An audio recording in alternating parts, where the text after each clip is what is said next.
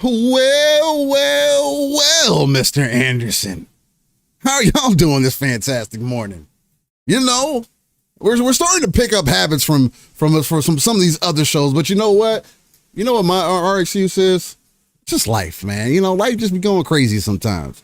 Get off work, jump on here, get things set up for the show. Me and Pong rocking in the background, really getting to it. You know, we got our Saturday morning brothers also get into it as well. Show them some love if you can. But you guys are here with Living Split Screen. That's always such a beautiful thing. See, I put out a poll this week, and y'all really threw me for a loop because I thought y'all were going to go a different direction. Because I asked after I did the stream for Flintlock on Thursday morning, I put up a post. I want to say it was middle of the night type. Was at work. It was like, yo, what we want to jump into, because I knew Path of the Goddess was coming out that Friday. What had already come out. And everybody was like, they wanted to see more Flintlock. And I was like, all right, well, I guess we're going to do some more Flintlock. So for those who have been paying attention, there is 2 episodes thus far for our Flintlock Siege of Dawn stream. For those who are interested, want to check it out, it is on possessed difficulty. And you get to see a bit of an arc, which I think we're going to get into today, man, for sure. Because again, I was listening to some of the people that we kind of take serious as far as reviews go, like ACG as an example. He didn't have the best time with the game. He was kind of in a space where he was glad when it was over, kind of thing. And I feel like a lot of it was a little bit overplayed, but we'll definitely get into it nonetheless, as I think it is a worthy title, not only jumping into Game Pass, but just a worthy title as far as it being a Souls-like game. Because the one thing that I will tell people, and the one piece of advice that I want to give, is don't play on possessed difficulty. Just don't. If you're not looking for a Souls experience and you want it to be more action oriented, for sure, definitely save yourself the trouble, play on normal, play on story, but just have a good time with it. Me, I found out I couldn't change the difficulty. So you know what? I'm gonna live with my choices and progress forward from there. And luckily things are on the up and up, but I'll definitely get into that because it was an interesting little arc that I was having there. I was in this in-between mode, Pong. Like I was like, I don't know, man. Like I played my first 3-4 hours almost, and I was like, this feels like a 6-7. Like I was like right there. Yeah. There were some things that were happening, especially with the dodging and stuff. I was like, I might put this down. Now, this first Ascended update came out, and I started thinking about that, and it was just like things in the subconscious started moving, and I was like, man, I don't know. But then the second stream, which is really dope, again, which is part of the reason I want to shout out the community, because that second stream, I think the other thing too, working overnight, is that mental strain, right? And when you're playing difficult games, well, the other point that I was making too was coming off of Elden Ring, the DLC, I had a different level of expectation. And I do think that people who are coming off of Elden Ring and you jump into this, you're going to have I'll say unfair. Everything is fair, but Elden Ring is made by vets of the genre, whereas this game is of the genre. Exactly. Whereas this game is just is paying some homage to it in ways. So, but nonetheless, it's definitely something to get into. Hold up here. We had Decado dropping in early, so you know I got to get my boy, my guy, my brother from another Pong on that here in a second. But in case you didn't know, now that I've been meandering enough and we got some people in here, we got some gifted folks locking in, you're right here with Living Split Screen, ladies and gentlemen, a non-console centric platform that's covering everything going on within the gaming industry. Now, as of late, I've heard a lot of people say there's not much going on. Fortunately enough, there was quite a few big things that ended up happening coming into Saturday. But not only that, I had made a post saying that, hey, while other people talking about may be hard to find topics or things to talk about, there's games for us to talk about, man. And one of the games, I haven't even had even a chance to jump into yet with Kunitsugami Path of the Goddess, which I'm hearing more and more good things about it. But my lineup is set, man, for the games that I have coming up and whatnot. I think I'm going to be good to go. And I'm excited. But again, back into it. I'm one of your hosts, Steel Rain. That's I, Steel Rain. The T is a 7 everywhere. Easiest place you can type that in is Google. And if you also didn't know, this is the home of that RTS view. That's when we pull ourselves back out of the world, look at the darker crevices of that map, pull our resources together so we can not only build up our own foundation, but also the foundation for those potential 2 to 3 billion gamers that are out there. We're also the home of that ECP, Educated Consumer Perspective, and I'm going to continue to say this because me and Paul are not working in the gaming industry. We're just two guys who came together in the background over a passion, a hobby that we are in love with, and wanted to be able to create a space where we could chop it up with the community, bring our opinions to the table, bring some of that professional thought process that we've went through over at least 30 years combined of history, not only in gaming, but professionalism as well in the throughout the real life industry, as we like to say, and just have a conversation with our community, man. So appreciate everybody tuning in. And before I pass it off to the brother from another, I want to do a big shout out to the mod, the one and only legendary Yobi. He has a birthday today. So everybody in chat, spam happy B-Day to the legendary Yobi. Another beloved and appreciation, man. But enough of that. It's time to get into my brother from another, the one and only gentleman, the uncanny X-Men himself, my guy, Pong. So, what's going on, brother, man? Hey, everybody. What's going on? Absolutely happy big time birthday to the one and only legendary Yobi. Shout out to you, brother, man. I hope you have a freaking fantastic day. Fantastic weekend if you're celebrating all weekend or whatever the case may be, man. Nothing but love to you, sir. Glad you made another trip around the sun, and glad you are here, sir. So appreciate you being here on your birthday, by the way, spending it with us for some unknown reason, but legendary, you are legendary. So thank you, Yobi, for everything, man, and happy birthday. Yobi hit me up in the DMs too, by the way. Johnny, the guy that makes that retro console, you know? Yeah. He's sending out updated memory cards to us with new stuff. Yeah, new stuff added, and he's sending a return envelope, so we just return the old ones to him. So that's pretty freaking dope from some dude who, it's freaking amazing. The fact that he's even doing that, what kind of support is that? That's wild. That's support, bro. It's more support than Anthem got ever. Well, anyway. Goddamn, now you're making me sad. Oh man. Oh, what a great day to be here, man. But first of all, attention, ladies and gentlemen. That's right. You are aboard the Splitters hype train. Welcome to Living Split Screen on a Saturday morning. You know how we get started at a Mach 2.0, but the one and only Decado came through early, and you might have heard him fly overhead. He was doing some mocks himself, and he dropped off some bag of coals. That's right. Decado got on the court with the easy 10 dunk. We just had to add 2 new cars, a splitters. So welcome aboard, all you new splitters. And we are now, if you're looking at those monitors, at a Mach 3.0 early on a Saturday freaking morning. Whoo boy, keeping it ad free in 2024. Hashtag no beans around here. Choo choo. Motherfuckers, choo choo. Thank you, Decado. We also had Rescue Squad Culp, who's celebrating 7 months as a splitter. He says, morning splitters, happy 7 months. Happy 7 months to you, Rescue Squad, man. One of the OGs. You've been around for a long time, sir. Thank you very much. Appreciate that, Rescue Squad. Appreciate that. So yeah, man.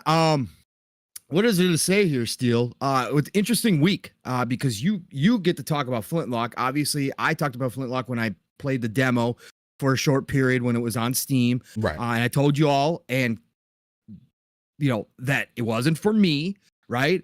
And I told you all that this was definitely a AA game, and I think we're going to hear Steel talk about some of that here. Again, like he was talking about, little unfair coming off an Elden Ring DLC from from the masters themselves going to a AA smaller team that's trying to do something cool that was influenced by Souls. So there are going to be some of that stuff. And I said, I think that this game is going to be, mixed for a lot of people, but I thought that some Souls fans would find some love here for the game. And I think Steele's going to talk about that. But interesting, you get to talk about that because obviously I'm not jumping back into that at all. But first, let's start here. You, me, and Bold Alpha jumped in with us last weekend. And with the First Ascendant, we ran through the First Ascendant. I was stuck on Pyromaniac, as you guys might remember, right? And I told you I was going to have to get Steel to put me in his little backpack and carry me around. Some teamwork. Well, we did that. We did that last week. And not only did I get past Pyromaniac, but beat the entire campaign on normal. And then not only did we beat the entire campaign on normal, I got my second character level 40, Viessa, the Ice Queen that you can start out with as one of the first 3 characters you get to select from. I got her to level 40 as well. But then we also went on to beat the Hanged Man, which is another Colossus. After you beat the game, a lot of people are having problems with the Hangman. We went in there second try. We rolled up in there with one other rando, me, Bold, Steel, and we did it. We beat the Hangman. Man, what a ride, bro. And now I'm in endgame. I haven't played it all this week. Coming off of that, I thought I was gonna be playing this week, but I'll talk about what took me away and why. But what a great game. And now we got the roadmap. Now they have a big August 1st release happening. They were going to do a smaller patch before it, but they decided to roll it all in. So it's going to be a big patch. They're adding Ultimate Verby, which I'm a little sad. I was hoping it was going to be Ultimate Sharon, so I could get her to start tracking down her alts, but I guess I can still track down VS's. But Ultimate Verby, they're adding Luna, a new descendant already. And there's a bunch of updates coming in. They're adding new weapons. They're doing a bunch of different stuff to the game. So the First Ascendant is going to continue to be around. I believe that they've got a core group of players now, and this thing will probably keep getting supported. But what a great experience, man. We had such a freaking blast. Yeah. And shout out to Bold for jumping in, asking to jump in with us, brought him on in, man. We just had a chill time, bro. We were just running through laughing. It was fun as hell, man. Love the First Ascendant. Then I also got to shout out this too last weekend, Steel. I did, as I told you guys on Saturday while we were live, I had initially started the show by saying I wasn't going to do Age of Mythology beta, but I wound up while we were doing the show, buying the upgrade pack, for the Game Pass, buying the upgrade pack to the premium. And so I jumped in the beta. I probably played 10 to 12 matches last weekend. Not online, obviously, just against AI. And I was telling Steel a little bit behind the scenes, and talked about this a little bit on Thursday with Mav too. Age of Mythology is freaking fun as hell. Like, I sat there with a smile on my face, had a great time. If you ever played the original Age of Mythology, you are going to see that they maintained a lot of the same qualities that made Age of Mythology different from like Age of Empires and that type of game. They kept a lot of that. They did not just reskin Age of Empires 2 or 4 and turn it, just say, oh, this is the new Age of Mythology. No, they kept a lot of the original heart of Age of Mythology in there. Had a blast. Love it. Love the updated graphics. They're still bright. They're not toned down, more realistic like Age of Empires 4 kind of is in a way. It leans into the mythology, just leans into the fun factor. All the monster redesigns are super cool. The unit redesigns are awesome. Titans are freaking still a blast to pull out. I was running 2 Titans at one time in a couple games. It was so much fun. But like I did tell Steel, this demo did surprise me, or the beta did surprise me a little. And I know the team was all over. They had multiple places where you could post things about Age of Mythology. So they're not done polishing. And I don't know how old this build was. But coming off of Age 2, coming off of Age 4, coming off of everything that World's Edge learned about bringing, I should say more Age 2, bringing an older Age up to date, giving it controls for console, right? And then obviously building upon that with Age 4. In the experiences I got out of those two, and neither one of those two launched perfectly either. But when I played this beta, I was shocked at a couple of what I would consider common sense things that didn't seem to be working properly. And so I was a little shocked by that. There's some real big pathing issues that I came across with your workers, with your townspeople, and also with your units, your army. Some real big pathing issues that seem to be carried over from almost like the old age stuff, right? Maybe the old age mythology. I don't remember exactly. I don't even remember it being bad like that. Yeah, but it wasn't constant, but Right. it would crop up in every single match I played. There was multiple times where I either had to get townsfolk back to work, even though they were in the correct area, even though I had never touched them because I was off fighting. And I had to come back to my town, and my townsfolk are standing around, like the woodcutters are just standing next to the trees, not doing anything, even though they hadn't gotten done cutting wood. There was no attack on my base, so they didn't stop because there was an attack. Okay. And they were just standing there. And I was like, okay, really? Getting stuck, units and townsfolk getting stuck after you make them in certain situations, not finding a path through, getting stuck behind trees, walls, etc.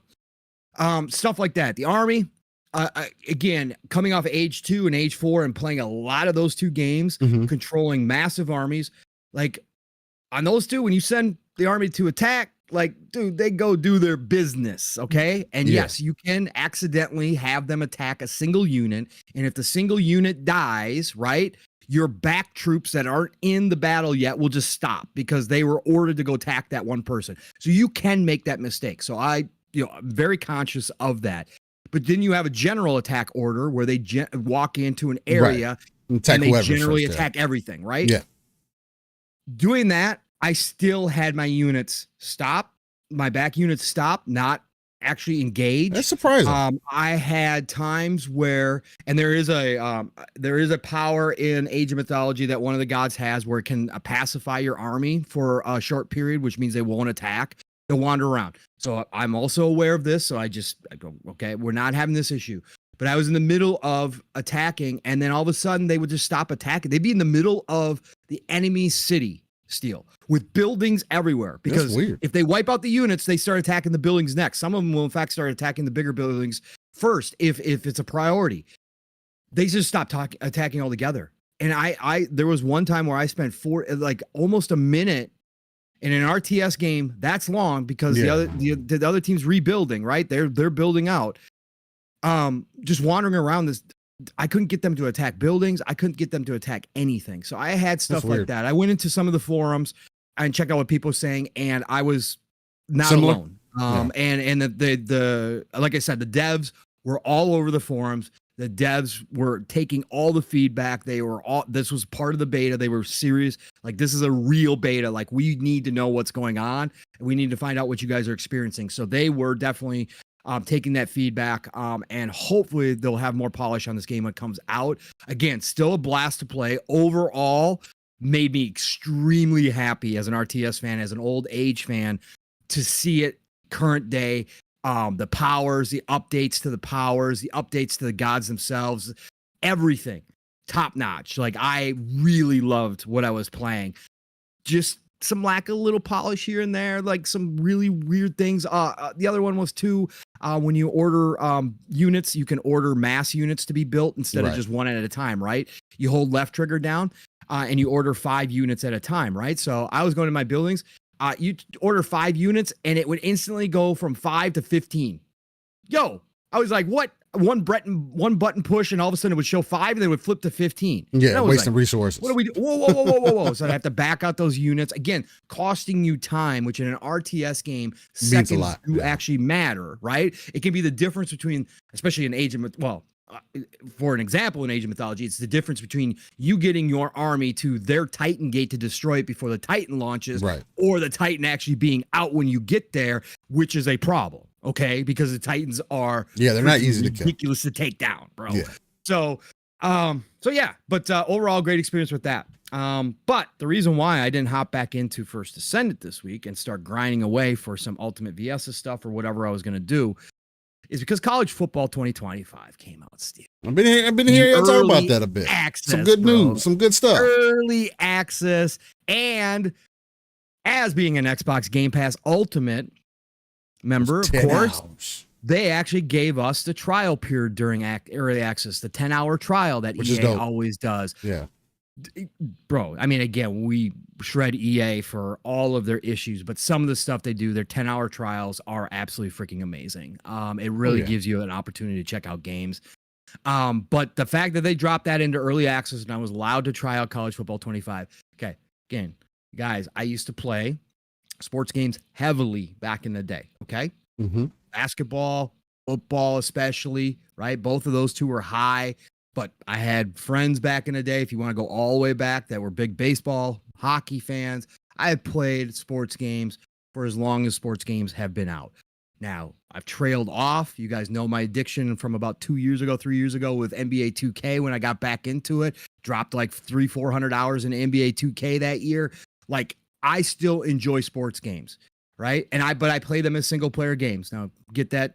Unless I'm playing against like Mav or somebody or you know, Steel jumped in when we were doing 2K. Steel was actually playing 2K too. But we were teaming up and we were playing against the AI too, along with Dealer and all that kind of stuff. That was fun shit. But I played a lot of sports games.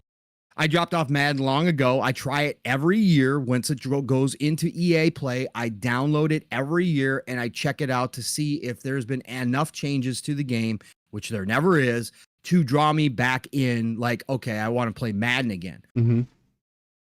Never been the biggest college football guy as far as watching it. I used to watch it because I watched for the NFL prospects. So I'd watch the big teams mostly. I always, enjoyed the college scene, but it just never was a big deal. I didn't watch it religiously like I do or did the NFL, right? So college has always been there, but I did play a ton of NCAA back in the day. Of course, I had tons of friends who loved NCAA. So college football has been gone for 10, 11 years now, right? The biggest difference always that we've talked about is that brought internal competition between the teams, between college, NCAA, and Madden. And it pushed the Madden team to actually make improvements to their game instead of just reskinning the same shit every single year and then saying, oh, we added some new tackle feature that in-game doesn't work or is just stupid and didn't make a difference, or you just redid some of the animations and called it new and it wasn't actually new. NCAA team used to push Madden and vice versa in some ways to create better games each and every year. Madden has the monopoly on football. There is no other football games. And Nixie, I saw you talking about how 2K, you were excited to see 2K's football game and what it looks like. Sounds like that has been canceled. So we'll get to that. Steven Totila put out a post this week. Sounds like maybe 2K is not making a football game with the NFL anymore, which is sad. So again, EA's had the run. That team has not had to do anything because they know they're going to put out whatever, and millions of people are going to buy it each and every single year, no matter what. They'll bitch and complain, but they don't have to do a damn thing. Now having college football back, that's what I was excited for. But I needed to see how this team was going to do it. We also heard that they brought back a lot of the original team members from NCAA. That was also a win.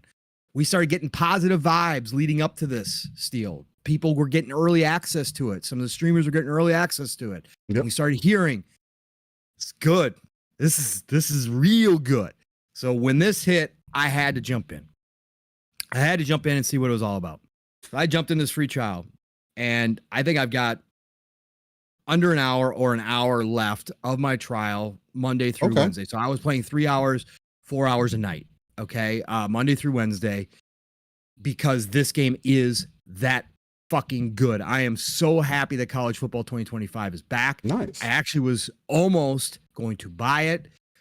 I started thinking about it. I only play single player style. Do I really need it right now? I've got all these other games, so I'm back on the fence about whether or not I'm going to pay full price for it. But I will say just up front, if you are a football fan, if you remember the glory days of the NCAA games and you want that experience back, go buy this. Okay, go buy this.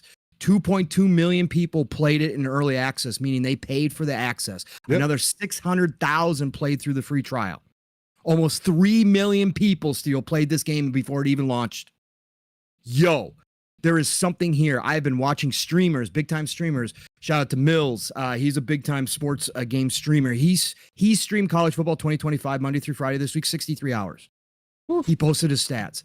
63 hours. This dude plays Madden. This dude plays hockey. This dude plays all the sports games, breaks them down brilliantly. He gets into the ultimate teams. Like, he is hardcore. And he said this is a generational sports game. That's dope. I got to tell you guys, it's not perfect. They got a lot to improve upon, but for first time back, again, it's the small stuff. It's the announcing. The announcing is terrible. Like, they get so much wrong during the game. It's like crazy. Yeah, they need to fix it. It's like we've had announcing since like back, forever, right? In football games. I'm like, how are we this bad with announcing? Like, this is awful. Like, there's like points where I was like laughing. I was like, what the fuck are we talking about? Anyways, they got to fix that, right? There's little things they can fix in this game. However, what's most important is the action on the fucking field and the modes that they give you in this game. And the action on the field, as Mav and I were talking about Thursday night, the thing that Madden has taken away, the thing that, and Mills also made this statement this week too, which was funny enough. He said the problem with sports games started when they brought the word simulation into them. He goes, the minute that they started focusing on simulation, they lost some of their fun. Right. Mm-hmm. And obviously the monetization, the ultimate teams and that kind of stuff, that's also taken away from it too, right? Because they don't care about the main game. They care about that stuff. But in this, the big plays that Madden has all but destroyed from the game, like, you don't get hardly any big plays in Madden anymore, is all back. This reminds me of old NCAA and NFL 2K5. Also, the run blocking and the running in this game is better than anything Madden has ever freaking done. Okay. Because I've always said NFL 2K5's run blocking and run game still beats Madden to this day. This game right here beats Madden too. In that atmosphere. Or I should say, in the trenches, I should say. Love everything on the field about this game. These are college kids, right? They're not all NFL top 1% of the top 1% of football players in the world, right? Like the NFL.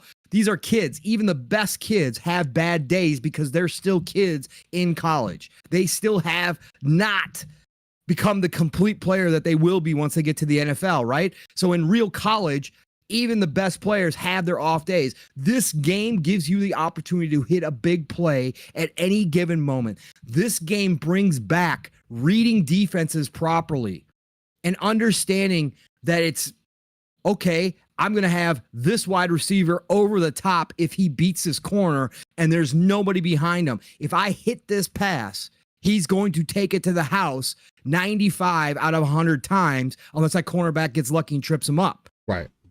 That was taken away from Madden in a lot of ways too. Like Mav said, it's because the esports players in Madden bitched about everything. And because they called all the big plays cheesy. And the Madden team listened to those guys and took all that out. Yeah. But that happens. But this game, oh no, sir. No, sir. The AI is not perfect, which is great because it's not supposed to be. Again, nobody's perfect. Even NFL players screw up.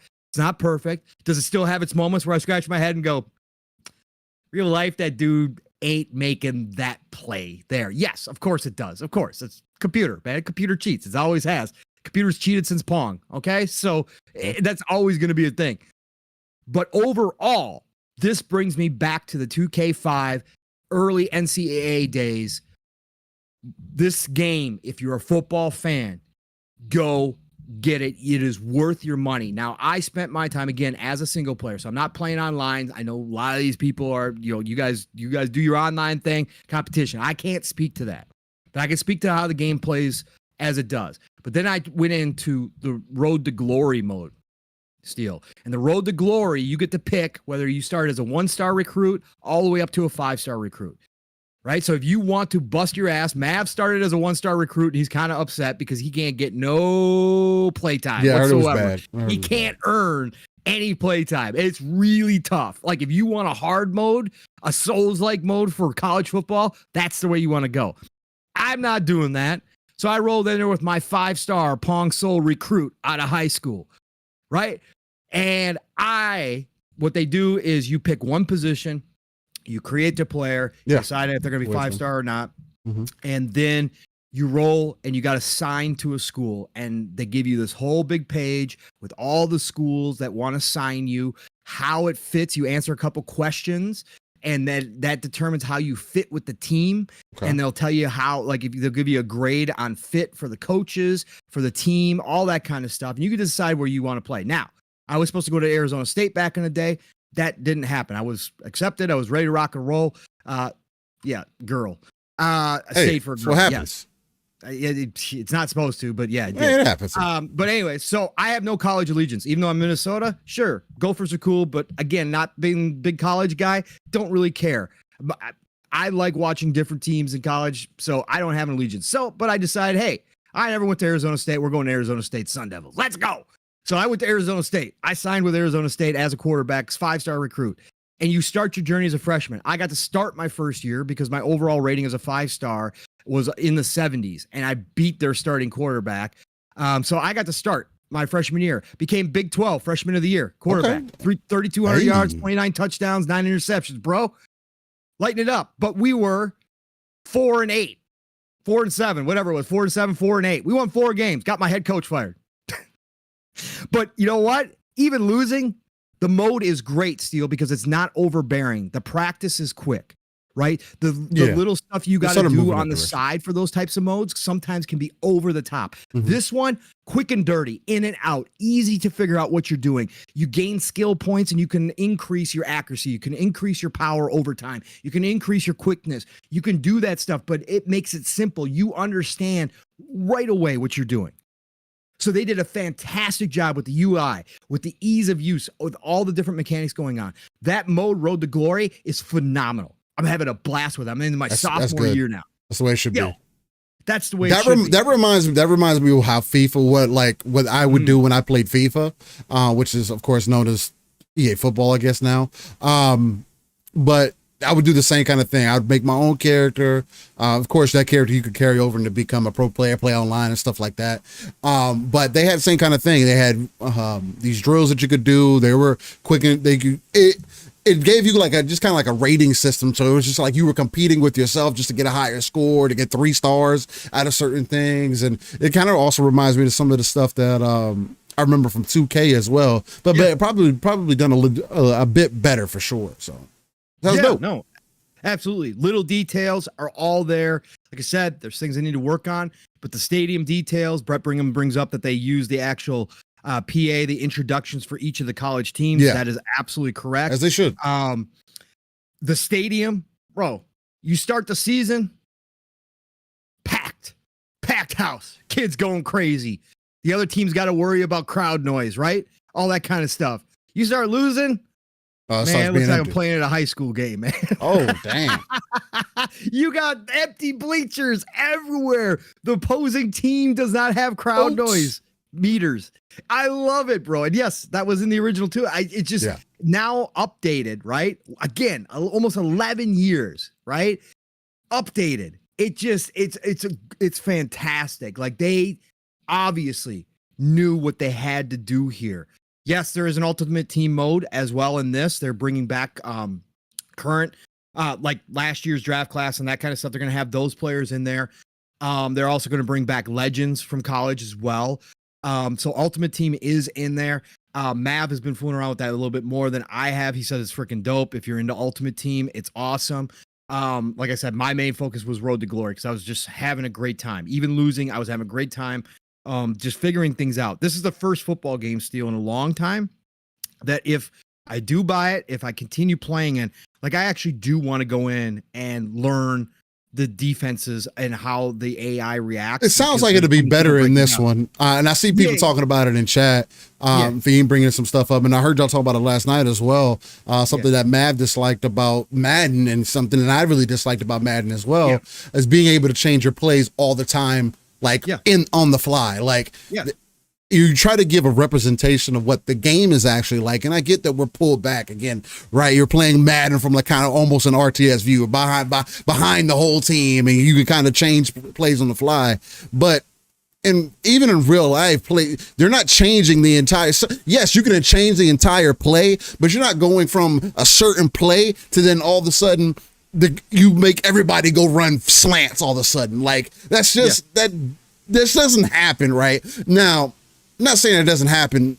Sometimes, sure, with proper communication, you got a good team that's talking to each other, they understand all the calls and stuff like that. But like these guys, that like what to Mav's point, like they're sitting there changing every bit of their defense, pushing people up, moving people this way, changing this, changing that, and it's like, bro, like why can't it be like, oh, you pick your play, you got to stick with your play, maybe you get 2 adjustments, and then you know what I'm saying? I think that would help out Madden a lot, and I think it seems like some of the things they're looking to do in college football. Here, Mav's other point too with that steal was that because of Madden listening to the esports players, these esports players would create these freaking ridiculous defenses that would never work in the real NFL, but because how the AI is set up in Madden, they exploit it. Yeah. And they would create these crazy defenses that they thought they were geniuses, right? I'm a defensive genius. I created this, and everybody copied it. And you wind up with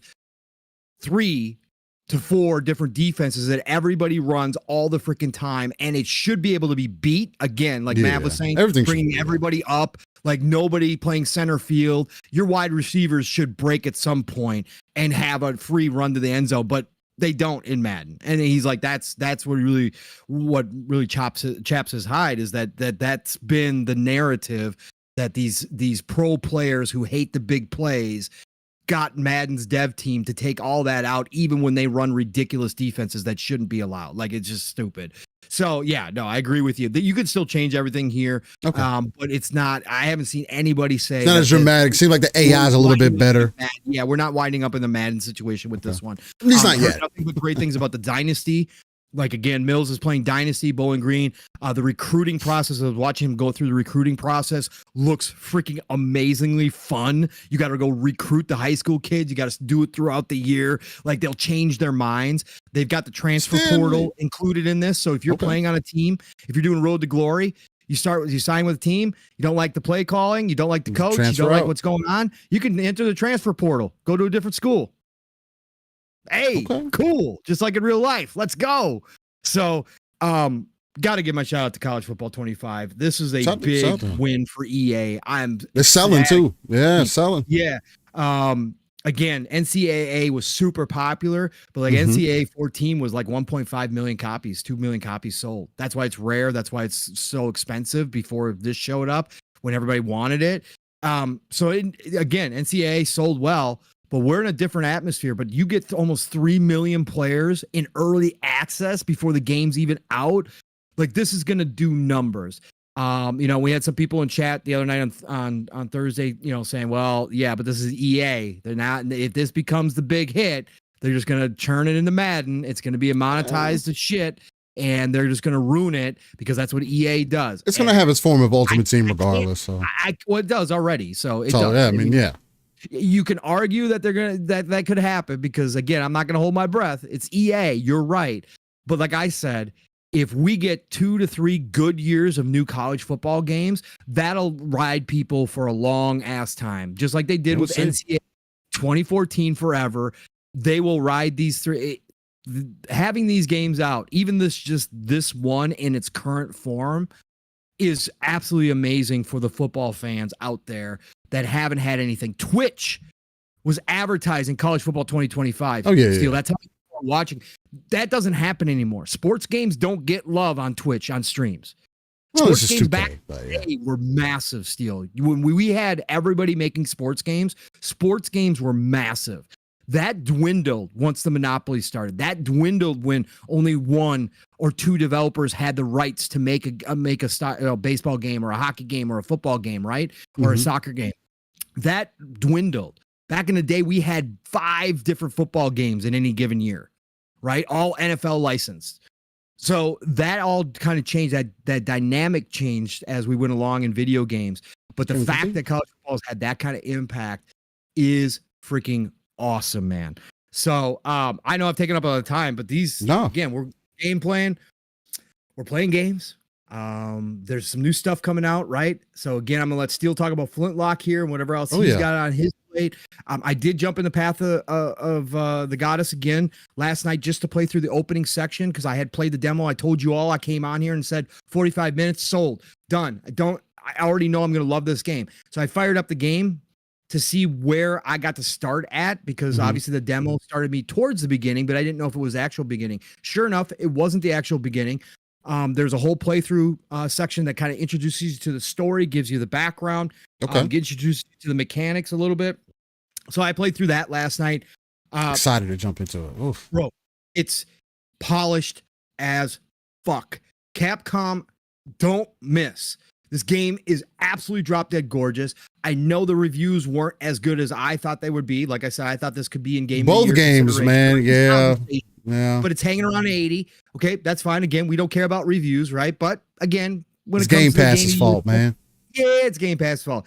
But this game is worthy of your download. This game is worthy of jumping into. This game is freaking try it. Again, don't get scared of the tower defense. Don't get scared of any of that shit. It's not, it's not even that. It's a great blend. The action is there. Something. There's tons of action for you, right? The tower defense stuff is necessary. It is strategic, and I can imagine how you get in the later levels. It's going to get even more strategic. And there's replayability there too. Yeah, but the action is the core, right? You with your warrior that's protecting the princess is the core of the game. But my God, Steel, the mythology behind this game and what they're talking about, and I won't spoil it. I'll let you jump in. I'll let everybody else jump into it.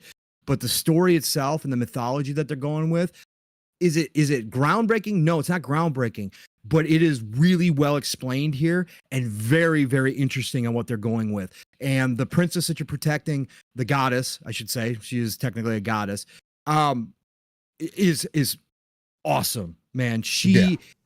Again, she is exactly what you think she would be. She needs protection. She's not all powerful, right? That's why she's got her warrior there with her. But how she interacts with the environment, what she does, like even during the action, like in the background, her dancing and her different like blessing spells that she's kind of putting out into the environment because you're trying to cleanse the. Bro, it's dope as fuck. That's and the photo mode, like I said, was in the demo. The photo mode is amazing. Last night, it took me twice as long to get through that opening part because I was in photo mode instantaneously looking at things. And the details in this game are crazy good. And I was telling Steel behind the scenes, I don't know how many people caught it, but Capcom they've been putting out tons of posts about Kunitsugami. But one of the posts did explain that how they developed the environment and some of the creatures and some of the buildings. They went back and did traditional Japanese modeling and created a lot of the stuff that you see in game, handcrafted model. Had their devs turn it into in-game assets. And I was telling Steel, like if you look in the background, like some of the, like when the evil or okay, I'm not gonna spoil it, but anyways, when the land is taken over and it deforms everything, well, there's like these hand-like things, and they got fingers and everything, but they like plants, but they're like hands in the background. If you watch them, they look like stop motion puppets. That's how real they look. They don't look like necessarily your standard graphics anymore. So you can see where that comes into play, that they built these models out first. So go download it. No risk. If you're a Game Pass member, try it out. Good. I do have to do this, Steel. I'm sorry. Yeah, no, good. Here, but man, we played a lot this week. I played a lot this week. Gotta shout out Nixie. Nixie, told you last week I would download Concord. And I told you that I would play it. I've done that, sir. So I downloaded Concord, the open beta on PC. Okay. And I played. I've got probably a dozen matches in, level 7 overall. So I got my time in with Concord. It's a fine game. It's a fine game. Let's just put it. I'm about to say, because I know you said this last night. Yeah. Is it worth $40 to you? No.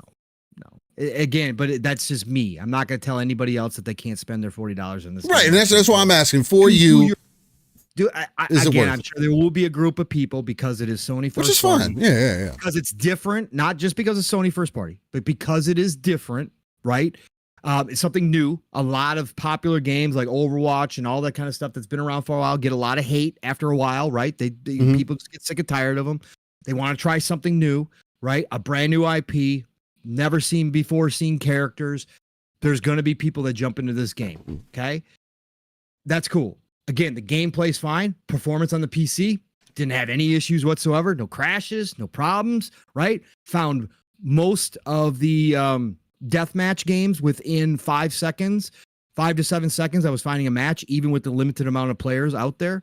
I tried to hop into the other modes though. Steel, nobody playing. Couldn't find a match. Couldn't find a match at all. No, dude, people want to play the team. Yeah, they want to play the basic shit. Mm-hmm. Yeah, they want to play the basic. That's how it stuff. typically goes.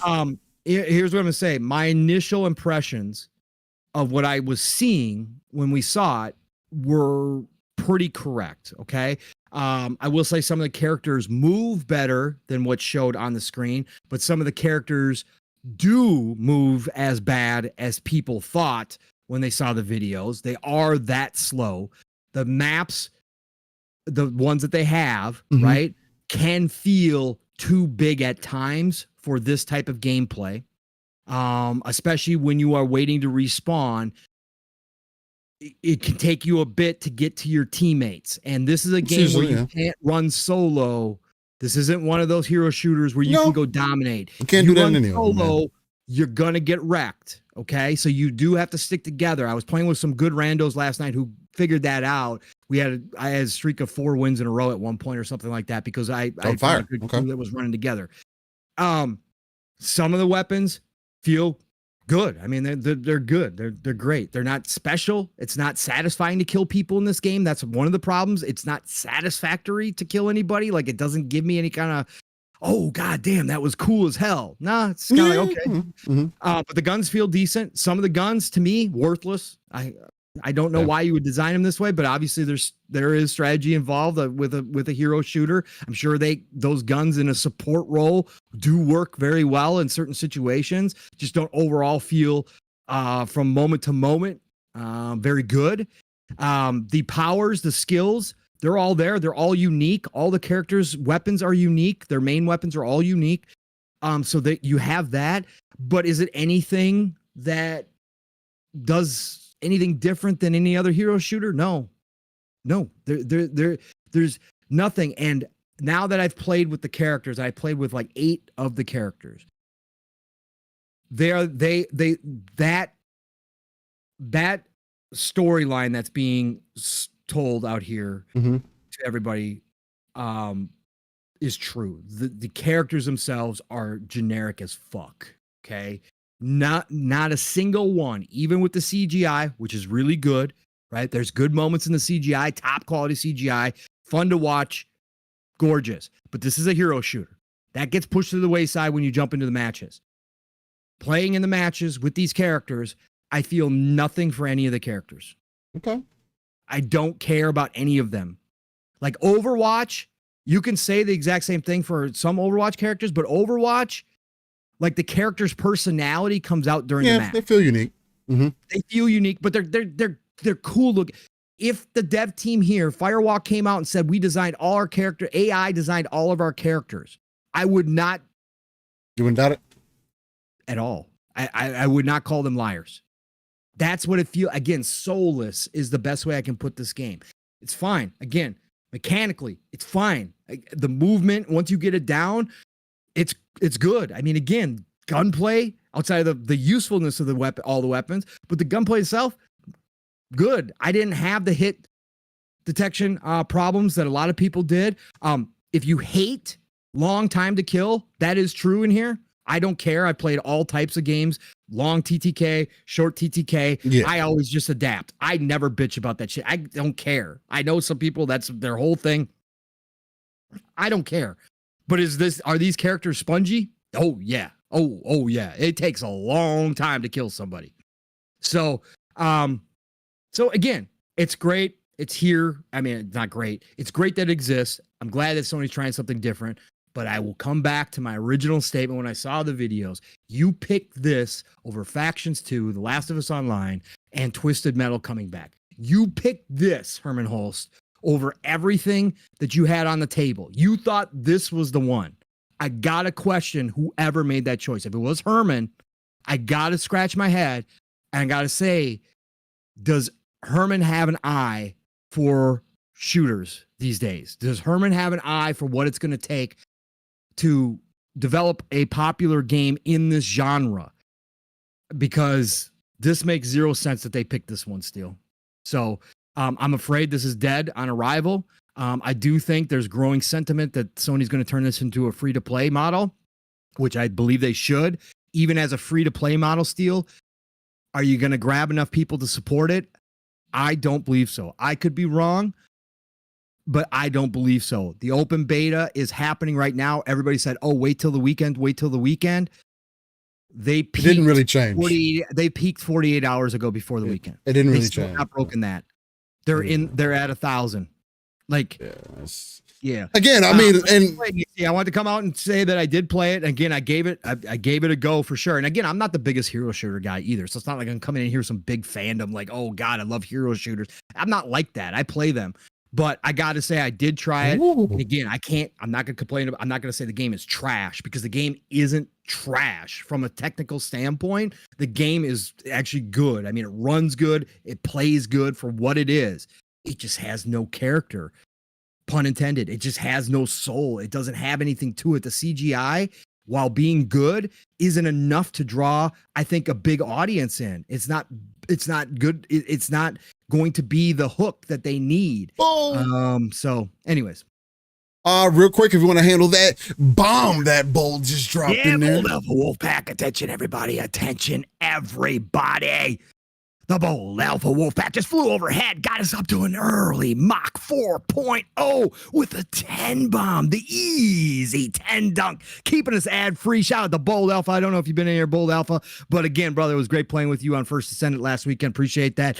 But yeah, the Bold Alpha keeping us ad-free in 2024. Choo-choo, motherfuckers, please check your 4-point harnesses. Make sure they're buckled down so we don't lose you out the window. Nixie says, Punk, so I think the lore drops are supposed to fill the gaps connecting these characters. I don't care. But I don't care about the characters, Nixie. Like the character, like I said, the CGI is good. It can be entertaining, but the characters still don't do anything for me.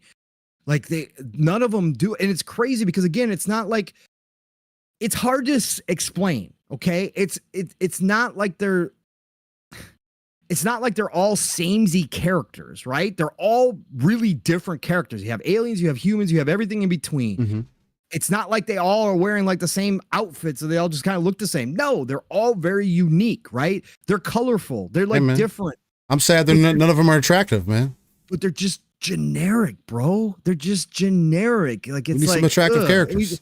It's like you just randomly pulled, some artwork off AI and put it in the game. Like it just doesn't do anything. And again, it don't have soul. And I don't think the CGI is going to create a love for these characters like you see with Overwatch or any of the other hero shooters out there. I just don't see it happening. Again, I could be wrong, but that's my experience with Concord. So. Nah, man. I'm just really sad that Concord doesn't have like good looking characters that I can really appreciate. I think that's what it's really about. They might even have more of a hook. I mean, if they had Bunny in there, I think we would have been somewhere. Bro. Nah. But to be quite real, and Sly Crow brings up a good point, and it's something that I believe too. Paladins has the best character designs in my opinion for a hero shooter, and I do agree, Crow. Especially with how diverse the characters are, they really feel. Like when you swap a character, like the bomb character, for example, he uses bombs with his attacks and stuff like that. It's just little stuff that plays into certain characters. Overwatch does it pretty well also. But somebody brought up the point too. I think it was Sly that said it. And Marvel Rivals is going to be a Overwatch clone as well, more so along the lines of, I would say, Paladins for sure. It feels more along those lines, but. Unfortunately, because there is a history with Marvel, right? It's easier for people to get in and understand the abilities, really be interested in those characters, even if they add their own little twist to them and everything. Again, it's part of the reason that I'm interested in Marvel Rivals, right? You show me Venom, you show me Spider-Man, you show me you show me the gameplay, how the abilities work and whatnot, and it's probably going to have its own twist on it as well. I'll never say that I'm like against hero shooters or hero type games or anything like that. I was never like big on Team Fortress or anything like that. That game never spoke to me in that way. Again, around that time I was playing Gears and Halo, so why would I? But I do think from everything that I've seen about Concord and the way people have talked about it, I am interested to see where the support is going to go for this. Usually a lot of these numbers, and again, we don't know the PlayStation numbers. A lot of the times when you see the PC community not grabbing onto it, it's not very likely, especially these days, that the console base is going to hang on to it. The only game that we can really use is Helldivers as one of the main metrics for a game that is on console and PC and is underneath the PlayStation banner. And we saw with that the PC player base was carrying that game for them, right? As far as consistent players, and still to this day, the people that are playing it. Not saying that people aren't playing on PlayStation, but you do need to get a wider audience. That's kind of the point of these games, to offer some form of competition. And if it's not, from what I've heard and what I've seen, I don't think that it offers enough competition in this space for it to stand 10 toes down. This may very well be a, what is that? I had it right there on the tip of my tongue too. It was Ninja Theory's last game. I gotta find it now. Cause it was their version of a hero type game as well. Literally right there on the tip of my tongue. It is Bleeding Edge. This may be very well a Bleeding Edge kind of situation. I like Bleeding Edge for what it was. It needed some work. I played that earlier on, right? In an open beta, and then the game actually ended up releasing, and I liked what was there. It needed work, but not enough people were playing it, right? Especially for a game that was more melee focused and everything. This could be a similar situation. We'll see how things play out. I just don't have faith in the PlayStation base like that, because they've proven to me that they don't like multiplayer games. Now, we'll see. And I would love to be wrong. I would love to see it to get its proper support. I would love for it to offer competition to Overwatch, because we know that they need it, right? I wanted to offer competition to Marvel Rivals because it's going to need it. And again, if you're going to do something similar, like I mentioned last week, if these other games, the Spider-Man Online game, Factions, I saw somebody bring that up as well. Because I think somebody said, well, Pong, how do you know Factions was going to be successful monetarily? And it's like, well, there is no other third-person game that is out there. There's a lackluster of third-person shooters that are good out there, right? And it would have filled a space. And again, I don't even think that the game needed to be this grand live service game to get the traction. I think it would have garnered that traction on its own. And especially off its own merit, especially with the Last of Us TV show being out there. It would have had people... It would have given people the reason to stay invested within that IP. And that's the whole entire point. Even if it's just tacked on multiplayer, you have to give people a reason to believe in this. And when you don't carry over your first multiplayer and your second multiplayer, that would be the only thing that would make me step back and say, hey, well, maybe I can't have that faith, because it's proven to me that you don't even have faith in your own IP. So why would I have faith in Concord when you've shown me previously that you don't have faith in your own IP, right? You're worried about the money that you're spending on Spider-Man for Disney, but you're not spending the money. You're not trying to offset that money either, because you could have sold skins in a Spider-Man game. You have thousands of different variants of Spider-Man that you could have been using. The Marvel universe is moving into this whole multiversal kind of dynamic right now. Into the Spider-Verse, the movie, the part one, the newer one, was really good as well, right? There could have been so much hype that you were building into, and this is what makes me concerned about even the possibility of Concord. But again, I've already said that I'm not interested in it. I'm not going to play it. I'm not going to dog it either. I've seen other people dog walk it. And look, people can feel how they want to feel about it. It's all opinion based. It's all conversation. Again, I'm always going to defer to the homie Slack Crow in chat. He said he's having a good time with it. He's also more of that hero shooter kind of gamer, or he's into those style of games. So it's like I have to defer to that. Sly also says I would like to see a draft rank mode for Rivalry. That would be cool change in my opinion. Yeah, and there's certain things that you have to look at your competitors and say, hey, what can we do different? That's the thing that the First Descendant is doing really well, especially with communication. Again, when people compare it directly to Warframe, you were not there when Warframe released, or you may not remember. Again, I saw people kind of commenting, "Oh, people are overusing recency bias." No, but that's literally a real thing. That is factually true. The First Descendant was getting a lot of recency bias. People not remembering what the games you're comparing it to were like when they started. In this game, like the First Descendant, who they are purposefully doing things and paying attention, and while still, this is something I really appreciate, still understanding what their game is, right? And they continue to say that, hey, we're not going to make certain adjustments because this is our game, right? We like where it's at right now. We like, we do want to change certain things, but this is still how we feel where we want our game to be at, which is very promising to me. Fahim Scott says in chat, it has a better chance of surviving, unlike Bleeding Edge. Fahim, I just disagree. I could have said the same thing about Bleeding Edge at the time. And look, I was wrong about Bleeding Edge, right? I did fall off of it because of the lack of support that I saw it get. But it had potential as well. I'm not, and that's that's my whole point with that. What was the other? Hold on. What? Hold on.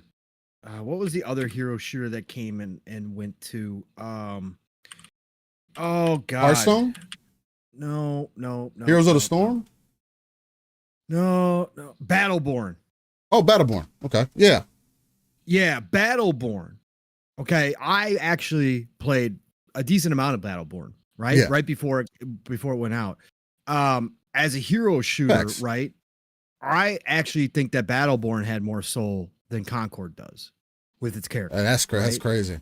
Yeah, and again, yeah, it's preference, but I'm just saying, like, there's been games that have been like better I remember in some Battleborn. ways. Okay. Not being, again, first party Sony game obviously has an advantage, right? Because there's going to be a group of people who just, again, that they've developed that reputation that if it's first party Sony, like it's going to be good no matter what, right? So there's going to be people out there. There's going to be people who legitimately think, like Sly Crow, who legitimately think this game is good. That's well, it has potential, at least. I think it's amazing. Yeah. But I thought Battleborn was unique and brought a lot to that sector from a character standpoint, and it just felt back in the day that even has more going for it character-wise than this does. And again, if you think that I'm being crazy because I'm focused on the characters and whether or not it has soul, that's okay. If you don't need that in your game, that's fine. When I play hero shooters, though, I like to get attached to a couple different characters at least, right? That I go, oh, I like, this is my main, right? This is what I want to play. There was just nobody in Concord that I was like, oh, I want this person to be my main. My favorite character out of the Concord group was between Tio and the rocket launcher girl. I forget her name. Tio's the guy with he's got a submachine gun. Okay. And he throws grenades. And then the rocket launcher girl. Those were the two that I got the closest to saying, oh, if I was going to play like this game, these would be my two mains. Like they would run. But I still didn't have, like, there was nothing there. Like, there was just nothing there for me. And again, the gameplay was fine, but it wasn't like stellar. It wasn't, wasn't branching out in new directions. It wasn't doing it. That's why I'm making the comparison to Bleeding Edge, not trying to say that the games are extremely similar or whatever the case may be. That Bleeding Edge had a lot of those same things that you're speaking to, Pong, where it was just like, hey, there's some of these characters are interesting and cool, like the one ninja dude that they had in there. He had the mask and everything, and he really had like this paint kind of thing going on, like a graffiti kind of effect going on as well. They had some of the same things that you're speaking to. But it didn't stand out enough. So that's more so what I mean. Of course, the games aren't exactly similar, and I don't want anybody in chat or anybody else to feel like that. But yeah, so I get what you're saying. Yeah, no, it's cool. And again, I never hope for games to fail. That's fair. Like I'm not that dude. I never hope for games to fail. Right? I don't want games to fail. I'm not like that. Like, I hope it finds some type of success, and I hope it could stick around. But I just don't think it's got it. I just, in We'll this see. day and age, I don't think it's got it. But we're gonna find out. Yes, We'll see. Sure. We'll definitely see. If you guys don't know, the game that we have in the background today is Flintlock, the Siege of Dawn. And Flintlock is also the game that, as I mentioned in the beginning of the show, that I have done a couple streams for, live on the channel for those who are interested and want to get a kind of a perspective on what playing on Possessed feels like.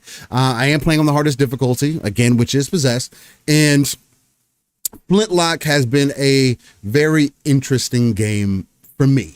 Right. I'm very critical when it comes to games that I give my time to, because again, I see it just as that. When people say, oh, well, you gotta, you have to value your time and all this good stuff. Look, I do. And when there's games that I don't like, I'll fall off and say, hey, this is reason why I fall off and didn't really get into it like that.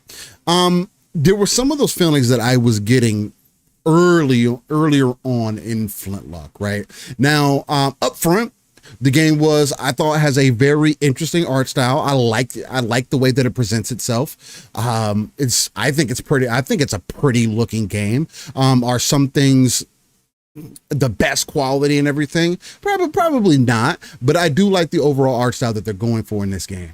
I also like the way that they introduce kind of the first boss that you kind of meet, that has this like bird god kind of figure and has a mask and all that. There's a mask theme going on within. It's like every time that I'm meeting some of these characters, even the innkeeper figure or whatever it is, wears a mask as well, or doesn't even have a face. She just holds up her mask with her hands, like it's her face, and they all do that. And so it has this mask thing that's kind of cool as well. But anyway, kind of jumping ahead, I like what the story is presenting as well up front. It seems to be something that's very coherent, easy to understand, easy to get into. You understand kind of the reasoning of you being in this world. But the main deterrent for me, again, this is part of the reason why I kind of wanted to lead into this conversation with, I had to, after my play session that I had with them with the first episode, and that was about 3 or 4 hours in, because my main complaints were the dodge mechanic felt off, and magnetism for the enemies felt extremely strong. It kind of almost to the point where it was like unbearing, right? Where enemies would do certain moves, especially their unblockable moves, and it seemed like their unblockable moves, like even if you timed it, would track you regardless. And it's like, okay, what are we doing? Now, when I stepped away from the gameplay, because came to about a 6 or a 7, I felt very average about the game, almost to the point. And when I start feeling average about the game, that usually starts meaning that I'm probably going to start falling off of it, right? But the game held my attention up to that point, because the traversal is something that I'm really into as well. Having the double jump along with the additional kind of movement that you get if you use the dodge button. So you could like dodge, you can double jump up with the gun, and then you can also kind of propel yourself forward with the gun as well. So that's very interesting to me. I wouldn't compare this game to Forspoken, mainly because I think it presents itself better than the Forspoken did up front. I like the main character. The voiceover work has done extremely well. I like the Fox character as well. There's a lot of authenticity, and we talked about this during the live streams as well. There's a lot of authenticity in the representation, right? And again, I don't care if a character's black, white, Creole, Indian, Asian, whatever they are. I really don't care. What I do care about is that the characters are properly represented. Unlike how Frey felt. Frey felt forced, right? She didn't come across as the character that they were trying to sell her as in Forspoken. But again, I also don't feel overly critical about her either, because she was starting to kind of grow on me.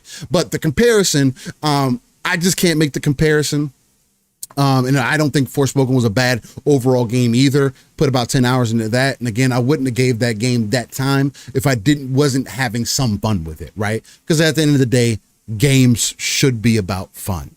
I never played Ashen, to Oath's point down here. He says, I wish they would have done Ashen 2. I feel like the step from Ashen to Flintlock was a little underwhelming. I didn't play Ashen, so I'm not going to have that comparison to draw to, right? But outside of the dodge mechanics, the scaling of the enemies, the being able to get two-tapped by even basic ass enemies, left me feeling a bit underwhelmed. At first, I did feel a little bit off about the camera, but I started getting adjusted to it. I had adjusted my camera sensitivity higher up front because I usually do that in games anyway. I'm the crackhead when it comes to games. I'm usually playing on the higher settings. Call of Duty, I play on like 1010, right? Which a lot of people would probably consider high. It goes even higher than that. I know people who play on 15, and Call of Duty goes higher even than that. So it's like, I am the crackhead when it comes to these types of games. I did find myself turning it down. And when you end up getting your actual rifle, they have a mechanic in the game as well that allows you to kind of it's like you're taking a breath. So you like, it's like a focus shot, right? Without like really like focusing, closing the camera in or whatever. It's just like a focus shot. It's like you take a breath and it slows the aim down more, right? So you can really hit, like if you're trying to get a headshot, you press in on the right stick and it really slows down the aim so you can really put it where you want to go. The other thing too, Pong, is they have a sniper elite kind of effect going on. Not really with like where they get down, like not like where they get to like a skeletal kind of thing. But when you shoot people at range, bro, it gives like, especially at like a good range, when you get the rifle and you shoot them in the head, it goes into like this motion effect where it's like all of a sudden it focuses in on the enemy. Well, it focuses on the bullet moving towards the enemy and you see it boom, hit the enemy in the head or whatever. That looked good. Was really speaking to me. Sure, it's a little thing, but I'm finding myself as I put more time into the game, again, especially coming off of that first initial playthrough, the first few hours of me playing, from feeling like, coming off of Elden Ring, I don't really know if I want to give this game my time. Maybe I need to turn down the difficulty. Found out I can't turn down the difficulty, right? I had to start the game completely over if I was going to do that. I do think accessibility-wise, that's kind of off-putting for some potentially. If you started one way, you get so far and you're like, I want to adjust the difficulty. And that's why I wanted to make the suggestion earlier on that whatever difficulty you decide to play, make sure you pick something that you're comfortable with. I'm going to suggest people go with normal. If you want a little bit of an easier experience, for sure, go story. But playing on Possessed, you can just I have the issue where because I play games on a harder difficulty, I am going to see things that most people aren't, right? And that is just a realization that Pong's helped me see, that being in the community's helped me see, that, when I get down on games or whatever, it's because of other reasons that most people won't ever. And I said that multiple times during that first stream. Hey, I am playing on Possessed, so I'm probably going to be one of the few that are going to have this experience. And no, Brett Brigham, you cannot change the difficulty. If you change the difficulty, if you want to change it, you have to start a brand new save file. You cannot change it mid-game, at least from what I've seen.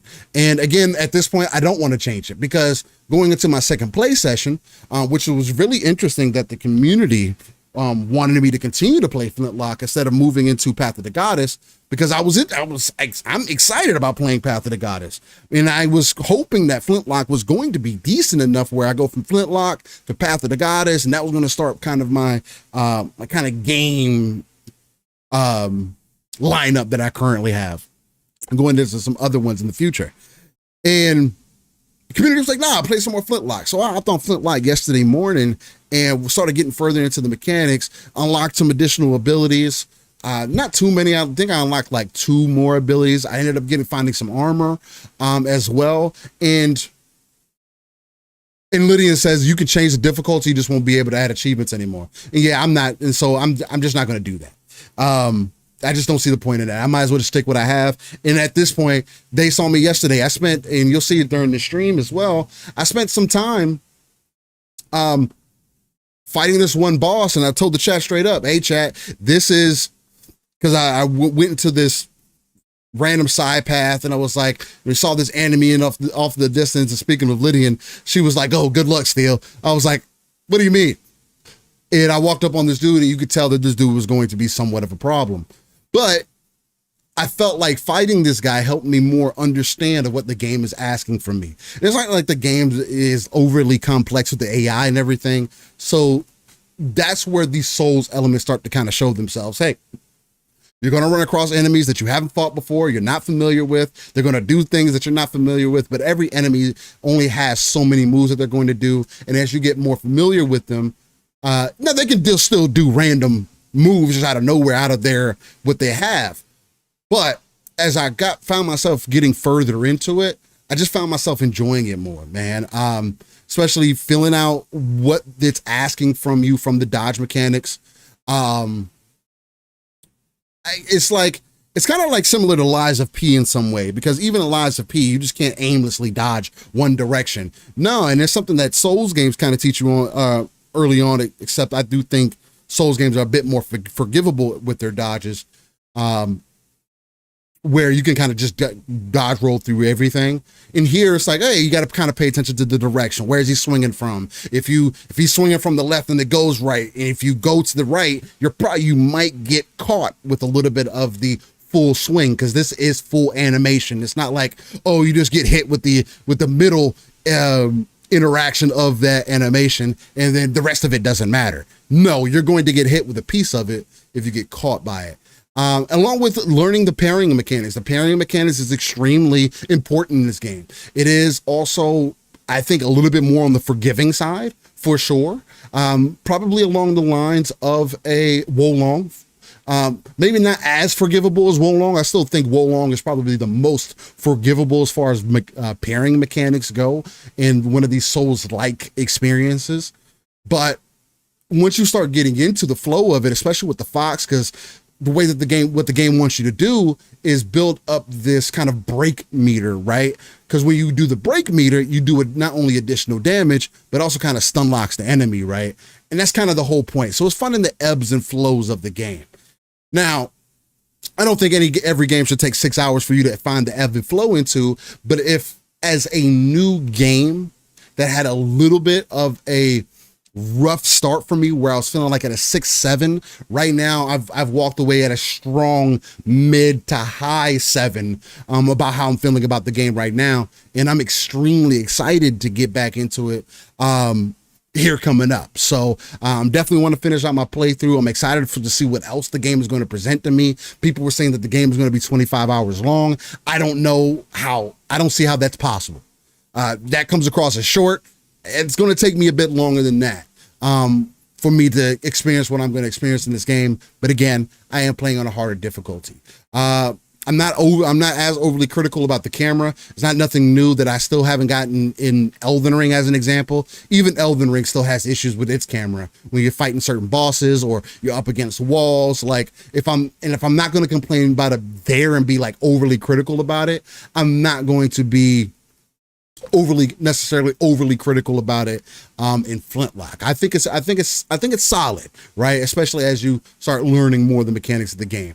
It definitely is a AA game. You could feel it in those dodge moments and then some of the mechanics. You can definitely feel it, but I don't think it's bad. Ron Slusher says Flintlock doesn't look good. Does it play good? I think Flintlock looks good and plays good artistically and gameplay wise. I think both are done pretty damn well for a smaller team that is taking inspiration and kind of creating their own thing. Is it as gripping as Atlas Fallen was for me up front? No, but Atlas Fallen was also a more action oriented game, right? This game is definitely more along that Souls-like genre, and if you're not into that, maybe you're not going to like that. I think the game is actually better than Mortal Shell, Oats. I played Mortal Shell for about an hour, and I just couldn't get into it. It wasn't for me. But again, that's just me, right? So everybody's going to have their own kind of take from it. I know the game's sitting at right around a 6 or a 7. I've seen people walk away with this and say, oh, it's not good for Game Pass to get these kind of games that are middling and average and aren't really worth people's time. And it's like, how are you determining that? Right? I mean, I heard people talking about Gears again, talking about the multiplayer for Gears and have no fucking clue what they're talking about. So much to the point where they said the story of Gears hasn't been good. What the hell are y'all talking about? If there's one problem Gears does not necessarily does not have, it is its story. I just don't see the problem with a game that has been out for over a decade and is telling a consistent story if you are actually following the story, right? I had questions about why Mira was human-like in Gears 1 and 2. I was like, why does this chick look so goddamn human? Why are the locusts listening to her? Why is Marcus Phoenix dad and all this other drama? What is the science behind these things? Why are these locusts in tubes? What is going on with this Lambit shit? There are so many different questions that I had during that. So, but anyway, get back on Flintlock. It's an interesting game. I recommend anybody to try it. If it's not for you, then it's not for you. You shouldn't have to force it, but I am liking what I'm getting from it. Story perspective wise and gameplay wise. So, I haven't been back to First Ascendant yet. The First Ascendant I may not end up getting back to that until probably around the beginning of August when that update drops, just to be completely honest, depending on how time works out. Because right now I want to beat Flintlock, and then I also want to get I want to start, Path of the Goddess. Cause it's, again, Paul got me even more excited about what they're presenting, even with the little bit of time that he's been putting in there. I've watched some gameplay, haven't tuned in much more because I really want to go into it as organic as possible. It was a game that I had already interested in when they showed the trailer over a year ago, and I already have it downloaded now. So I'm gonna jump into that after I get done playing Flintlock, and then after that, it'll probably put me right around the beginning of August. To get ready for that First Ascendant. So anybody that want to lock in, look, this is your time to add me up. I'm going to be looking for Decado. I'm going to be looking for Tubabu Kumi. I'm going to be looking for y'all to kind of help me get back into the swing of things, especially as they change things, because I only have 2 Descendants right now. Ajax is level 40, and then also Bunny, I did end up putting 2 reactors into her, and I need to put at least 2 to 4 more. And I was in the process of grinding for those reactors to help level her up some more, because that is going to be my main character. And I want to continue to grind it out with her. But the First Ascendant is only going to have me but for so long, because there's another special game right around the corner that just had a closed network test, which I still think is interesting of the way they're going about it. But nonetheless, that ended up, some people who were able to jump into it, like shout out to Brad Ward. He still hits us up in the background and whatnot sometimes. He was actually having a fun time with it and was experiencing some of the things that I was speaking to. Again, for those who are new here, Gundam Breaker 3 was my main reason for buying a PlayStation 4. No other game. It was not Spider-Man. It was not God of War. It was not any other game that you can imagine. It was Gundam Breaker 3 that brought me into that ecosystem. Gundam Breaker 4 is on release next month, and I will be giving away 4 games of Gundam Breaker 4 for anybody that is right here locked in with Living Split Screen. So definitely be on the lookout of that. And I am doing that because of how much I believe in the IP. This is not new Gundam Breaker, some offshoot team that tried to make it more Americanized and get it more westernized. No, this is the original team from Gundam Breaker, from the original Gundam Breakers 1 through 3, coming into 4 and setting the boat right. And from everything that I'm hearing so far, they're doing exactly what I was expecting. And it's one of those games that, again, we talked about Megaton Musashi and how diverse that game was with parts and everything. And I'm telling you, Pong, if you liked Megaton Musashi, my God, the possibilities are endless in what is possible in the Gundam Breaker 4. I've never been like a super 1000%. Gundam fan. It's really fun. It's really fun in co-op. Yeah. The customization is dope. The photo mode is outstanding. The diorama mode that they have in there as well. The you know, when you play a looter, right? I call it, I would consider it a looter brawler more so than anything, because the whole point is very similar to the Division, where you can get your build and you get these pieces and you build your, you really get your build together, right? But every level you're unlocking new parts, you're unlocking new abilities. All the weapons have completely different mechanics from each other. So if you have a sword, it fights completely different from axes. Axes fight completely different from spiked chainmails. Spiked chainmails fight completely different from even a regular sword, and the beam sabers fight completely different from each other. And that's not even including when you start dual wielding. Right. And you can dual wield multiple types of weapons. You want to get into like that Dynasty Warrior kind of feel and really start getting some diverse combat in. It's a lot of fun to be had, but it's another game. I haven't played the closed network test. Again, I don't need to be sold on it. It was only available on Switch and PlayStation for those who had access to it. I do have the collector's edition for the Switch pre-ordered. I'm not going to be playing it there though. So it's like, obviously not. I'm going to be, but from what people are saying, it is playing solid on the Switch as well. So that's good to see. And it looks decent. So you there might is sell that. me on this deal. I might actually buy my first Gundam game. Let's go. We'll see. I think you'll like it from an anime standpoint and just from overall game standpoint. This is so There's a lot. There's a lot. Got so much. Shout out to Wandering Dutch jumping in here too, by the way. Shout out to you, Dutch. Great to see you, brother. I dominated the conversation with how many games I've tried. I did also try Dungeons of Hinterberg. So, did you? Okay. Yeah. Dutch came in and asked if we were playing it yet. I did. I jumped into it and played through the first dungeon. So I played through the opening, the tutorial, the opening base dungeon that they kind of get you acclimated to the game with. I played through that. And this thing is getting really good reviews. Like there are a lot of people out here comparing to Zelda, which I can't compare it to because I'll never play a Zelda game. So outside of the, it's still a big mark though. But it's still a big mark. But yes, the artistic style is not going to be for everybody. I could see some people going, "Oh, this is dumb," whatever else. Mm-hmm. I love the artistic style. I love the premise of the story is actually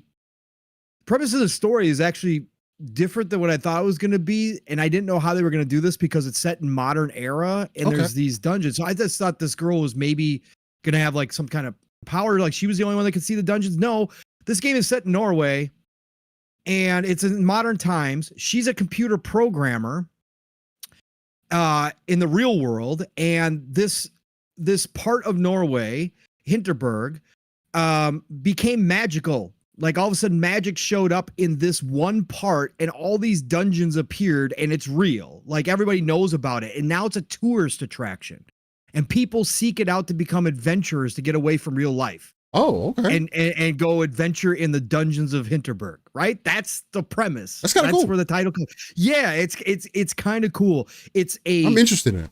It's a chill dungeon crawler from what I've seen so far, right? It's not going to be like some over the top. It's got a dodge mechanic, right? They teach you, use the dodge roll, but again, it's going to be a nice chill type of game. But the art style just pops, especially on the OLED. Oh my God, bro. Like the colors are ridiculous. I personally enjoy the art style. Again, it's not going to be for everybody with the cartoonish look to it and that kind of stuff. Not everybody's going to dig it. But I dig it. And the combat itself, simple, straightforward combat, weak attack, slash attack, or heavy attack. And then you also get spells. You get introduced to spells. That's where I'm on my way to next. Okay. But the scenery, like you're in Norway, so you got the mountains, right? You're up in the mountains and all that kind. Like it's gorgeous, man. How they do it, the colors are fantastic. So Dungeons of Hinterberg, again, another Game Pass game this week that is actually getting a lot of love from a lot of people right now. Go download it and try it out for yourself. But it's going to be one of those games where it's not something you take, like, it's not like that serious. Overly serious. Like, okay, I'm sitting down to like game, like we're going in, man. We're going to go grind some dungeons. It's not like that. This is one of those more story focused, relaxed, right before, bedtime kind of chill games. Just enjoyable. The music is outstanding. I saw a couple of people brought this up. The few pieces that I've heard so far, outstanding music in this game as well. So, but yeah, go check out Dungeons of Hinterberg. No voiceovers. It's all with reading, so you got to read everything. But it's very well done so far. Small team. I think it's only 2 main developers or something like that. Husband and wife, I think, did Dungeons of Hinterberg. But really dope so far. Enjoying the hell out of it. They got loot. As far as you can go buy new weapons, armor, it's got all that kind of stuff, classic RPG stuff. So yeah, I did hop into that. So That's super dope to hear that it's like coming together, man. Yeah. You have these slew of different style of games that have come into Game Pass, and these are just newer games. Not to mention the older games people are also playing and have on their palette. And these are games that are going to be available to other people in the future as well. Who knows how long they end up being in the service? But definitely for us who are taking advantage of, and others out there who may be interested, I think that's why it's always important for us to come out and say, hey, these are things that we already had interest in, and we dive into it and kind of give people a perspective that they may not get anywhere else, and I find that super dope. Decado says, speaking about Pong and Steel, speaking about what do you think about the new Diablo class reveal? I'll be honest, I haven't cared. Okay. I haven't been paying attention. Not like, oh, I don't care about Diablo kind of thing. It's not in my rotation right now. And it's so far out of my rotation right now that it probably is going to take the major update or the major DLC to bring me back. So we'll see. Maybe I'll experience that stuff when it comes out. The only thing that I really heard about it is that the Spiritborn is very similar to the Druid. And I think that's corny. There's so many different other directions that they could have taken it. I know it's deeper than that. I know it's not the exact same character. I know there's other abilities and everything, but just taking in bite-sized pieces of people who have played Diablo, have hundreds of hours in, have continued to play Diablo. They make content for Diablo, and hearing them make that comparison, and them kind of feel like the class is okay, but damn, I really would have preferred them to drop a paladin type class or something else to expand the diversity of what's already there in Diablo. So I haven't checked it out further than that though. Yeah, again, I haven't deep dove it yet, I should say.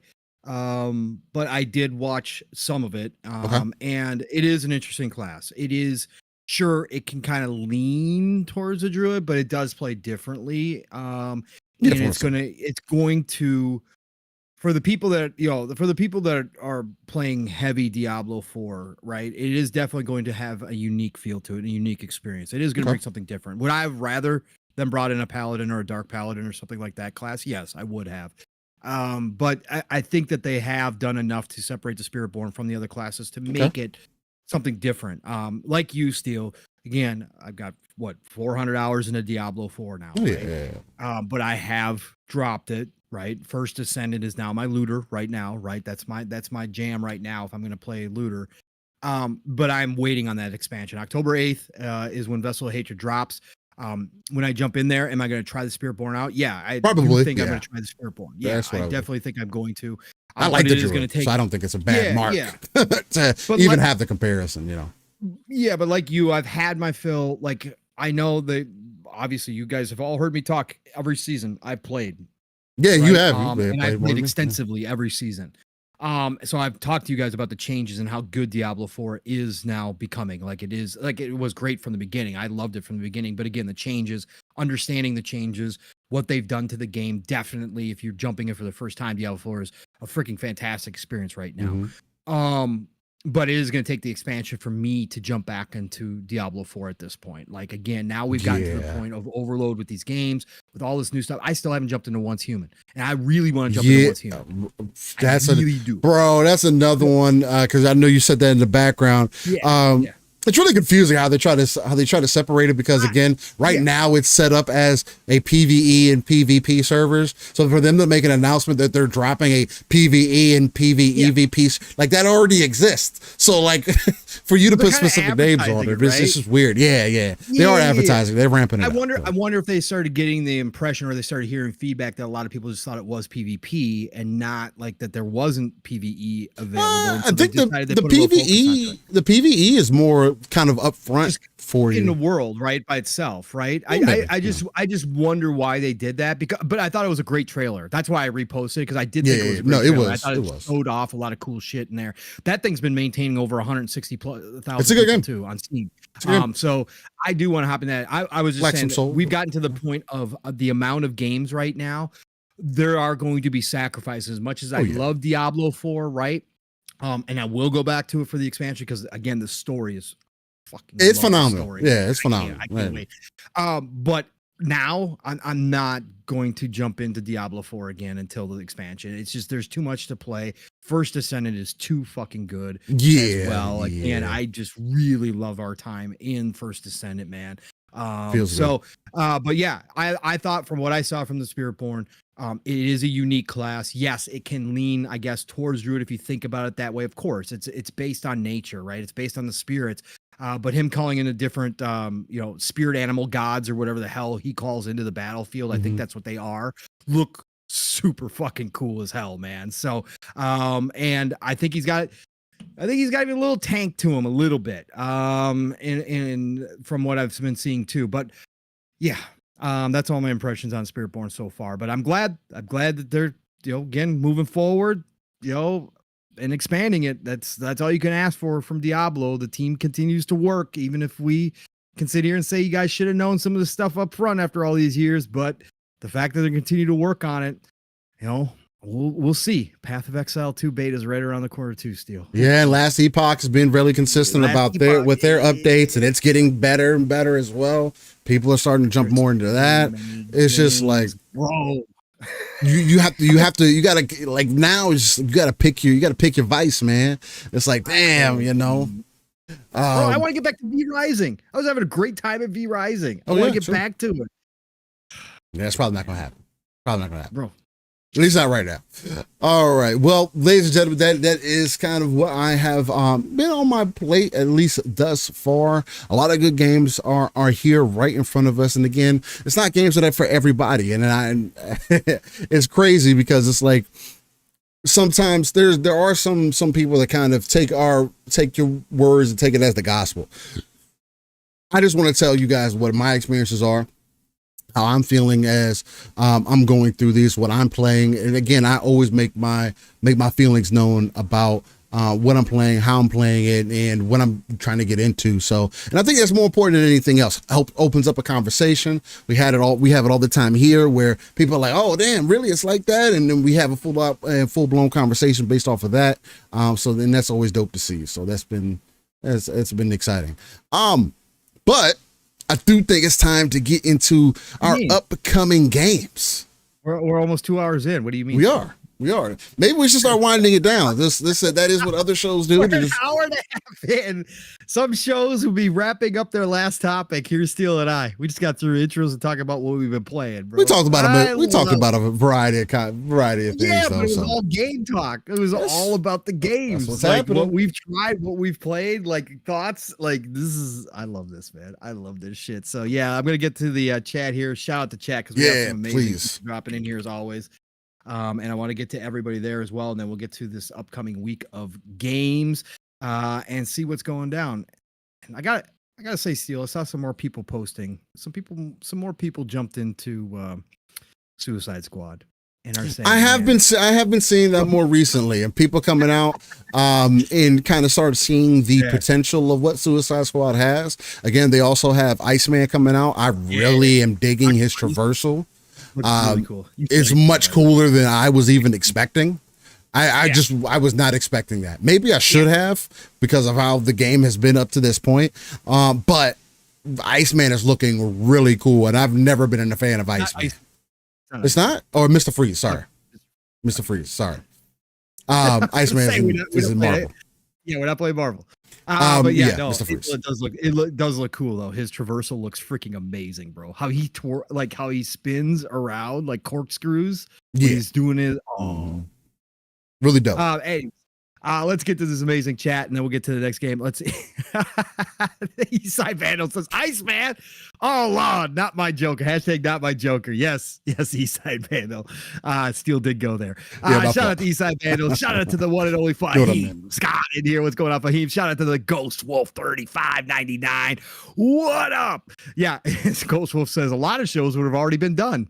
Yes, you're absolutely correct, Ghost Wolf. You know what you get here. Hey, Lydian Masters in the house. What's up, Lydian? Great to see you in here. We've got the Back from the Dead. What's going on, Back? You've been playing some First Descendant. Back, I saw you say you were stuck. What Colossus are you stuck on? What stuck are you on? What stuck are you on? Yeah, what are you stuck on? We got the let's see, we got the Bromain fifth floor in here. What's going on, Bromain? Great to see you. Says we need a paladin. I agree. I would have much rather seen a paladin come back, Yeah, but just a variety. Just variety. That's the main thing. But yep. Decado, of course, is in here. What's up, Decado? It says, yeah, kind of the same with Path of Exile 2 beta soon. Should have went wild. Yeah. Jesus, man. That could be a whole nother level. That's what I'm saying, bro. When competition is live, you have to, the grandpa got to start coming out of the wheelchair and really work it out. You got to start working out. You get your Captain America on, unfreeze and really get to business, but we'll see. Yeah, for sure.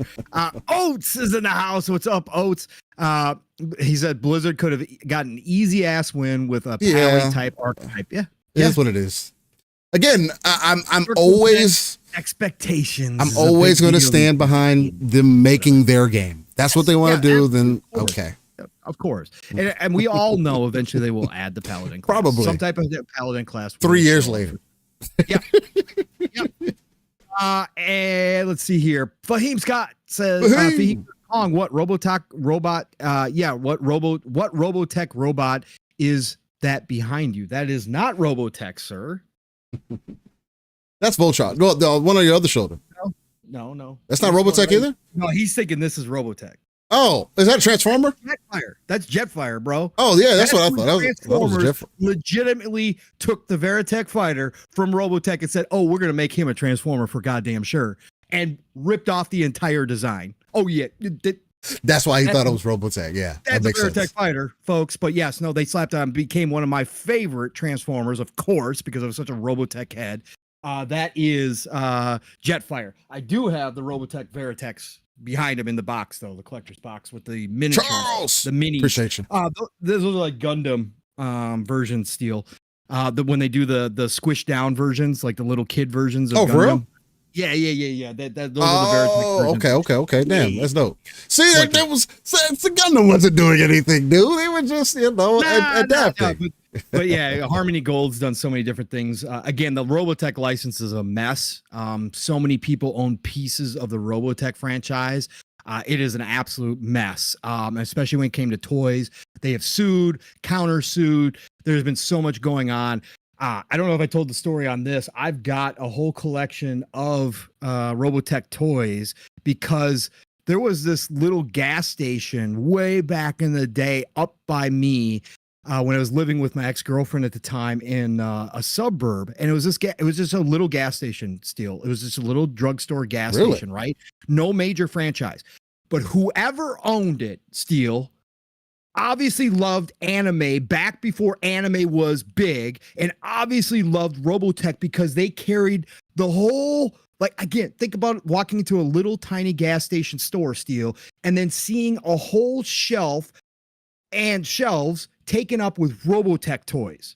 That's crazy. All things. It was crazy, bro. So I used to go up there and I bought so many different Robotech things when Harmony Gold was producing a lot of the toys. So yeah, I've got a big, side tangent, but yeah, that's what brought me into it. So yes, I was a Robotech guy, never got into Gundam like that. Robotech, Voltron were my two that I grew up with. I never got into Gundam. Always appreciated Gundam, of course. It's mechs. It's freaking dope as fuck. But I was the Robotech guy through and through. Let's see here. Who else we got in here? We got the JB 1521. What's up, JB? What about the FTC still going after Microsoft? We are going to talk about that, JB. Sanchez MTZ Gaming. Thank you for joining us. The Sly Crow is in the house. What's up, Sly Crow? Wow. Appreciate you being in here. And of course, I mentioned it before, but the Wandering Dutch joined us, graced us with his presence. Thank you so much, brother. Great to see you, man. Miss talking to you, man. We had such a great time, as always, after the Xbox showcase, man. So great to see you in here. Who else? We got Jigga J in the house. Jigga. Good morning to you, Jigga J. We got the Bold Alpha Wolf Pack in here. What's up, Bold Alpha? We got that brother from another on the front lines, the one and only Psychonauts, checking in probably from GameStop this morning. What's going on, Psycho? I hope you're having a great day. Of course, we got the birthday boy again for all of you who joined us late. Feel free to go ahead and wish the legendary Yobi a happy Yobi! birthday. It is his birthday today. Blessings to Yobi for making another year around the sun, sir. Thank you for being here again, sir. Who else we got in here? We got the one and only Nixie in the house. What's up, Nixie? Thank you. What is up with this man's customer support? Yobi says Pong Soul. Johnny said he's sending 3D glasses as well with the memory card. Oh, yes. I did forget to mention that. Yes, because he's got some 3D games now coming into what the fuck is happening? And he's sending 3D glasses. I did forget to say that. Thank you, Yobi. Yes. Hey, we continue to show them Johnny, out. He's a beast. That's unmatched customer service, bro. Yeah, man. Yobi, if you've got his link for his store, I'm about to put that in the message. Drop it in there too. But yeah, Yobi, if you got the link to that store, still drop it in the chat for everybody. Again, this is the dude who 3D printed and makes the Retro S console that Yobi bought for me. The little Retro S. Yeah, drop it. I grab it. Retro S console that has all 8,000 retro games on it. He 3D prints them, puts them all together. This dude is sending, again, new memory cards that have expanded game library on them. He's sending return envelopes for us to return the old memory cards to him. And as Yobi just said, some of those games are 3D, so he's sending us 3D glasses too. Like, he's got an Etsy store, everybody. This is the kind of customer support, man. Support. Man. That's super dope. So if you're interested, man, go check that out. If Yobi can put that link in there. There you go. I'll try to find it too. Did he get it in there? Yep. Cool. Perfect. Thank you, Yobi. Harry Balzac is in the house. What's up, Harry Balls? What's going on? Great to see you in here. Appreciate you joining the crew this morning. We got the Ron Slusher in the house. What's going on? Ron Slusher, thank you for joining us. Appreciate you being a part of the show today. It's Timmy. It's Timmy's in here. What's up? It's Timmy. Great to see you as always, sir. Thank you for giving us your time today. The Brett Bingham is in the house. What's up, Brett Bingham? What's going on? Who else? Thank you for being here. I'm scrolling. We had so much conversation. Tubabu Kumi is in the house. What's up, Tubabu? Great to see you, sir. Thank you for joining us this morning. Appreciate you, Kumi. Yeah, buddy. Going up. Man, Joe Dunmore. Joe Dunmore. Thank you, brother, for being a part of the show today, sir. As always, dropping in here and saying hi. Appreciate you. I know you guys you're lurking out there. We got the AEC founder, Vic. What's going on, AEC founder, Vic? Pleasure having you a part of the show, and thank you for the compliment, sir. I do not think I have the best radio voice. I probably have a great radio face, if you remember that old joke. Ooh. But because you never see anybody's face on the radio. But anyways, I appreciate the compliment, though, sir. Thank you for that. We got the Blind Mephisto in here. What's going on, Blind Mephisto? Thank you for joining. How the hell are you going to give a character with a small hitbox 250 health? Oh yeah, that's what they do in those games, man. Yeah. Who else? We got Dan the Man Cunningham in the house. Dan the Man, always love seeing the OG come through. Thank you, Dan the Man, for being here as always. I think that's as high as I can go. Let's see who jumped in the bottom. I done more. Anybody else jump in here? Nope. Nobody else jumped in here. Oh, no, wait. Jason Petronic. What's going on? Jason says, yeah, Liza P was great. Yeah, Liza P is one of those AA souls like that really did knock it out of the park and obviously got its flowers as it should. And I can't wait to see what that team does next. Even though, again, not a game for me, but I can appreciate what they did. Taking the story of Pinocchio in that direction. It was dope. I like what they did with it. Yeah, man. To get praise from the Souls community like Liza P did too shows the work that they put into that game. Obviously, heavily. Ron. People keep bringing that up, man. Remnant 2, bro. We got to get back to it. If you guys don't know, Ron, thank you for bringing up Remnant 2, obviously. A lot of people here will know. Steele and I and Jasper ran through Remnant 2. We beat the entire game, beat the absolutely ridiculous boss that was annoying as fuck, but we beat him. But Remnant 2, man, that is a sleeper game. It's coming into PlayStation Plus too, by the way. I hope more people jump into it. Those devs really deserve more people playing their game.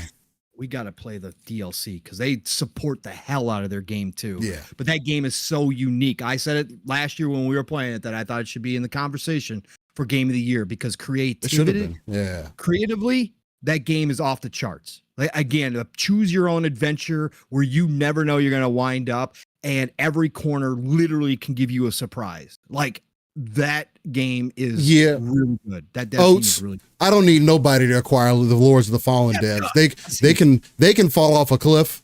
That is the worst game that I've ever spent my money on. I would never support that dev again. I don't care about their second game. I don't care. And I say that as somebody that got it on Xbox and on PC, hoping that the performance would be fixed on PC, and it isn't. It is the worst Souls-like game that I've ever played. And it's so unfortunate because it's like I was really enjoying it, but now I cannot stand that fucking game. The having lag spike frame rate dips on bosses when you're a Souls like when you're Souls game. Nah, I'm cool. Yeah. Random shit happening. I'm cool. Yeah, nah. I can't even give them a pass anymore. I don't need nobody. But Remnant and Lies of P, especially the Lies of P devs, bro, they need a bag for sure. They know what they were doing. Played a lot of good homage, and I like what they're doing with that story. They need to do other characters. I'm interested to see what they do with their next game as well. So. Anyway. Yeah, no, we'll definitely see. But Remnant 2 has obviously gotten a lot of love because it keeps getting brought up again. And again, that dev team continues to improve it. So, like Steele said, I hope more people jump into it now that it's showing up on PS Plus for sure. Jump into Remnant 2 if you have PS Plus and you haven't tried it yet. Please. It's worth your time. Please. It is a freaking amazing game, bro. Depka, I see you jumping in here. What's going on, brother? Great to have you a part of the show. Thank you for being here, sir. Anybody else lurking that I didn't get to, we appreciate you as well. Obviously, if you jumped in here for 5 minutes or you're still listening to us the entire time, again, all the same love and respect. If you're listening to us in the future on your favorite platform down the road, nothing but love and respect to all of you as well. So, Steele, we've gotten through all of that. Let's get into this upcoming week of games. Let me get my time here, 2:04. Let's do this. And let's finally get into this upcoming week of games after Steele and I have just absolutely blown it out of the water already, talking nothing but games. So we had a big week last week, Steele, obviously. Like that list kept going and going. So let's see what this week turns out. We're going to be on week of July the 22nd already, heading into the Steele. Again, almost August. It just boggles my mind how time works, man. We are coming into August almost already, bro. Like, seriously, this year is just, oh man, it's crazy. But we are on the week of the 22nd, so we got the new Denpa men, the new Denpa men coming to Switch July 22nd from Genius Seniority, developed and published by. No idea what this is. It looks like the Mii's. It does. I thought they were doing like a spin on Bomberman, but I don't even think that it's that. I don't know. I can't even give you any descriptor outside. It looks like some type of Mii game from Nintendo, but shout out to the Denpa men. But the Denpa men are coming to Switch. Hope you all enjoy it. I have no idea what it is. We got Ete. I think I'm pronouncing it right. Ete on PC, July the 23rd. This is from Impossible, developed and published by it. It is an adventure game. All right. Looks like it has something to do with painting. Okay. So that is interesting. It's got a nice canvas title there. Let's do that. Ete. Then we have F1 Manager 2024. Certainly not the biggest game in the States, but over in Euro, woo boy, F1 Manager is all about it. If you're an F1 fan and you want to take control of the team, F1 Manager is where it's at. F1 Manager does well over there every year. Coming everywhere, PlayStation 5, Xbox Series, PlayStation 4, Xbox One, and PC. Frontier Developments, published and developed by Sports, Simulation, and Strategy, of course. So all you racing fans, enjoy it. I think Remnant 2 is still in Game Pass. If I'm not, is it? No, my fault. No, we had to get by that. It might have been Remnant 1 that I'm thinking of. Remnant 1 was for a while, and it came back for a while too. I don't think that Remnant 2 has showed up in Game Pass as of yet. don't think so, but I could be wrong. Just see some people bringing it up in chat. I'll we look did it up buy in it a out minute. the gate. We bought it day one. Sanchez, no, we have not talked about Halo being canceled yet. We definitely will dive into that a little bit. Yeah. Excited about that as well. Yeah, no, again, we haven't even got to our topics, folks. We've been talking games. Let's go. We got Ramen Food Fighter Arena coming to PC Steel. Oh boy, we might have to hop into this one, right? Developed by Animal, published by Tiny Build. Tiny Build does publish a lot of games. Yeah, this looks like a battler, right? So Ramen Food Fighter Arena. Okay, go check it out. PlayStation 5, Xbox Series, PlayStation 4, Xbox One, PC. It came out. It comes out to PC first, and then we'll be launching later this year, supposedly on PlayStation 5, Xbox Series, PlayStation 4, and Xbox One. Ramen. Yeah, apparently, WMEN. Yeah. What? I'm just trying to look at it. Yeah. It said, I mean, when you look it up on Google for Remnant 2, it says play it now in PC Game Pass. Okay. But interesting. Maybe not. I don't know. I'm still looking into it further. My fault. I might have to fire that game up on the PC, by the way. Did I play that on PC? No, I didn't play that on PC, did I? I'm pretty sure you played it on the box. Yeah, I played it on Xbox. I have to fire that up on PC. It's not available in Game Pass. Okay, perfect. Then we have the star named EOS coming to PlayStation 5, Xbox Series, and Switch and PC July 23rd.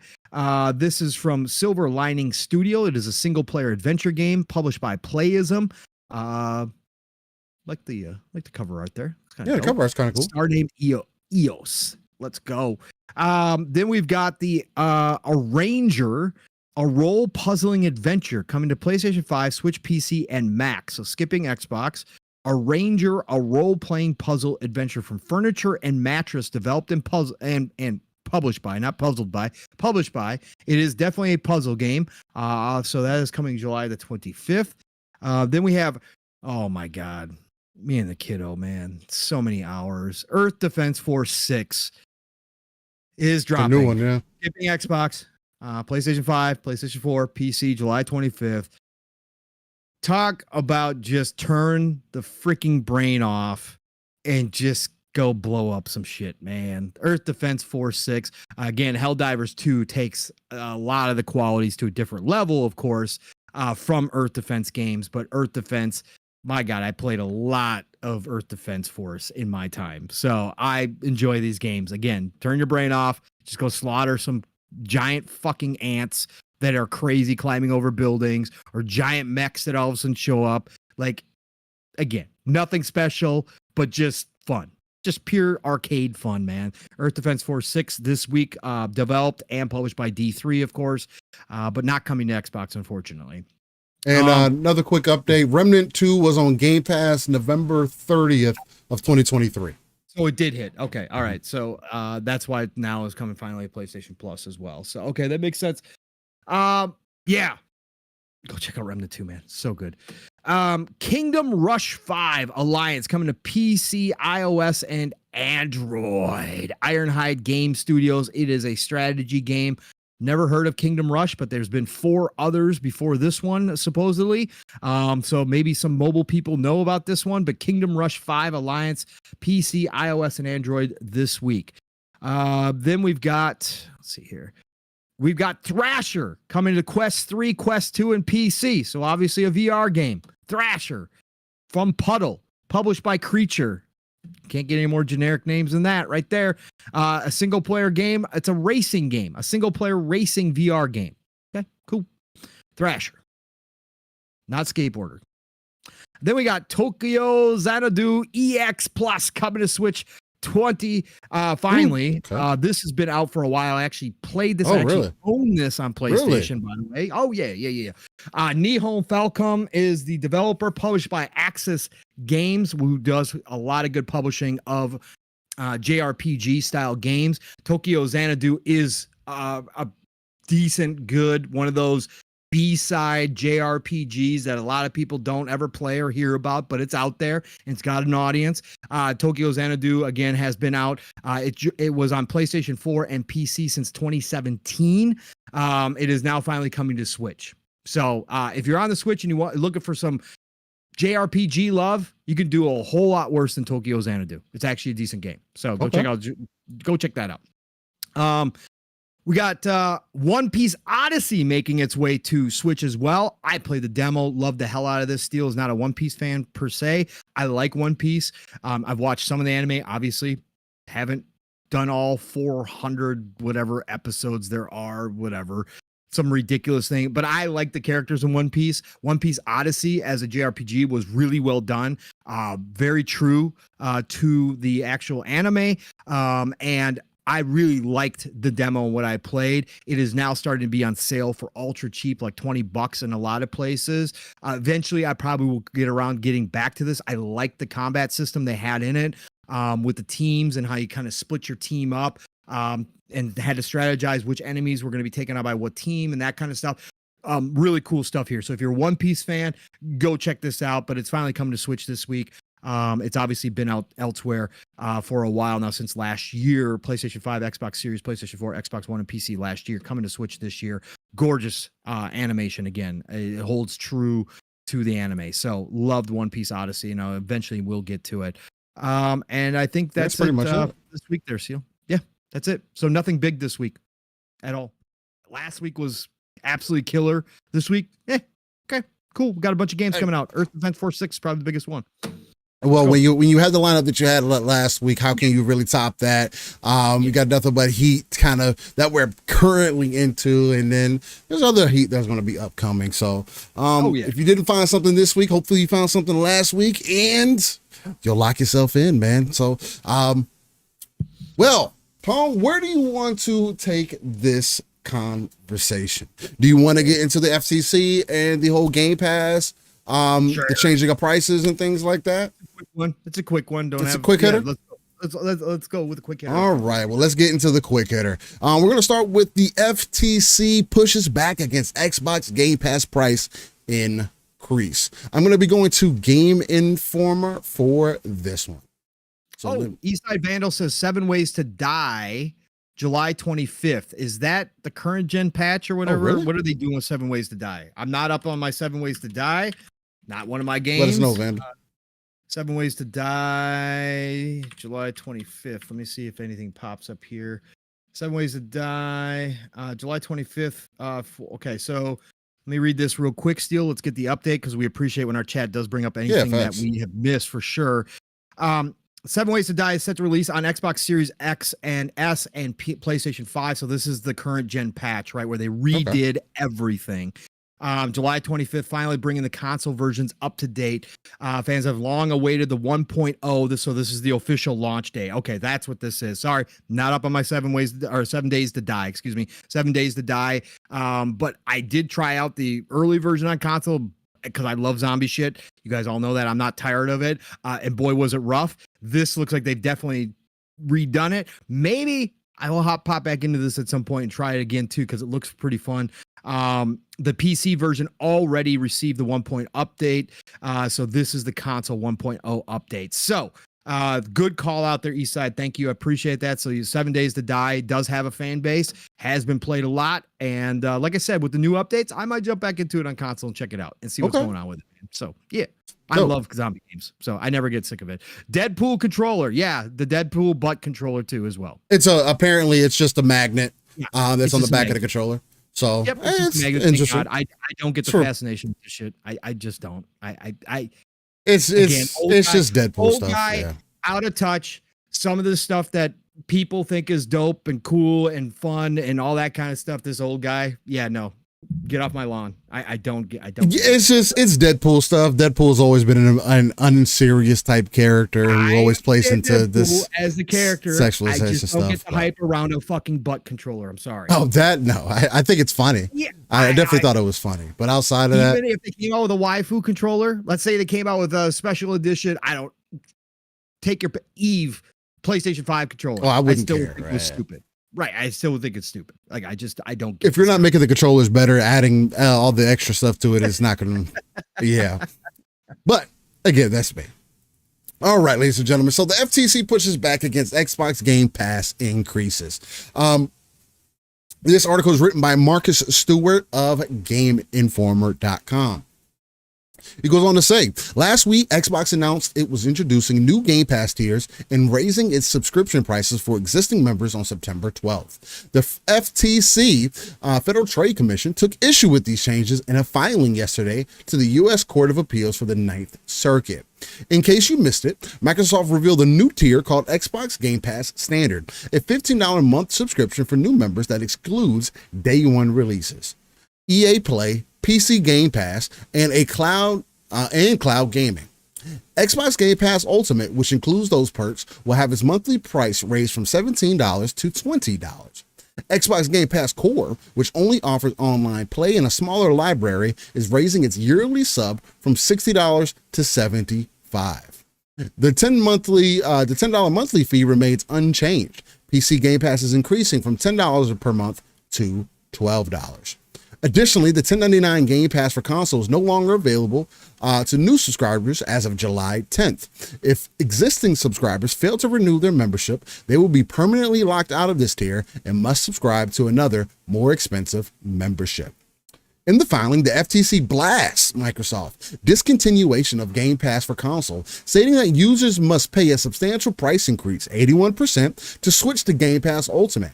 Those unwilling to do so must settle for Game Pass Standard, which the FTC describes as a degraded product since it excludes day one releases. Game Pass Standard costs 36% more than console Game Pass and withholds day one releases. Product degradation, removing the most valuable games from Microsoft's new service, combined with the price increases for existing users, is exactly the sort of consumer harm from the merger that FTC has alleged.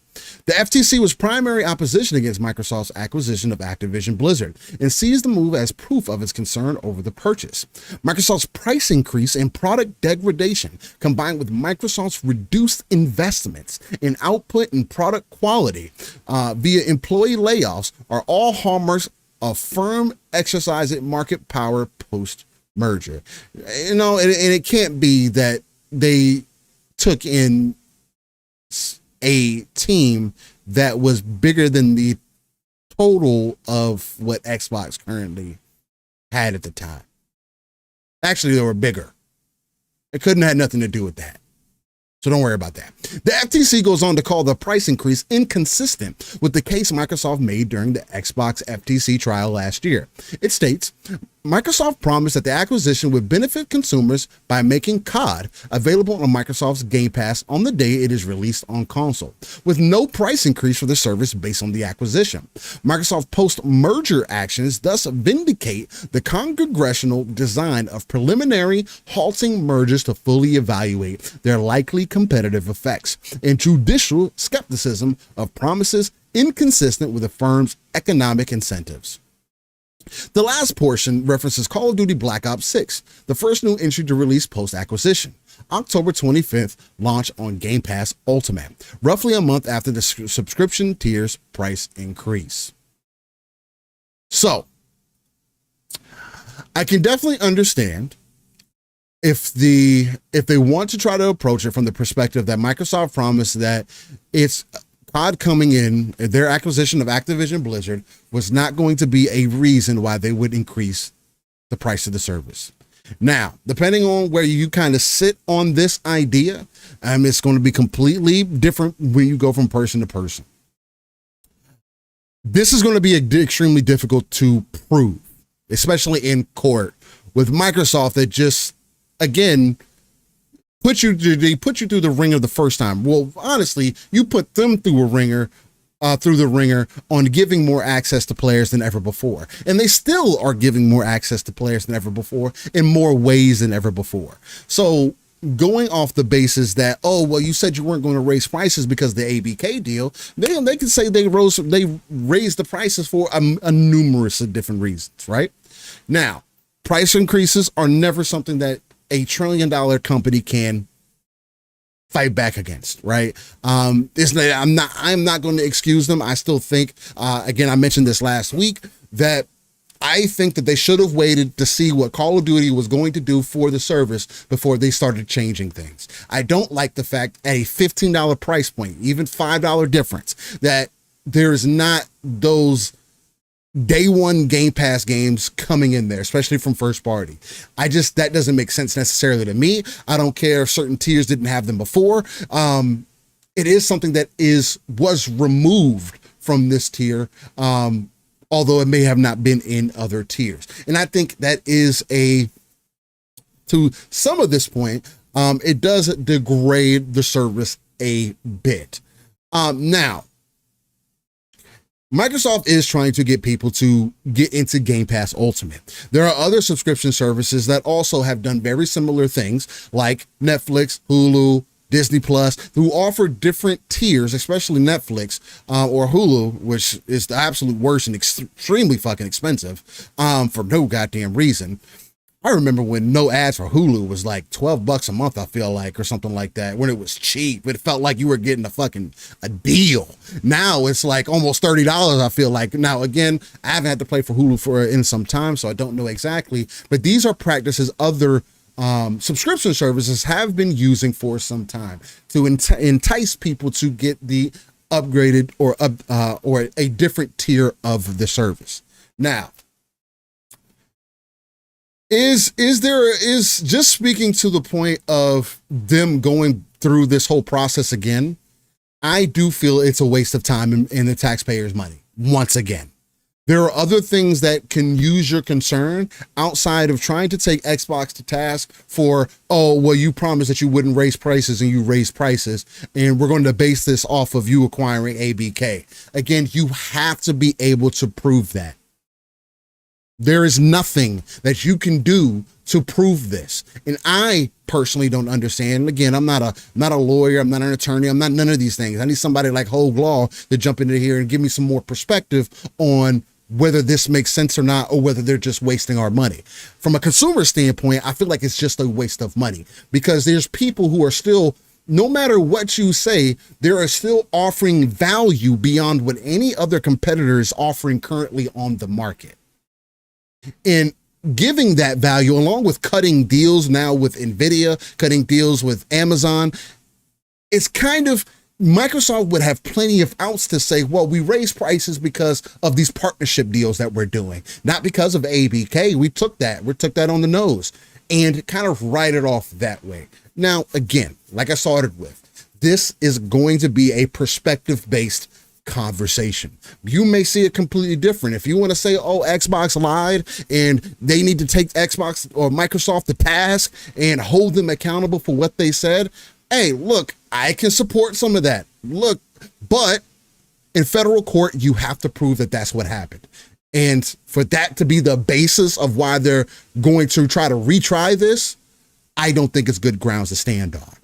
But Pong, when you heard this and you saw the actual document and everything about this possibly going through, and again, Lena Khan is apparently doing other things in other areas that are apparently decent for some of the monopolization that is happening through the country in tech and whatever, right? I don't think she's doing good enough work, and she doesn't have the greatest history, and she definitely didn't do a goddamn thing against Xbox other than hold shit up and waste our money. But in your perspective, how do you feel about the FTC attacking it from this point? First of all, shout out to Bold Alpha Wolfpack, $10 super chat. Bold Alpha says, I'm not rooting for the FTC in this case, but Xbox should be pressed when they didn't keep their word. And like Pong said earlier in the week, if your sub doesn't lapse, you're grandfathered in. That is correct. Obviously, There's a lot of context to be had here. Listen, if you think that Microsoft and Xbox didn't see this coming, okay, again, you don't understand what kind of attorneys and legal team that Microsoft and Xbox have. They knew that Lena and the FTC were going to come after them the minute that they raised Game Pass because of what was said in court.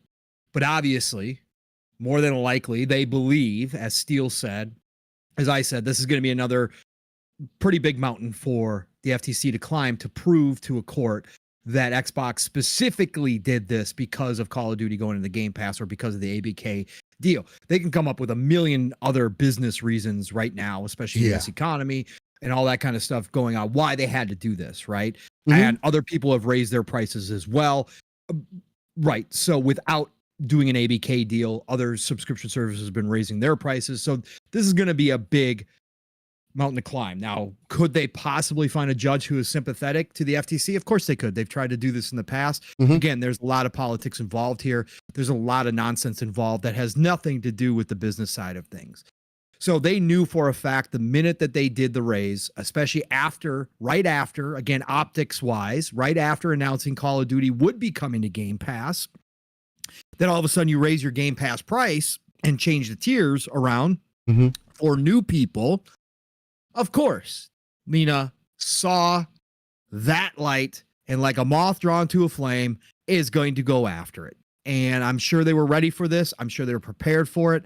And so I just don't think the FTC has a case. The FTC, you guys know how much I hate government regulation. Okay. The FTC, because of lobbyist groups in Washington, D.C., doesn't go after the real problems. The FTC goes after worthless problem. Okay. And in a lot of ways, not to say that they never go after something good, not to say the FTC never has stepped in between a potential problem at all. That's not true. Of course they have. They've done some things. But in my eyes, especially underneath this administration, and especially under Lena Khan, they have wasted more taxpayer dollars and have done more harm than they have ever done good.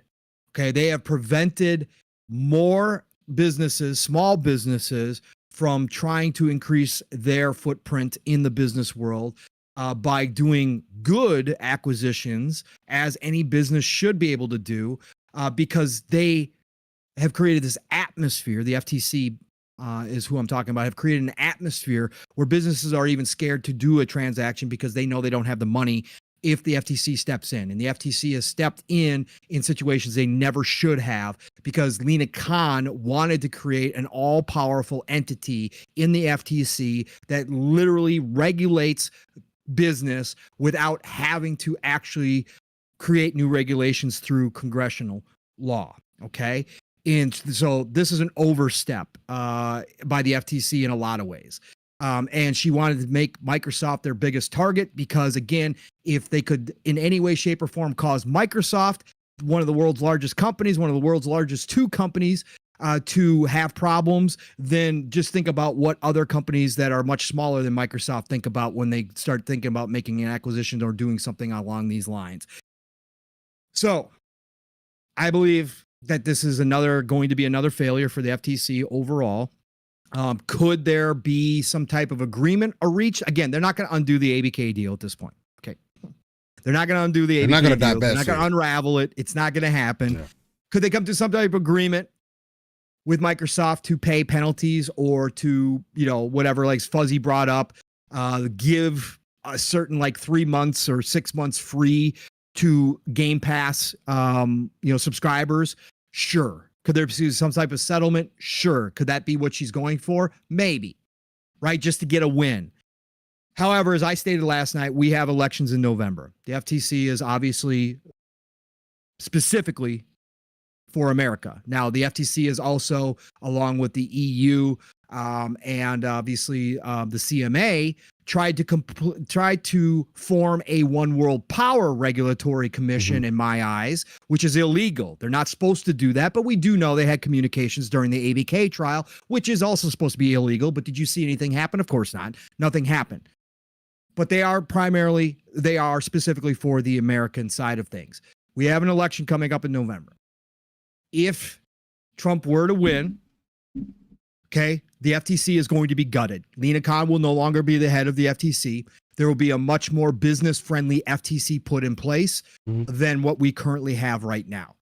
Could Microsoft's attorneys also slow walk this case potentially and ask for extensions or do stuff like that are, we've seen this game played for a while and try to get through the election and see what happens? Yes, because the entire atmosphere of the FTC and the regulatory bodies in America could change depending on how that election goes. And obviously, if it does go one way, it's going to be much better for businesses overall, in my opinion, but especially, Microsoft, Xbox, and what they're trying to do. So I think this is a waste of time. Yet again, Lena's trying to get any W she can out of this. She would not ignore this after all that they went through with the ABK trial. There was no way she was going to ignore this. But I believe that Microsoft and Xbox were ready for this. They knew, their attorneys knew this was going to happen. The minute they did the raise, after Phil said, no, absolutely, we're not going to raise the passive game price. We'll be in a churn situation at that point. So no, it would make zero sense to raise Game Pass prices because of the ABK deal or because of Call of Duty. Again, that was official testimony. So yes, the minute they did something like this, Lena was going to jump all over it. So not unexpected in my eyes that they would attempt this. We'll see what happens. Again, there's always a chip in a chair chance. I'm not sitting here saying absolutely nothing will come out of this. There's always a chip in a chair. They get the right judge. They get the right court to actually look at it and decide in the FTC's favor. Of course, that could happen. Politics are at play here. But overall, I think this is another waste of time. It's just par for the course for Lena in this FTC. Especially to Yobi's point, and he said that in the DMs as well, when you see Microsoft allowing unionization happening within their own business in Xbox as well, there's just so many things that are working in the favor of what Microsoft is doing and upholding. Although you may want to choose this as a pain point or a weak point in Microsoft strategy or the things that they have said, there are other things around that weak point that kind of build a wall around the point that you're trying to make. And I think at that point makes it a bit more irrelevant, especially when you're not focusing on the things that are actually mattering to us as American citizens, right? For people that are in the country. There are so many other things that could use this type of consistent attention versus you going after Microsoft over something so specific. And I think that's the thing that bothers me most about it is on taxpayer dollars, you're going over something that is so specific to one thing that there's also has a moat around it now because of all the other positive quote unquote things that are happening, especially in an industry, entertainment, that is, it's an option. It's not a necessity. It's Microsoft trying to figure out their way of how they're going to move into the future. They're being more consumer friendly than ever before. I thought those were the things that you actually stood for. And it comes across ignorant. It comes across as if you do not care about the consumer or the American people, because I can only speak for us, when you continuously try to make a point and try to make an example out of somebody who doesn't necessarily, who isn't doing things negatively in the eyes of the consumer. There was a Microsoft response as well. Let me see if I can get that pulled back up. Unless you got it on. I got it for you. Yeah, I got it for you. I'm sending it to your DMs. Yeah, go ahead and send that through, and I'll pull that up as well. Microsoft issued a response, and let me pull this up on here. Just pull it up real quick, just so you guys can see it as well. This is from Tom Warren. Microsoft has responded to the FTC's filing about Xbox Game Pass price increases. It calls the FTC's letter a misleading extra record account of the facts. It says the FTC is wrong to call Game Pass Standard a degraded version because it includes multiplayer. It goes on to say the FTC's Rule 28 letter presents a misleading extra record of the account of facts and a continuation of the agency's attempt to reinvent its case on appeal. Earlier this month, Microsoft announced changes to its gaming subscription service, Game Pass, to provide consumers valuable options at different price points. Microsoft is offering a new service tier, Game Pass Standard, which offers access to 100 of backlog catalog games in multiplayer functionality for $14.99 a month. Now, again, multiplayer functionality, this is not a point that you should stand on, Microsoft, because multiplayer functionality there is ways that you should be able to divest some of this cost so that the consumer does not feel like that this is what they're paying for anymore. This is an archaic way of looking at your subscription service and also looking at online gaming and moving forward. Having us feel like this is something that we're still paying for, although I can give reasons to why, for security reasons, especially from ecosystem to ecosystem. That is why you're going to continue to see some of this price increase, and that is going to be without them directly saying it. And it's just something that I personally believe in. You don't have to believe it, but what we're paying for when we talk about for online is the infrastructure, the ecosystem that Xbox and PlayStation provide to us. Now, the PlayStation side, for me, has been at more question because of the vulnerabilities that have come out since they have existed in this online space versus Microsoft's, right? And I feel more protected under Microsoft's ecosystem and their infrastructure for what they have set up as far as a gamer. Now, again, it's a deep conversation and everything. Not something we got to get too deep into right now, but it's just them using this as part of this. I don't think was a good bark back. They should have used something else. But anyway, it is wrong to call this a degraded version of the discontinued Game Pass for console offering. That discontinued product did not offer multiplayer functionality, which had to be purchased separately for an additional $9.99 a month, making the total cost $20.98 a month. While Game Pass Ultimate's price will increase from $16 to $19, the service will offer more value through many new games available day and date. Among them is the upcoming release of Call of Duty, which has never been available on a subscription service, day and date. The FTC barely mentioned subscription at trial, instead focusing on the theory that Microsoft would withhold Call of Duty from Sony's console. The district court correctly rejected that theory, which is now further eroded by Microsoft and Sony's 10-year agreement to keep Call of Duty on PlayStation. A contract Sony was thrilled to enter. Now, this is them giving some bark back.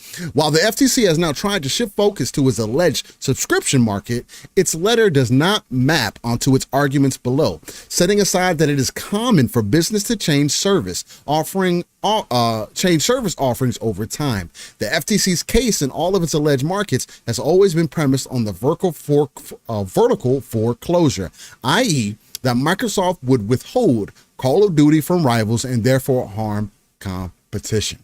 I'm not going to get into it any more than that. I feel like that spells it out pretty plainly, because as they were going through the process, that was the main focus. They were ready. They Right. were ready. No, they were definitely ready. And again, like I mentioned earlier, them mentioning this whole multiplayer functionality thing, I think is a cop-out. I don't think that I would still... Not in legal terms, it's not. Not in legal terms, for sure. Adding value while they're taking away some value. Yes. Adding value. It is a very business sense way to subvert. And I'm not saying not even subvert it in a negative way, because it's not wrong, but it's not necessarily what I don't necessarily agree with it either. It's strategy. Right. So as far as like, if we're just talking about a degraded product, I hear what you're saying, FTC. But again, if you're going to try it for this reason, you're kind of spelling yourself out. And even this response is kind of Microsoft, at least from what I'm getting it, them saying that, hey, if this is what you want to do, we're probably going to dog walk you. If this is the route that you want to take it, because you said it was something else that you were concerned about. We answered those problems. We're actually honoring those things, if not doing even more, and adding additional value in other ways. So how do you feel about this response as well, Pong? Just to follow up. Okay, tell me if I'm still botting, guys. They're telling me I'm botting in the chat. Oh, Nixie's calling me T-Pain. So Pong is Pong still botting? He's not. He shouldn't be botting for me. He's not botting for me. I don't hear anything. Let me know if I'm still sounding botting at this point, please. Yeah, please let us know if Pong is still botting. He wasn't botting for me, so I couldn't tell or no, guys. It's my fault. It is thundering and storming outside here, so if something cuts off or whatever the case, then hey. So it's still bad? It's not your mic, Pong. Let me see. You want me to leave and come back in? Yeah, just leave and come back in. Okay. It's gonna mess the layout out, but it'll be all right. I'll wait. Go ahead. All right. Yeah, I don't know why his voice started botting. It might just be Discord acting up for you guys. It's not doing it for me, which is extremely surprising. Usually I can hear when he starts botting and everything. But let's see when he drops back in here. All right. If he still is. All right. Let's see if I'm still okay. Now I'm good. Okay. So you guys, I didn't. Okay. So the chat was a little bit slow coming through. So I didn't. No, it's all good. It's all good. Which is crazy because I have it pretty much on low latency for chat and everything. So he says you're good now. So okay, back. Okay. But yeah, Paul, how do you feel about Microsoft's response? I know you added a few things in there, but to kind of just tie it up, how are you feeling about this? Yeah, no, I think again, they were ready for this. They have their response. It is what it is. It's kind of standard what I thought how they're going to attack it. Like we were just talking about, Steel. Like, yeah, the FTC can try to say that, they took away day and date games, so it's a degraded value, but then Microsoft just counters and says, well, no, because we added online.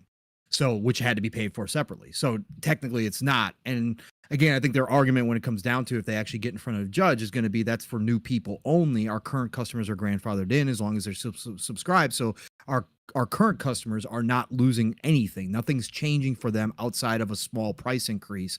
But that is, like they said, standard. Like this is not the first time subscription services have gone up. It's not anything new. Like I said, they'll come with a whole slew of reasons why they had to do it outside of Call of Duty and the ABK deal. So they were ready with the response, and because I knew, like I said, they knew this was going to happen the minute they tried this. So, like I said, could the FTC find a judge who is sympathetic to their case? Sure, they could. But again, they're not going to unwind the ABK deal over this. Nothing like that's going to happen. But Lena Khan, that's never been her intention. She would love to do it, but it's never been her intention. She admitted when she was brought before Congress why she was bringing bad cases to court was to set precedent. Like she brought losing cases on purpose to the courts to start setting precedent. That's what she wanted. She wanted to expand the power of the FTC, and losing cases, while she might lose overall, the FTC might lose overall, they still whittle away at some of the business's freedoms. And again, using Microsoft, one of the world's two biggest companies, as an example, to set that gives her power in itself. Because again, it forces other companies much smaller that don't have the reserves, don't have the funds, do not have the $1 million per hour legal teams that Microsoft does to take us 2 steps, 3 steps back and go, whoa, do we want to even try this? She admitted that's what they were doing. So this is just part of it, man. This is just part of it. But Microsoft is going to be. And to what Fahim puts in, Fahim adds in the chat, he says, so new people should suffer. Again, we came out here, Fahim, and said multiple. Sorry, Steele. No, you're good. Go ahead. No, we said it here multiple times when we talked about it, Fahim. The standard tier should not exist in our eyes. Nothing should be called Game Pass unless day and date games are included. Pure and simple. But yes, Fahim, in real life, in everywhere else, do sometimes new customers that aren't grandfathered into old ways suffer, quote unquote, using your words, right? Do they pay more? Yes, it happened in the cell phone industry. Yeah. Forever, when data first started, right? You could jump in, and as they expanded the data, right? All of a sudden, people were grandfathered into the old pricing points when data sucked, was very limited. I was grandfathered in at Sprint underneath the old data plan for I think it was $10 a month for unlimited data. I was grandfathered into that for ever. You were nobody. It was impossible to get. Yeah. So does this happen elsewhere? Yeah, of course. New people sometimes, unfortunately, if there's a situation where an older offering was better and cheaper, right? They miss out on that when they jump in new. But Steele and I made it very clear in our criticism that this standard tier that they're introducing should not exist. It doesn't, in our eyes, it's bullshit. But that's why they introduced it. Because the new people that look at that standard tier, if they genuinely investigate hopping into the Xbox Game Pass ecosystem, they're going to look at that standard tier and go, why the hell would I buy this when I can get Game Pass Ultimate for whatever it is, $5 more or whatever it is. Why would I do this and not get day and date games for $5 more a month? They present the standard to have that option there, knowing that a lot of people are going to compare it to Xbox Ultimate and just go, no, screw it. I'm just going to get the higher tier. I'm just going to jump into Xbox Ultimate because ultimately that's what they want. So that's all that tier was created for, was to create that very obvious difference between those two. But they could still say they offer it. They could still say, no, we got this tier for people who don't want to jump into Ultimate. No, it includes online. You're good. If you don't want day and date games, that's cool. You can jump into this tier, no problem. And so it's business strategy. It is definitely a business strategy. And the other thing too about just the whole suffering point of view. Again, to Paul's point, that is our stance. I don't get Game Pass existing and Game Pass and you existing and carrying on this Game Pass model, day one games and Game Pass, and for that not to be the case across the board. It's weird as hell to me. It does come across slightly scummy. But if you're talking about the new players that are going to come in or anybody that wants to jump into the ecosystem, I thought those people bought games. I thought those were the Call of Duty people that buy Call of Duty once a year, the Madden person, the 2K person, the FIFA person. I thought those were the people who don't buy all those other games or aren't interested in all those other games. So are two things possible to be true now? Or is it just one way or the other? Because I get constantly confused in conversation that people have about this on which one it is, because people will make it seem like, oh, you can only play games that Xbox has if you have Game Pass, when that's not the case. Sure, you need to have online, but if you're a Call of Duty person and online is still a thing on console, regardless that you have to pay for, doesn't matter what ecosystem that you go to, you still have to pay for it. And if you're not interested in any other games in the subscription service, then why would you care that you're not getting day one games? Because all you're playing is the games that you care about, right? Because I thought that's what people who only play the few games do. So it's just really confusing to me when people try to pose it as, oh man, these people are losing, when those are the very same people will defend and say, oh, it makes no sense for them to get Ultimate because of A, B, C, X reason. It's like, okay, well, obviously two things have to be true. And not only are two things true, but just because you have Game Pass doesn't exclude you from being able to buy games at any tier. P. Rodusa says, what makes Ultimate? Day one games. Now, yeah, 1000%. And it is a live service strategy that has existed for some time now. Netflix has done it. Hulu has done it. Disney is doing it. Everybody else is doing it. So why is it all of a sudden a problem for Microsoft to do it? Again, I don't have to like it, because it doesn't make sense for what they have said up to this point. Day one games and Game Pass. Look, I can't defend that. But if you're looking at the business side of things, when you're looking at the value side of things, you are getting Call of Duty as an example in Ultimate. If you don't want to pay $9 a month or whatever the case might be, and buy the game and do this and do that, like Bo Alpha mentions in the chat, loyal customers are going to get the benefit. And as an Ultimate subscriber, you are going to get no ads, as an example, as you can kind of roll that into this same kind of conversation. So it's like, it's all about perspective. Again, it is not something that I 100% agree with, but it does make sense. P. Rodusa says, but Game Pass Core didn't offer day one games. Standard is the problem. And again, no matter what, I still think across the board, Game Pass should have day one games, especially from first party, coming into Game Pass. Because that was the messaging. And that's on Xbox again. Xbox has to be held 1,000% accountable for saying that, oh, we're going to have games coming day in, day in the Game Pass. And then now it's changing the structure where now they're going to have to say day one in Game Pass Ultimate. Will they do that? We'll see. Probably not, because as a business, you want to entice people to jump into your service. Again, if you can't understand, if it is difficult to get the concept of believing two things can exist and that there is this gray area in between that me and Pong speak to all the time. Just because we agree or disagree with something doesn't mean that two things can't be true, as I've been mentioning. It is, and that's the biggest thing. So, I'll kind of leave it at that. Over here dropping stuff. Anything dropping?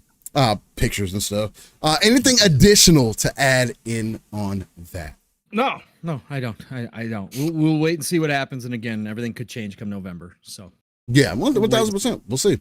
People Producer continues to say, once again, Game Pass Core existed. Why is it a problem now? I mean, there you go. Game Pass Core was just basically, again, I didn't like Game Pass. It was just Gold renamed, right? And offering you a selection of 25 games up front. Like, again, I'd love for us to finally get the breakdown. We know it's a massive percentage difference, the amount of people that subscribe to the lower tier versus the ultimate tier. We know that there's a large percentage of the Game Pass subscribers that are in ultimate. Right. We know, like, ultimate is the de facto for anybody pretty much who joins Game Pass as an ecosystem. Right. And I'd love to see the breakdown, because that makes a lot of this moot at this point. Like I said, the standard exists to push people towards ultimate. That's all it does. Right. But again, if you have core, you're grandfathered in, cool. Continue to run core. As long as you don't break your subscription, as long as you don't let that run out, you're good to go. You got it. Okay, they're not doing away with it. It's still going to exist. So, hey, good for you. But again, to me, I never liked the Game Pass moniker being associated with any subscription that doesn't include day and date, because I think that Xbox has built up this entire identity of Game Pass day and date, day one games, right? They've spent all these years pushing that. And like I said, the vast majority of people, I can almost guarantee you, are the percentages between who subscribes to core and who subscribes to ultimate is heavily on the ultimate side. So, but I just think that it does degrade that whole identity of what Game Pass is and what they marketed it as. And so for me, it's just weird that when you're going to redo it, and again, this isn't the final form. Let's be clear about that too. None of us who've talked about this on any of our shows have said, oh, they finally locked it in. This is the final form of Game Pass. No. There's going to be more changes down the road. Like, they are moving pieces around, seeing what works. They are trying different things, but this is not the final form. There are more things that are going to be in play here down the road. Next gen, whatever they do there could change this landscape entirely. They've got mobile coming in, which could introduce another tier as well. Now they've got the Amazon Fire Stick deal, which we've all said, or a lot of us have said, I don't know why I just turned off my camera, but anyways, a lot of us has said that we believe that they should have a cloud only Game Pass offering for those people that just want to play through the cloud on Fire Stick, right? Now that you've introduced this big deal with Amazon and the Fire Stick, it makes zero sense that people pay for Ultimate if all they're going to use is their Fire Stick. Like, they should have a cloud tier. So I think this is not the final form. I think we're going to see more changes down the road. I just don't like the idea of not day and date games. I didn't like the idea of core just being Xbox Gold rebranded. It is what it is. Okay. Again, we talk about this, but big business going to big business, and they're going to do what they're going to do, and they've already done it. So, but here we are again. Overall, doesn't matter at the end of the day. The FTC is going to take the bait. They're going to go after this. They saw it. They're going to take their shot, man. So, and Xbox and Microsoft knew it. I mean, there was no question their legal teams knew this, that this was discussed internally the minute that they were going to try this. So they're ready. But we'll see. We'll see what the final form looks like at the end of the day. Yeah, 1000%. I Down the mean, road. at this point, that's all that can happen next, 5 and years what from we can hope for. Meantime, Halo shows are getting canceled, and we got to deal with the potential of that's going to be as well. They gotta shop things around, figure out what works for them. Again, there is a lot of things going on within Microsoft right now that people just want to have answers for and know that things are going to be moving the right way. Along with the rumors that 343 wasn't going to be working on Halo anymore, as an example. And there's just a lot. There's a lot that's on the table right now, as far as for Microsoft and what Xbox is trying to do, just in the eyes of the consumer and everything. It's gonna be interesting to see how they pull people back in. But is canceling the Halo show part of that strategy? I don't know, Pong. It's a very interesting thing to see that it did get canceled after 2 seasons. I mean, and that's on specifically Paramount Plus. Speaking of subscription services and the slew of them that are out there now, I do think that part of the reason that the Halo show did end up getting canceled was because Paramount Plus isn't inherently. I don't find value in the service outside of certain shows, for an example. And after Halo ends, if nothing else is keeping people in the subscription, then why would you continue with that show, right? Now, I'm not saying that it was a driver for people. I've had a lot of people, again, my own parents, that have come to me and said, hey, we actually like the Halo show and what they did in it. While you have the hardcore people like myself and others who are more enveloped in Halo lore and whatnot come out and state that, hey, they did some things that are very, very questionable, and they should have favored, or at least, and you made this point, it was either on Thursday or last night, Pong, that to at least have played the game. Maybe even read the books, potentially. Like, you don't have to play the game, but maybe read the books. Like, telling people that, oh, well, we didn't want our vision to be, look, there's a reason why the Fallout series worked really well, and maybe this is also the potential of that. There could be some things happening behind the scenes that are being reworked, right? They may be looking at this completely different.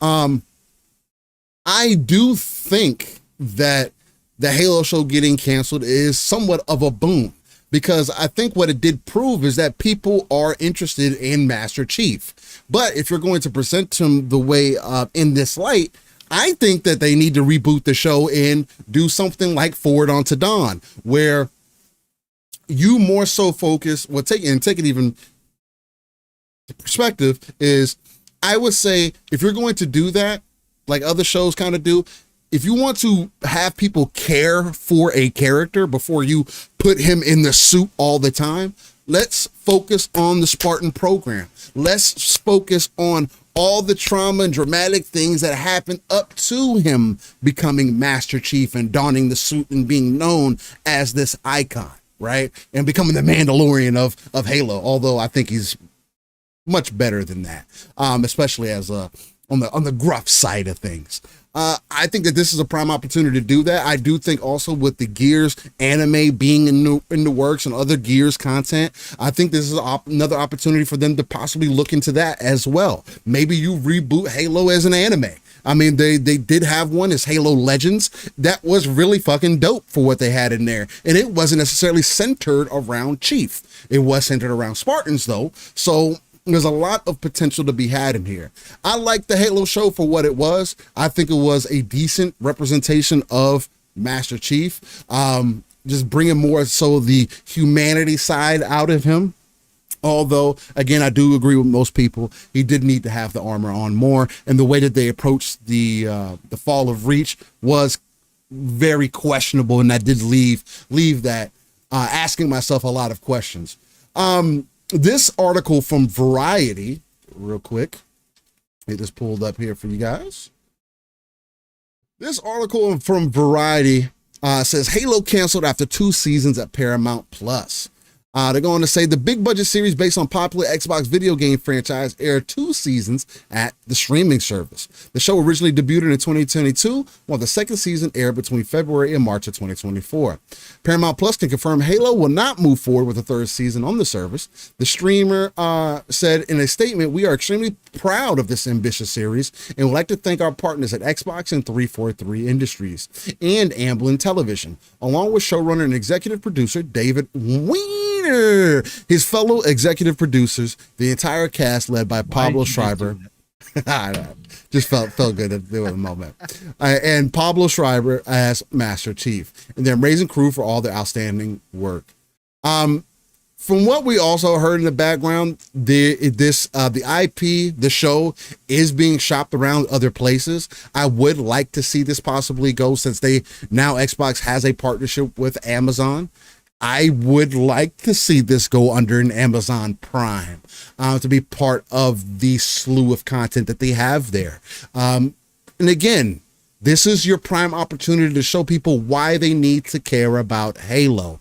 Let people get invested. Halo is 20 plus years removed from most people. And if you want to honor the hardcore, you have to have a build-up. People like drama, people like interesting things happening, people like people getting tortured and all this other malicious stuff that be happening behind the scenes in some of these shows. Well, not behind the scenes, but on these shows, excuse me, because behind the scenes is that's questionable. We don't like those types of things. But on these shows, people love drama. Let's lean into the drama. Let's show people who John 117 really is, why he became the way that he is, why he's as cold as he kind of came across in Halo 1 as a Spartan who has lost many in his time donning not only the armor, but also going through the training itself. Pong, I mean, I know you haven't been up to date on the Halo show and everything. Coming off of the last topic of the FTC and Xbox and Microsoft changing prices and them taken back to court, and now with shows getting canceled, we're getting rumors about 343 not going to be the steward of Halo moving forward, which again, when I saw that, I was just like, I don't get these people out here that want teams like 343 or the Coalition or any, why do y'all want them to work on the different games all of a sudden? There's a reason that they were created to be the stewards of this. I understand that. I've said that before. I would love to see Coalition. Which I get, but yeah, I get it, but for me, it's like they were called these things for a reason. Why not flush out the universe in those universes instead? That's kind of my perspective on it. But nonetheless, how do you feel about this? Do you feel like Xbox is doing some very bad things and these are tales of bad signs happening? No. First of all, Ghost Wolf, we are getting the Gears of War TV series. We're also getting a Gears of War anime. Yes. So there's two projects in the work right now with Netflix. We are getting Gears of War, which is going to be dope as fuck. Make no mistake about it. Okay. In my eyes, right? Okay. This is not facts as always. This is just what we do here. But in my eyes, this is 100% Fallout, pun intended, over Fallout. Okay. This is 100% Microsoft and Xbox's eyes being open to what good transmedia, great transmedia with one of your IPs can do for you. Again, Xbox had aspirations to become this back during the X1 generation, right? The Xbox One generation. They had started up studios. They were going to do what Sony does and have movie studios, TV studios on top of having their gaming division to be able to do this. We know the whole story, how that all went. It blew away. I've been talking about it for years when we were talking about them getting WB, that it would be great because I think Microsoft eventually will get back into the entertainment industry as a whole and own some of their own production studios so that they can take their own IP and control it and do stuff like this. Now, obviously, it seems like right now they don't have an interest in that, so they're partnering with people. They partnered with Paramount Plus. They brought on a showrunner that obviously had zero interest in appealing to the gaming fan base first. Now, I say this understanding that there are Halo fans, Mav, Steel to some degree, but there are Halo fans who actually enjoyed what they did with the Halo series. I get that, okay? And I'm not taking away from it. Again, casual Halo guy, I could care less, right? But the facts are the facts that if you are going to take a gaming IP and turn it into a series in any way, shape, or form, you have to respect why that franchise even exists in the first place. And that's because of the gamers. And if you are going to come out before the show even launches and talk about how, oh no, we didn't want to look at the games, we didn't want anything to do with that. We were creating our own vision. So no, nobody here played the games. Nobody here looked at the games while we were writing the show.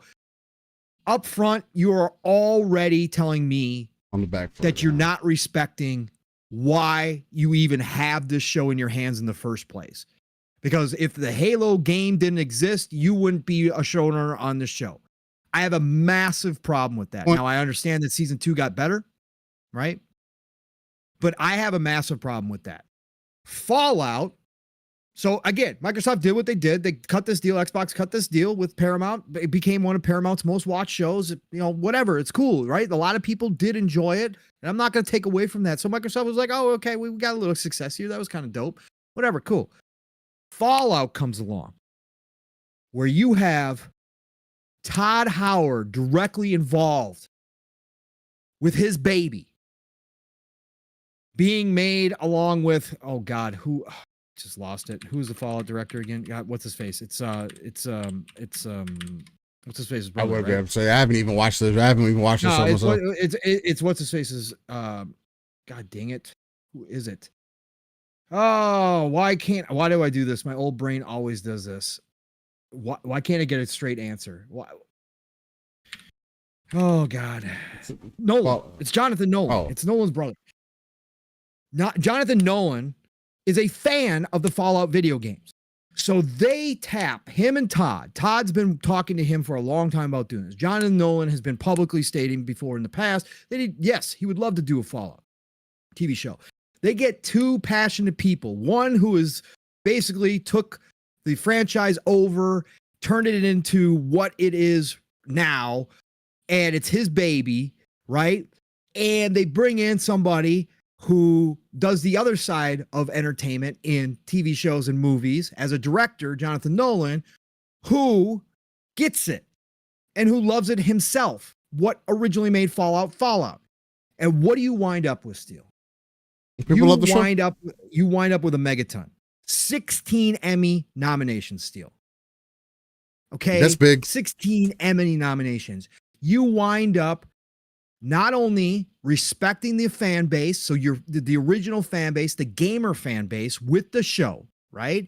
So you get them loving the show, but you also take Fallout to the masses, and people who've never played Fallout games before fall in love with the show. Mm-hmm. The double whammy, the perfect mixture of what, again, Halo was trying to grab and create this dramatic show around Master Chief and make Master Chief more human so that it would appeal to people. And like you said, Steel, it did. You had your parents talk to you about, like, it did appeal to the masses mm-hmm. Some masses who may not have played the Halo series before, but they forgot the whole gamer base or a lot of the gamer base. Yeah, because I think it was still would have pulled in more people that way as well. But Fallout grabbed both and did it so well that Fallout as a series started averaging 5 million players per month across all the games. Okay. Real quick, Harry Ball says Fallout universe appeals to more people than Halo. Doesn't matter how good the writing is for Halo. Because of the sci-fi fantasy elements that Halo plays into, that would be like saying that people don't like Star Wars like that. They don't like Star Trek like that. They don't like all these other Stargate like that. And these are all things that Halo touches on to. Just because they're wearing suits doesn't necessarily change. It's not Power Rangers. And Halo is a very mature story to be told. Very gruesome, has horror elements, all the great stuff that is in that. I think they're different from each other for sure. And I would say the reverse.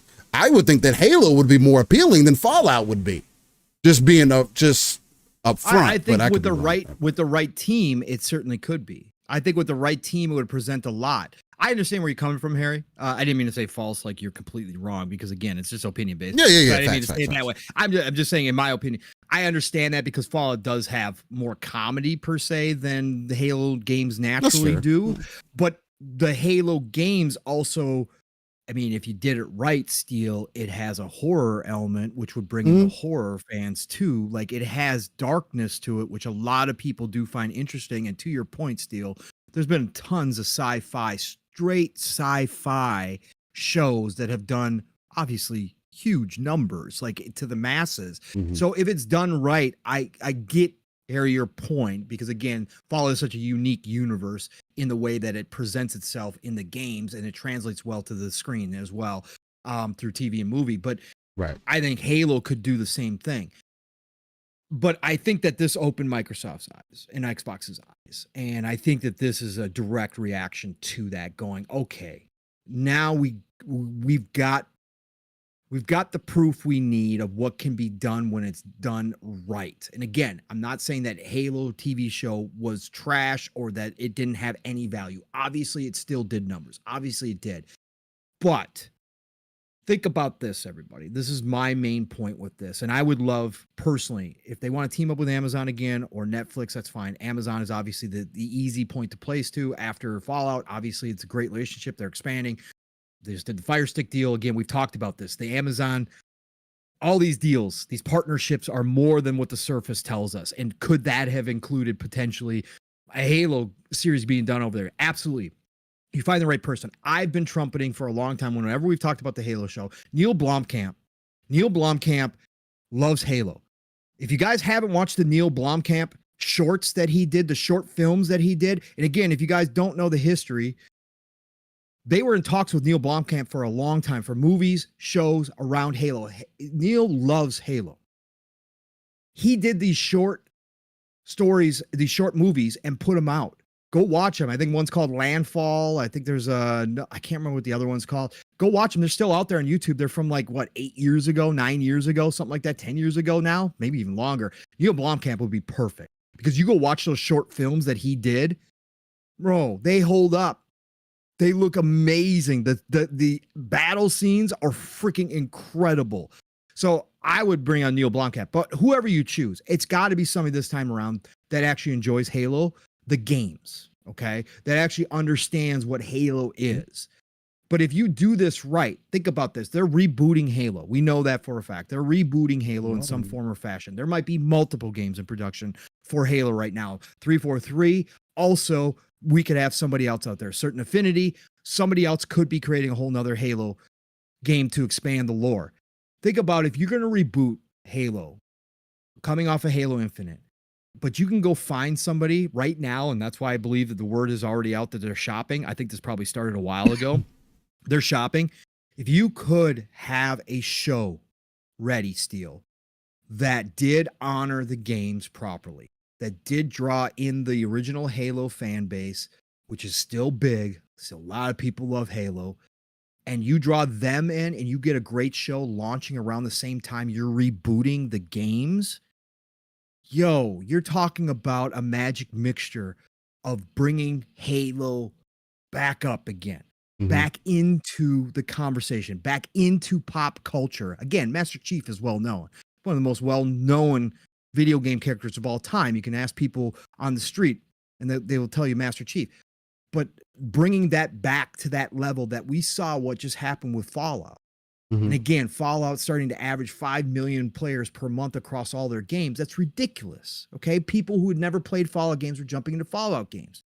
So I think this is an opportunity still. And I'm actually pretty optimistic about hearing this and what they're doing, because I think that unfortunately for the Halo for Paramount Plus, there was good parts, but people, the memes of Halo, Master Cheeks, and that kind of stuff was more prominent than the actual show itself and the content itself. And obviously there's still people talking about how he slept with an enemy. Like, okay, like again, This is not the impression you want to have out there of Halo. So I think if they bring it back to the core, they build a great action-based TV series that, sure, you can still do things. Like you said, Steel, there's plenty of stories to be told within Halo universe. Oh, yeah. Tons of freaking lore. And obviously Master Chief's story, you could go, like you said, all the way back, how he became. Like, and then you go different directions if you want. You know, come back later. Right. You know? But if you do it well and you come in and you respect that, where it started and why it even exists in the first place as a game, and you respect what made those games special, and you create this, and then you reboot the franchise on top of it around the same time, then you've got that situation that a lot of people talked about. What if Bethesda had a new Fallout game ready for the TV show, right? When Fallout 5 was dropping right around the TV show. Can you imagine the sales of that game out the gate? Yeah, probably did well. It would have been ridiculous, bro. So I think this is really I'm optimistic. I think this is a really great chance for Microsoft to do right, Xbox to do right by Halo, and really reset it again, both in the games and in a show, transmedia, using that IP to its fullest. Something we've talked about. We're seeing it now with Gears. Hopefully both of those projects continue forward. And hopefully they both come out great. If one hits and the other one doesn't, that's fine too. But they're trying. And again, that could be massive because one of those series, maybe both, could be ready about the time that E-Day drops, right, Steel? Again, that's how you take advantage in this day and age of having IP that has now become, outside of gaming, popular, that has the potential to expand your fan base even further to people who would never consider picking up a controller and playing one of the games. This is how you do it nowadays. We saw what Edge Runners did for Cyberpunk on their comeback tour, right, Steel? Yeah. We saw what there was still when Edge Runners again. Everybody likes to rewrite history, but Steel and I, since we were both fans of Cyberpunk 2077 from day one without any patches, and we both were out here talking about how great the freaking game was, right? It's easy for us to remember, but they were still getting slammed. The hate train was still alive and well when Edge Runners dropped. All of a sudden, Edge Runners dropped as a great anime based on that franchise, and suddenly you started seeing just a little bit more positivity. And you saw people here and there go, God damn, I just watched Edge Runners. Is this what the game's like? Is this what the atmosphere is like? I gotta go check out Cyberpunk, even despite everything, right? And you saw more people jump in, right? That's the power nowadays. And I think that Xbox is learning their lessons. And I think this is one of the lessons learned. That's why I like this, Steel. And I think we're going to see more of it down the road. And if they can start hitting on these like they did with Fallout, it doesn't even have to be to the extent of Fallout. It just has to be, a good portion of the Fallout success. You're going to see a lot of franchises see a nice little bump from that. And I think that this is a good moment for it, man. I'm happy to hear this, actually. I definitely think that there's many different directions that they can go now. I do like Dekado's idea of doing something like he says, I think the best way is an ODST MC Master Chief and then Locke series, very different views in the Halo franchise, and then possibly combine, well, not possibly, because they do intersect, especially going into Infinite, and how they would want to end up treating that story. Again, just having Oni be part of the story in totality, especially coming off of ODST with somebody like Buck, who was an ODST turned Spartan, who became part of Team Osiris, which was under Oni, which again Locke was part of, is another way to introduce characters into a universe and then roll into other different perspectives. There's just so many things that could be done with this that I think would be super dope and would be worth their time. So hopefully this doesn't just go away.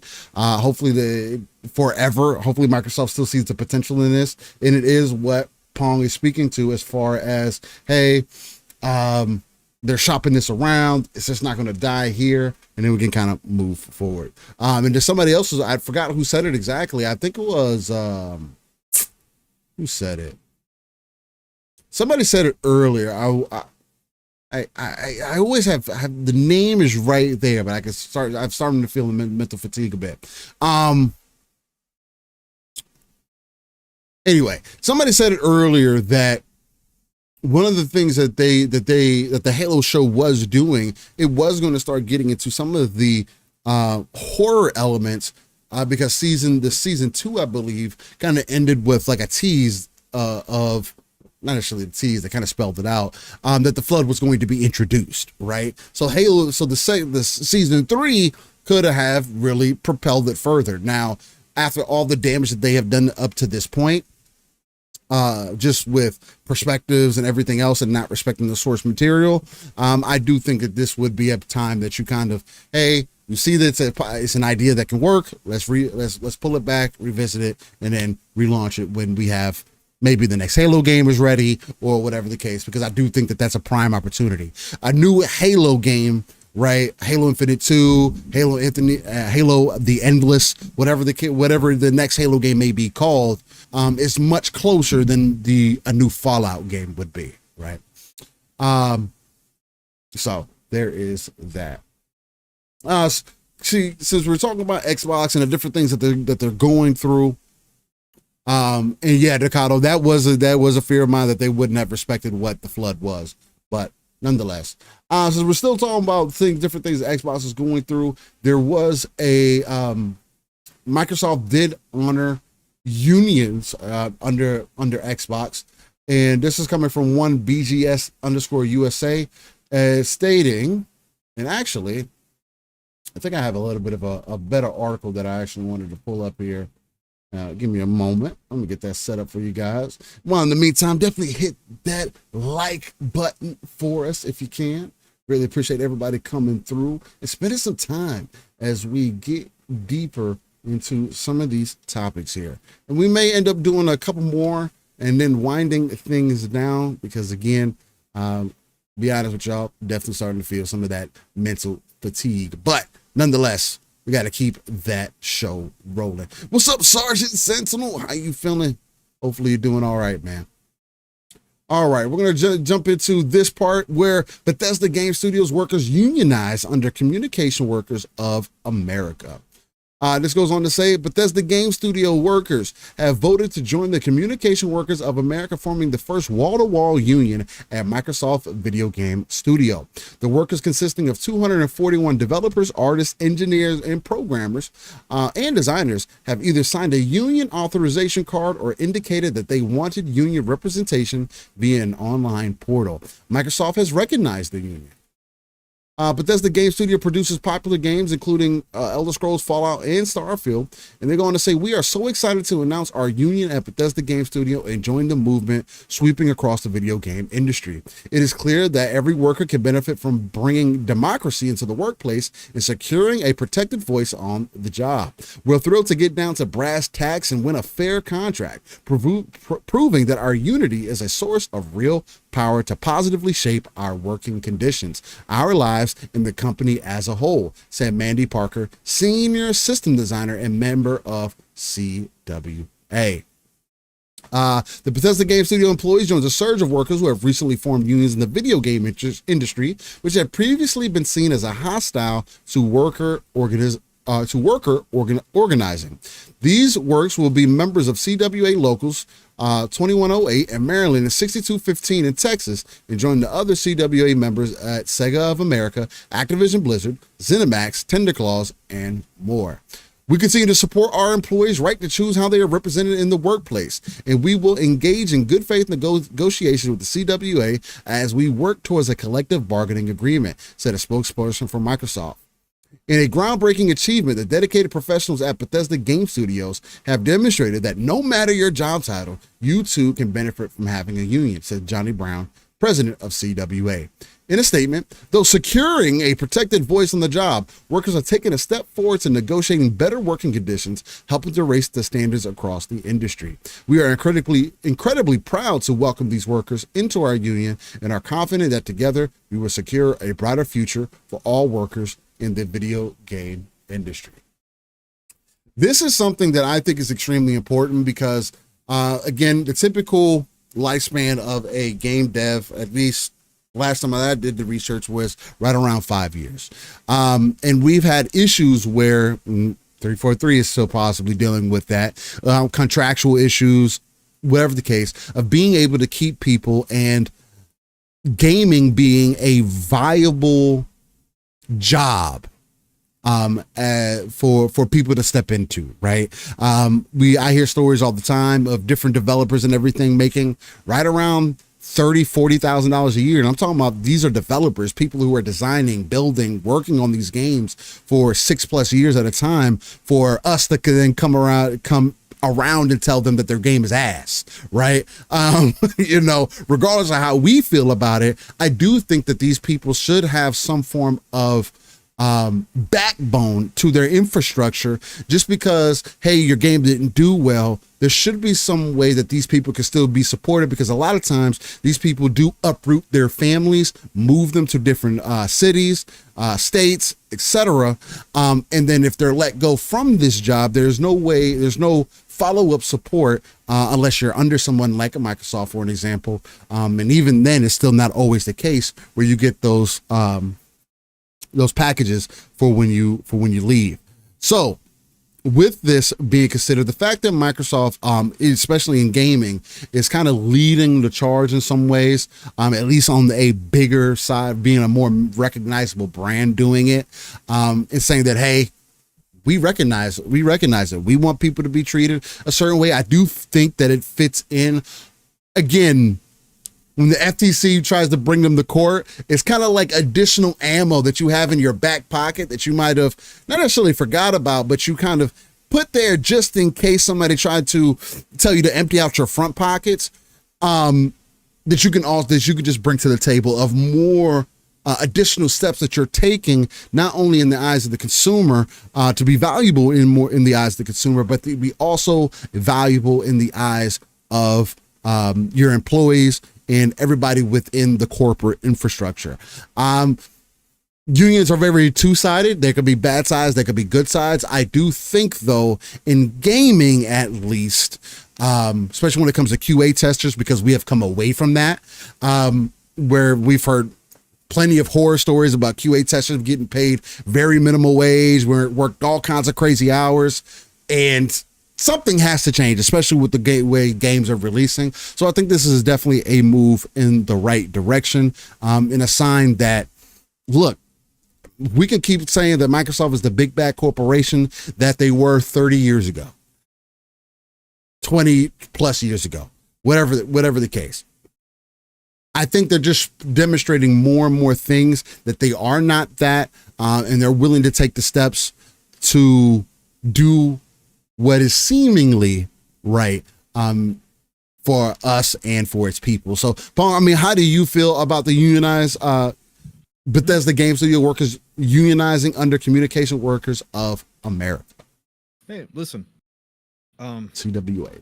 I made this clear. I think that the option should always be there for people, and I'm happy to see it. And again, this was one of the points of contention that a lot of people had. People said that Microsoft was lying about the unions just to get the ABK deal through. But here's proof in the pudding, right? They signed off on this. This is not just QA testers. This is 240 people, including developers, engineers, et cetera, across the board that are unionizing, and Microsoft has signed off on it. Mm-hmm. I think people should always have the option. Unions are a thing. Like you said, Steele, I've made it clear here when we've talked about unionization in the past. I come from a union family, okay? My stepdad was part of the mechanics union for the airlines, okay? He worked at Northwest Airlines, and then obviously Delta, and when they transferred in 2010, but he worked them for over 20 years. And I went through multiple strikes, okay, as a family, right? Mm-hmm.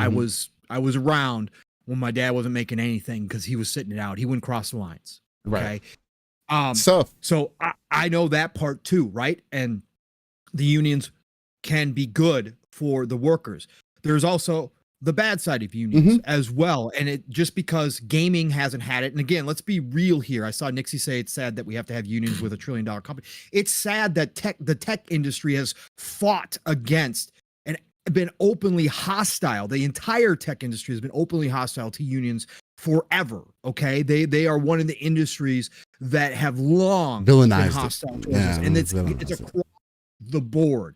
So the fact that Microsoft, being the $1 trillion company, signing off on unions finally, I said from the get-go when we started talking about this, that was a big moment for people to have a company like Microsoft say, finally, in this industry, and not just the video game industry, but the tech industry as a whole, to finally have a company like Microsoft lead the way and say, we will we will go ahead and not stand in the way of unions. And now we do hear that they officially signed off on this union with Bethesda. That's the proof in the pudding, and I think that goes a long way.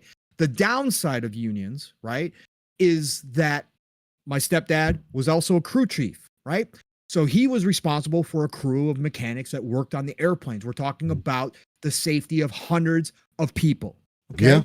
And he would have to sign off on the work that was done. Yeah. So he had to trust his guys. Yeah.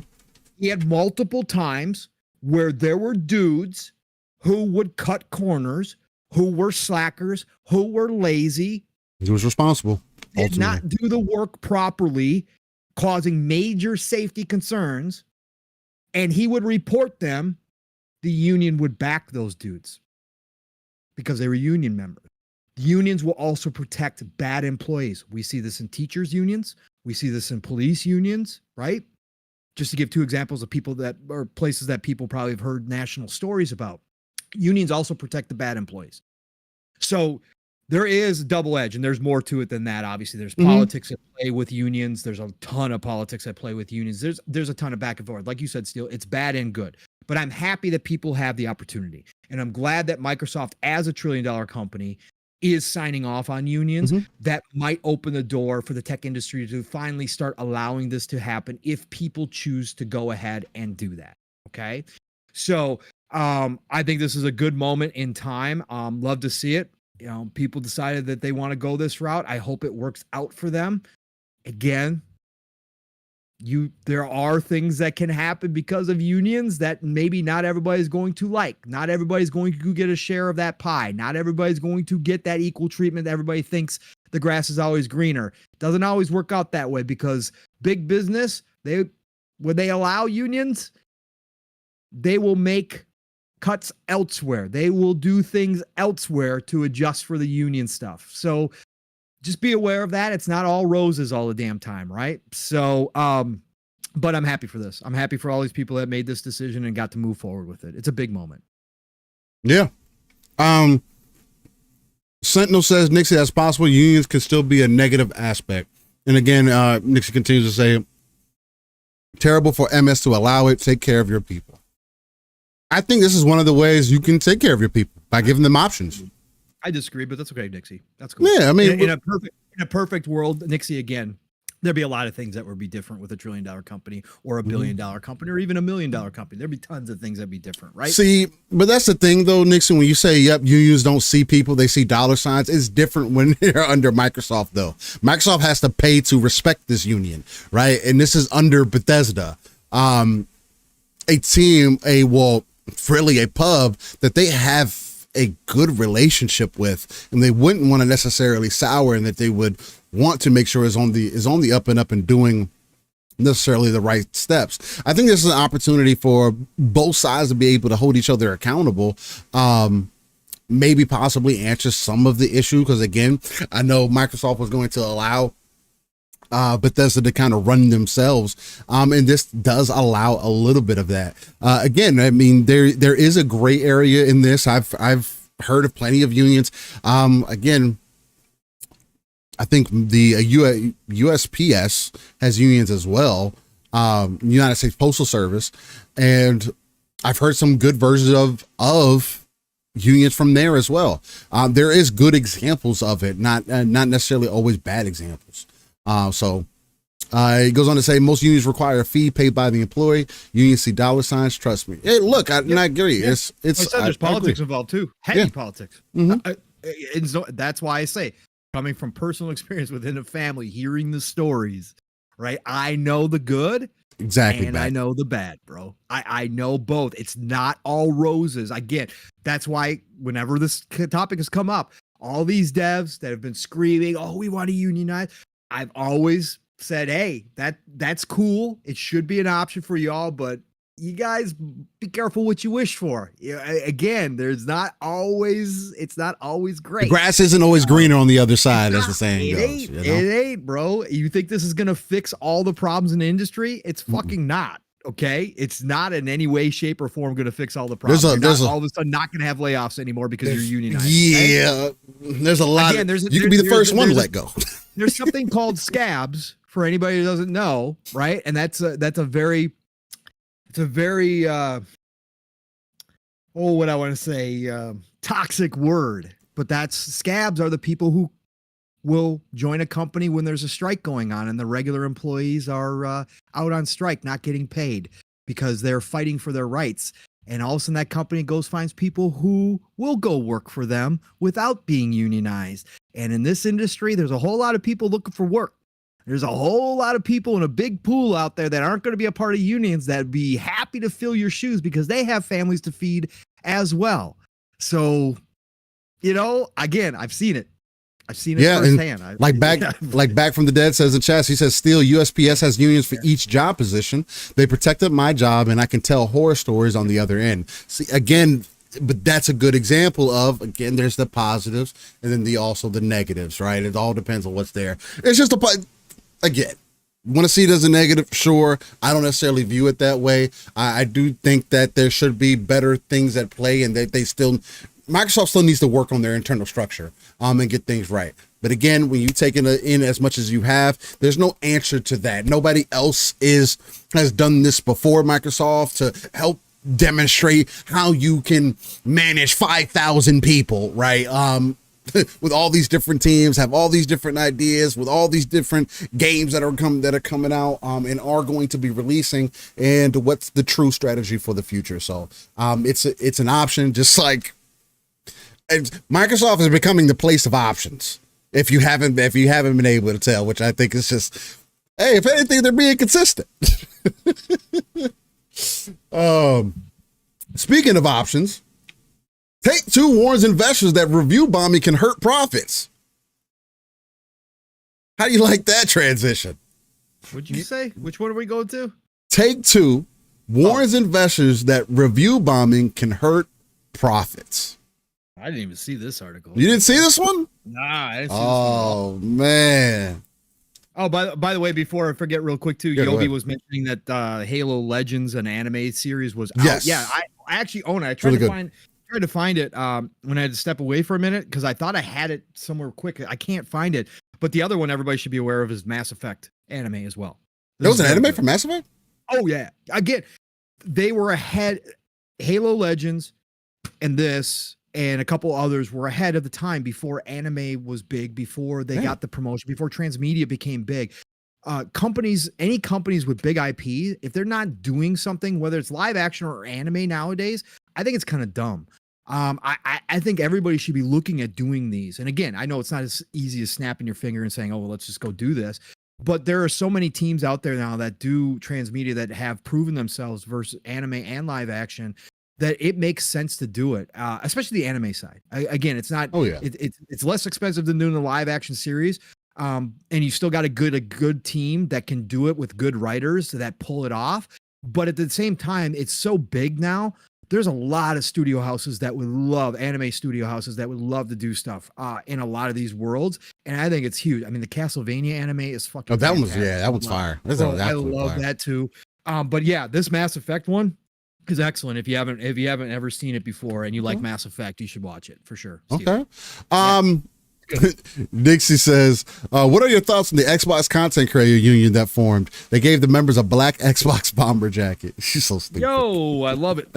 I love it, bro. Hey, man. Go get yours while you can, Nixie. Sorry, that's what this world is on, man. Go get yours while you can. Whatever you got to do. I don't care. There's a lot of unions happening. I've watched some of my favorite creators in all different realms sell out, quote unquote, sell out. Bro, go get it. Just go get while you can, man. While the getting's good, go do it. I honestly, at this point, I don't fucking care anymore. Yeah, man. Not everybody has the same metric of standard. Nah, but go get your bag. And I'm not gonna fight it. It is what it is. Nah. Your viewers, your fans have to decide for themselves because it's quite obvious when you are one-sided, when you are, whatever, being paid or getting, free shit, whatever the case may be.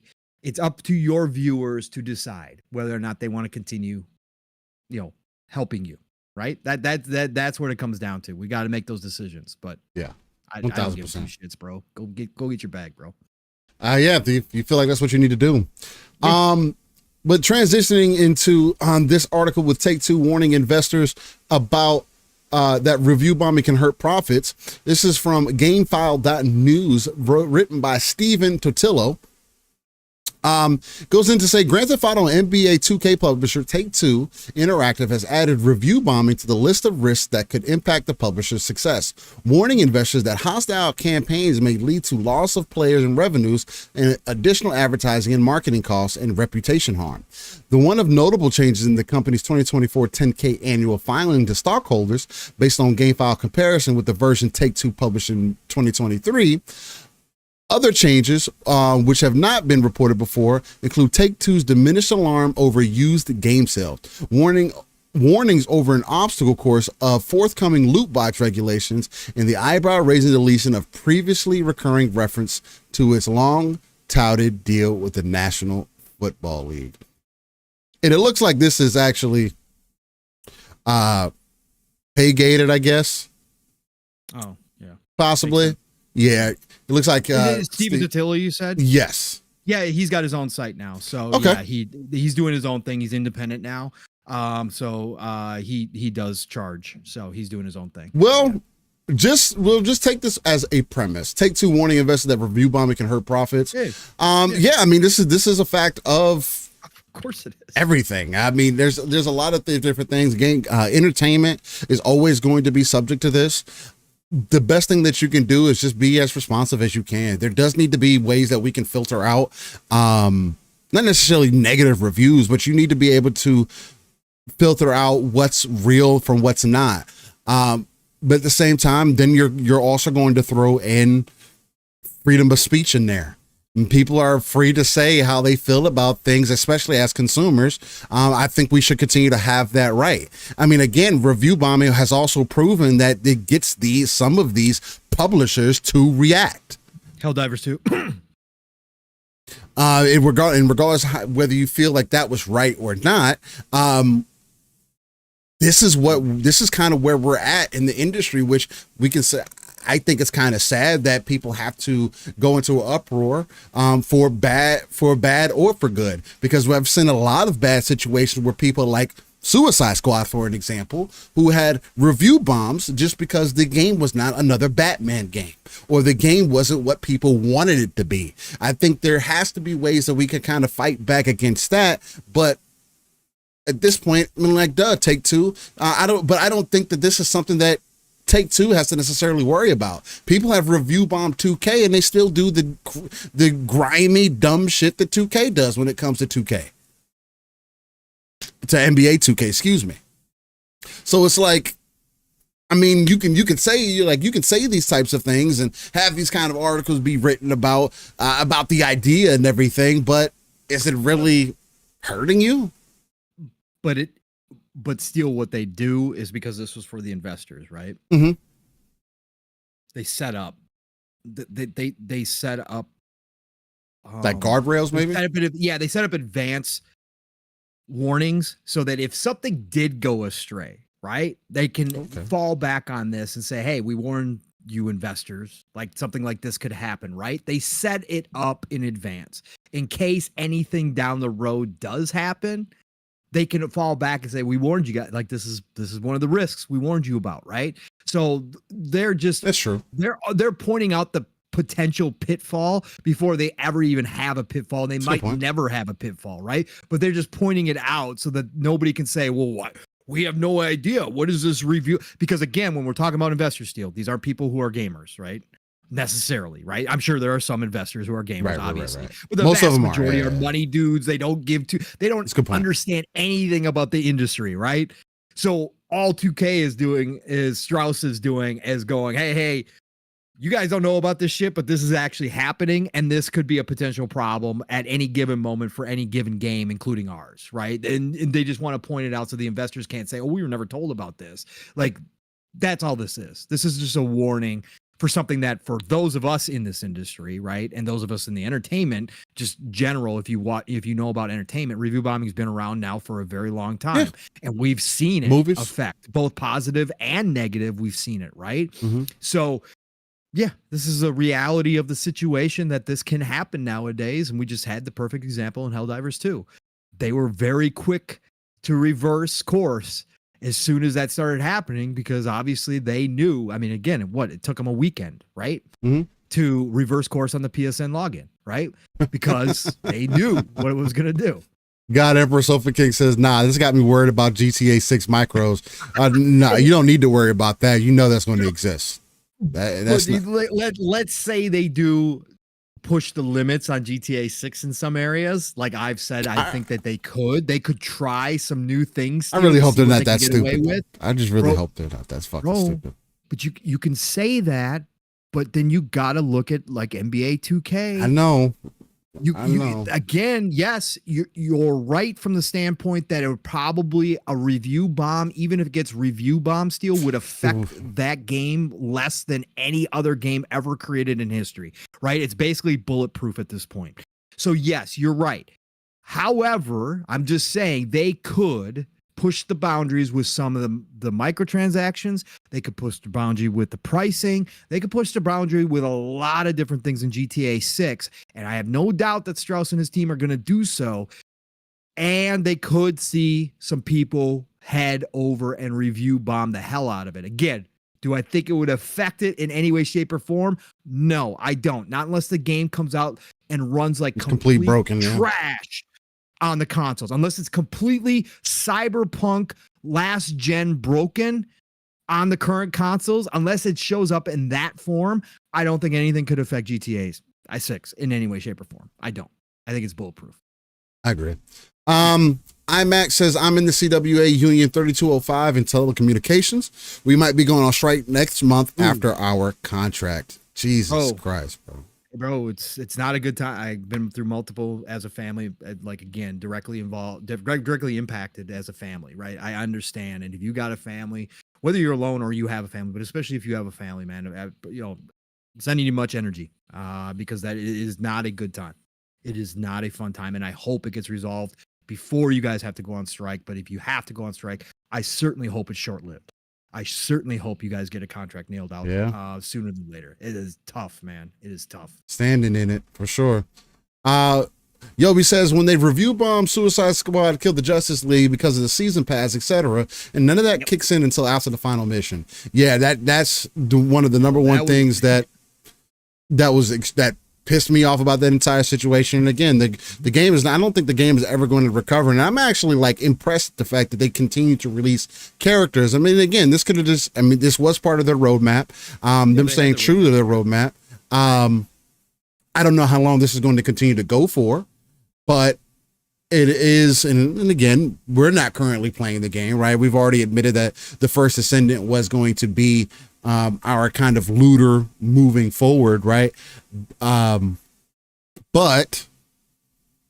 outside of that, we were also the main ones saying that, hey, this is actually a good fucking game.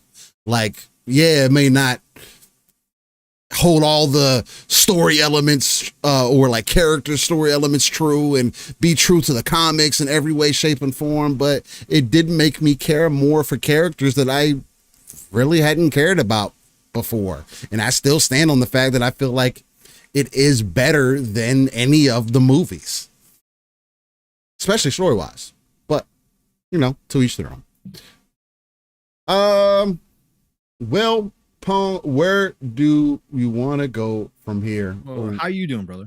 So I want to I'm definitely feeling it. Definitely need to start winding down here shortly. I mean, for sure. I don't have. I mean, there's not a whole lot. So I feel like I missed something, but real quick, I do want. I've shouted out this man and this team many times over the years, even though I haven't invested in a long time into the game. But I've got to shout it out again, Steele, because I think it's important. Which one? And that's Sean Murray and Hello Games with No Man's Sky. Oh, yeah. Like these people. Again, I was day one on No Man's Sky. Right, I bought it at launch when it was not what they had promised it was going to be, right? And that was what, now 8 years ago, whatever it's been. Jesus, it's been a long ass time. But I was day one on No Man's Sky. And I've gone back to it multiple times. But this team to continue to provide content, Steele, all this fucking time, and it's all free. And now you've reversed you've reversed the entire identity of the game so much, right? From people trashing it, from people saying that, Hello Games scammed them, to, Sean Murray, was a total complete con artist from back in the day, to now where people are actually, every time they release a new expansion, Sean Murray actually jokes about it now, that people are all over him. Let us pay for these expansions. We want to give you money. Hello Games. We want to stop releasing free content. You guys have given us so much. We want to pay for the content. Like, to see this redemption arc is one of the great, like, Cyberpunk is fantastic, right? Cyberpunk's redemption arc is amazing. But Hello Games' redemption arc is on another level with the amount of work they put into this. And now they're working on their second game, Light No Fire, right? Mm-hmm. Which I'm super hyped for. It's going to be open world fantasy world. Like, I can't wait to see what they do. But they are taking now, Steel, much like State of Decay team has been updating State of Decay 2 while they work on State of Decay 3, because they're trying and testing new things that they're putting in the State of Decay 3. They test ground and update and fix and make better State of Decay 2. That's what they're doing now. So they took a bunch of the tech that they've been working on in Light No Fire, and now they moved it over into another expansion for No Man's Sky, and this one is called Expedition. It's Expedition in its World's Update is entirely focused on combat. And a developer, Hello Games, says it's made something very Starship Troopers.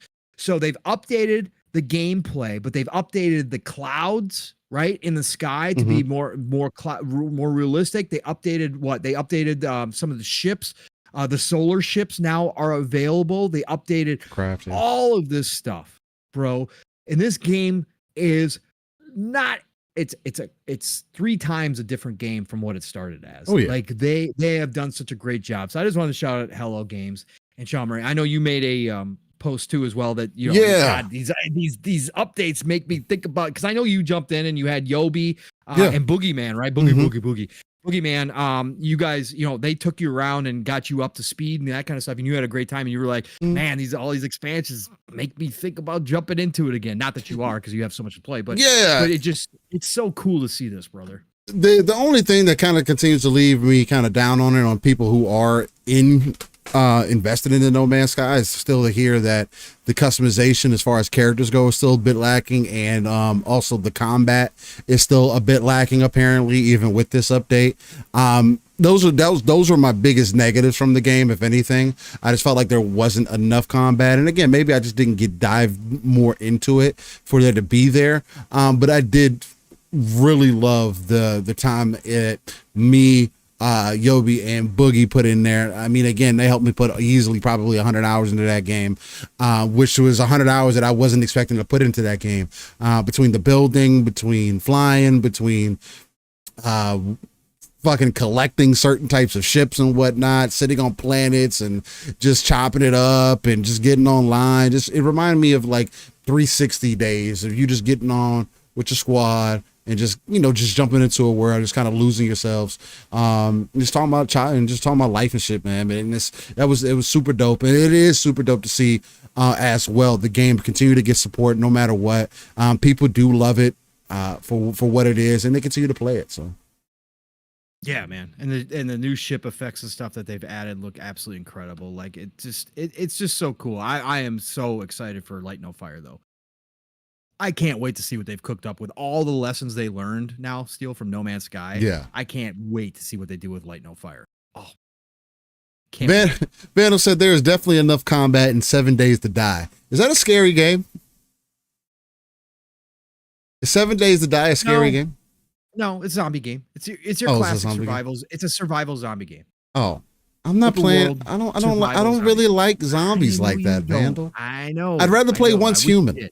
I'd rather play Once Human. They got zombies in there. That's good. That's good enough for me. That's a limit. And they also got some fantastical elements in there. And I'm not even a Stranger Things dude. So it's like, yeah, I'm more so of that echelon. Let's see here. Yeah, I don't have anything else particularly on my end of things that I've written down here. Oh, I did want to make a quick PSA. Shout out to Dark 1985. I watched a video of his yesterday talking about he apparently is having PC issues. His PC apparently cut off on him a couple times. And he was coming from the perspective that and again, it's not a negative now. CrowdStrike? Maybe. Appreciate you, Ghostword, for coming out. Steel Yobi says, I dropped some care packages off for Steel. It was badass to see. He was busy, and when he came back, he was a billionaire. I was living real good. I was living real good in No Man's Sky. I could go back right now. I'm telling you, dog, like they were trying to go get me to do stuff, and I was like, oh yeah, I'm trying to build my house out, man. I'm trying to like get set up, and I built landing pads for everybody to come by and land, and I did the whole thing. Anyway, I wanted to make a PSA because Dart made a video coming from more so the casual perspective that like even I've talked with Pong about just the ease of use of consoles, not having to worry about certain things, and because he was making the point that, and again, he did get a pre-built from Walmart. I'll pre-state it with that again.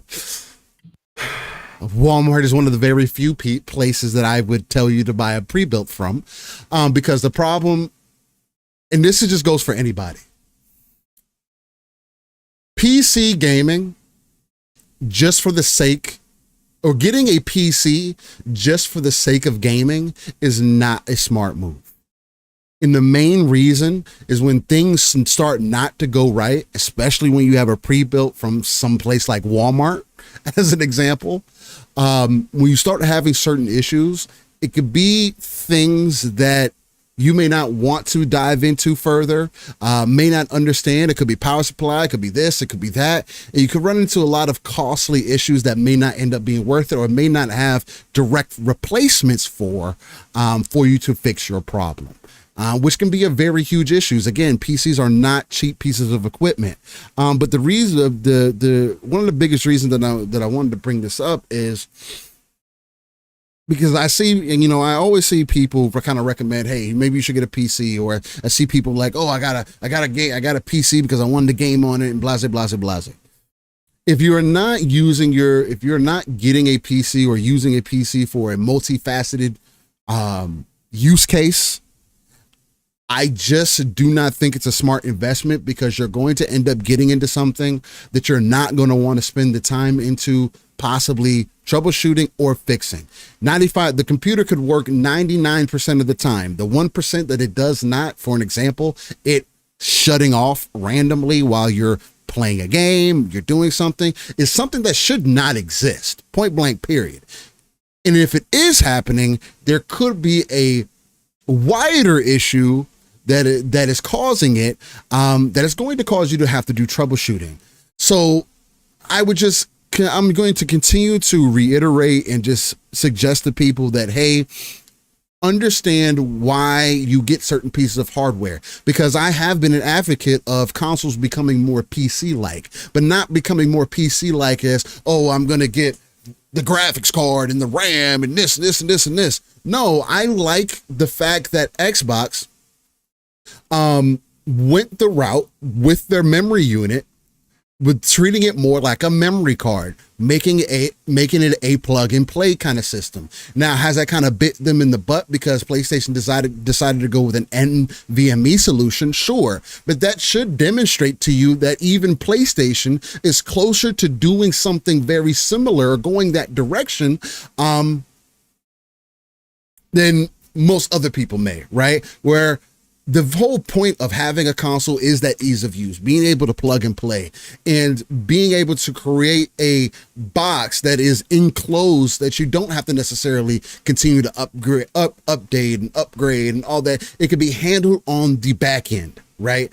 And I want these companies to continue to invest in that, to continue to reiterate and put the R&D into things like that, because that's how we get more bang for our dollar. I don't think the answer at the end of the day is everybody getting a PC-like device. And I just want to continue to recommend, because I gave him some recommendations like, hey, could be dust, it could be this. I mean, a lot of times that stuff is reflected.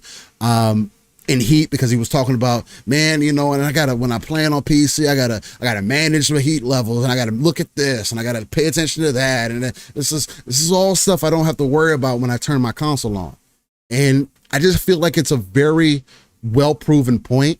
And no matter what anybody else tells you, do not feel bad for ever buying a console. You're in gaming because you enjoy the hobby for what it is. You are not in gaming to sit here and troubleshoot for 3 hours to try to get a game work and it not end up working. It's very bad to get into it that way. I know some people will tell you otherwise of, hey, instead of getting a console, you should try to get into a PC. Nixie, is he trying to launch a misleading? No, he's not trying to launch a misleading. It's a thing that happened to him. His experience is his experience. It's kind of some of the things I get in the pawn with sometimes. We have Xbox party chat issues and other shit that just doesn't work the way that it's supposed to sometimes. That these things just happen on PC, and it can happen consistently. I just wanted to kind of put that out there a little bit, and I know, Paul, you're about to say something, because I just see more and more people, shout out to Oh No, It's Alex. He's also a main proponent of telling people not to get a PC, or not. Well, he does say not to get a PC, but not to get a console and save your money and get a PC instead. And again, I just don't, not everybody is that gamer. And to only get it for gaming or for the main reason to be gaming, it just is not a good idea. So, little PSA. Go ahead. I mean, I don't want to discourage people as somebody who was, console only like forever, up to this point, right? I was console only player. I don't want to discourage people because I think that if somebody is that interested, or if somebody says, listen, the console just isn't giving me the performance I want, I really do want 60 frames on all these games and blah, blah, blah. Yeah, then it's fine. Then I think that, if you're going to go spend the money, that, please, by all means. However, you can't think of buying a PC the same as just going and picking up a console. Like, it's not. It's much more complex than that, and that's like that should be like common sense, but it's not, because people who are console only players just kind of get used to it and go, oh well, if it's a $1,500 computer, it's a $1,500 computer, and that's no matter not where the I way buy from it. That's not the way it works. And I bought a pre-built too, but I was talking to Steel about it at all times and going, what do you think? Like, am I making them, like, is this going to be okay? Like, is this, we went through stuff. You have to investigate if you're going to invest in a PC. And if you're going to invest in a PC just specifically for gaming, you definitely have to do your investigative work. You have to make sure you understand what you're buying. And it can be frustrating. Again, yeah, it can be very frustrating. Again, for the masses who aren't a part of a community like this, I can't imagine. I mean, I'm sure many of them just go out and buy them. I mean, that's why you see so many people buy gaming laptops, because it's just simple, it's easy, whatever else. But I would suggest, if you're in this community, you're thinking about jumping into PC gaming, there are so many people, Kay Asante, Steel, there are so many people out here willing to help you out. And willing to answer your questions. Do your investigative work. And if you are comfortable building your own PC, please, by all means, go that route. I didn't want to do that. My first time out, never really diving deep into tech, I didn't want to go build my own PC out the gate. But you also got it from a decent place. So. Yeah, and I got it from a decent place, and I was talking to Steel, though. I was talking to somebody who was PC specific, like very much asking questions like, am I going to get screwed? Like, is this going to be a problem? Like, and to PC, to Steel's point, even if you think you're getting a top quality pre-built, you just don't know who put it together. You don't. The main concern is the parts. Everything. The main concern is the parts, right? And Walmart is bad about that shit. So yeah. So but I'm not going to discourage anybody if you're looking for that performance. If you now got a taste of 60 frames, and that's something that really you need, and that the consoles aren't always providing that, and you really want to jump in, please, by all means. But again, just know you got to do your research a lot more. And please, if you're in this community, just reach out to people who are. There's so many people out here willing to do it. There's so many people willing to help you, right? Again, this is going to be a growing situation going forward as we move forward in tech, by the looks of things, as consoles become more PC like, and we'll see what next gen brings. But I think more and more people, as we've seen, still are doing that conversion and starting to get interested in PCs for a variety of reasons. But just do your homework, folks. Just do your homework, please, because it's not as simple. Not every, when you go pick up a Series X, you can get a bad Series X because it was mass produced. You can get a bad build, but it's like the same parts are going into every single fucking box. Okay. So chances are whatever Series X you pick up is the exact same as the next person that picks up that Series X. Okay. Whereas PC, that ain't the case. Even if it's the same box, they could be completely different in each box. Like, you got to know, like, hey, I'm comfortable and I'm confident that I'm buying something that, even though I'm spending a lot of money, is not built with cheap shit. Right. And that's going to cause me problems down the road. So, yeah, and that's definitely the main thing to consider. So, E-Rank says console war is easy to get. Xbox, PS, Nintendo. Meanwhile, PC community judge over handhelds, laptops, pre-built custom launchers, NVIDIA, AMD, Intel, AMD. Hard to keep up with. Okay in the PC world. You know what's okay in the PC world, E-Ranks? Whatever the fuck you can afford. Yep. I feel the same thing about all hardware. You know what's good? What you can afford. What are you looking for?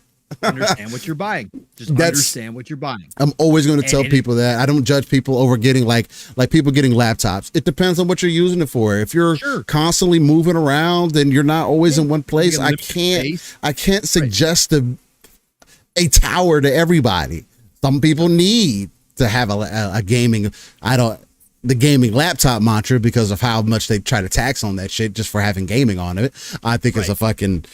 Is asinine. Isn't the same even when you buy a 4080 laptop? Yeah, no, it's not. No, bro. If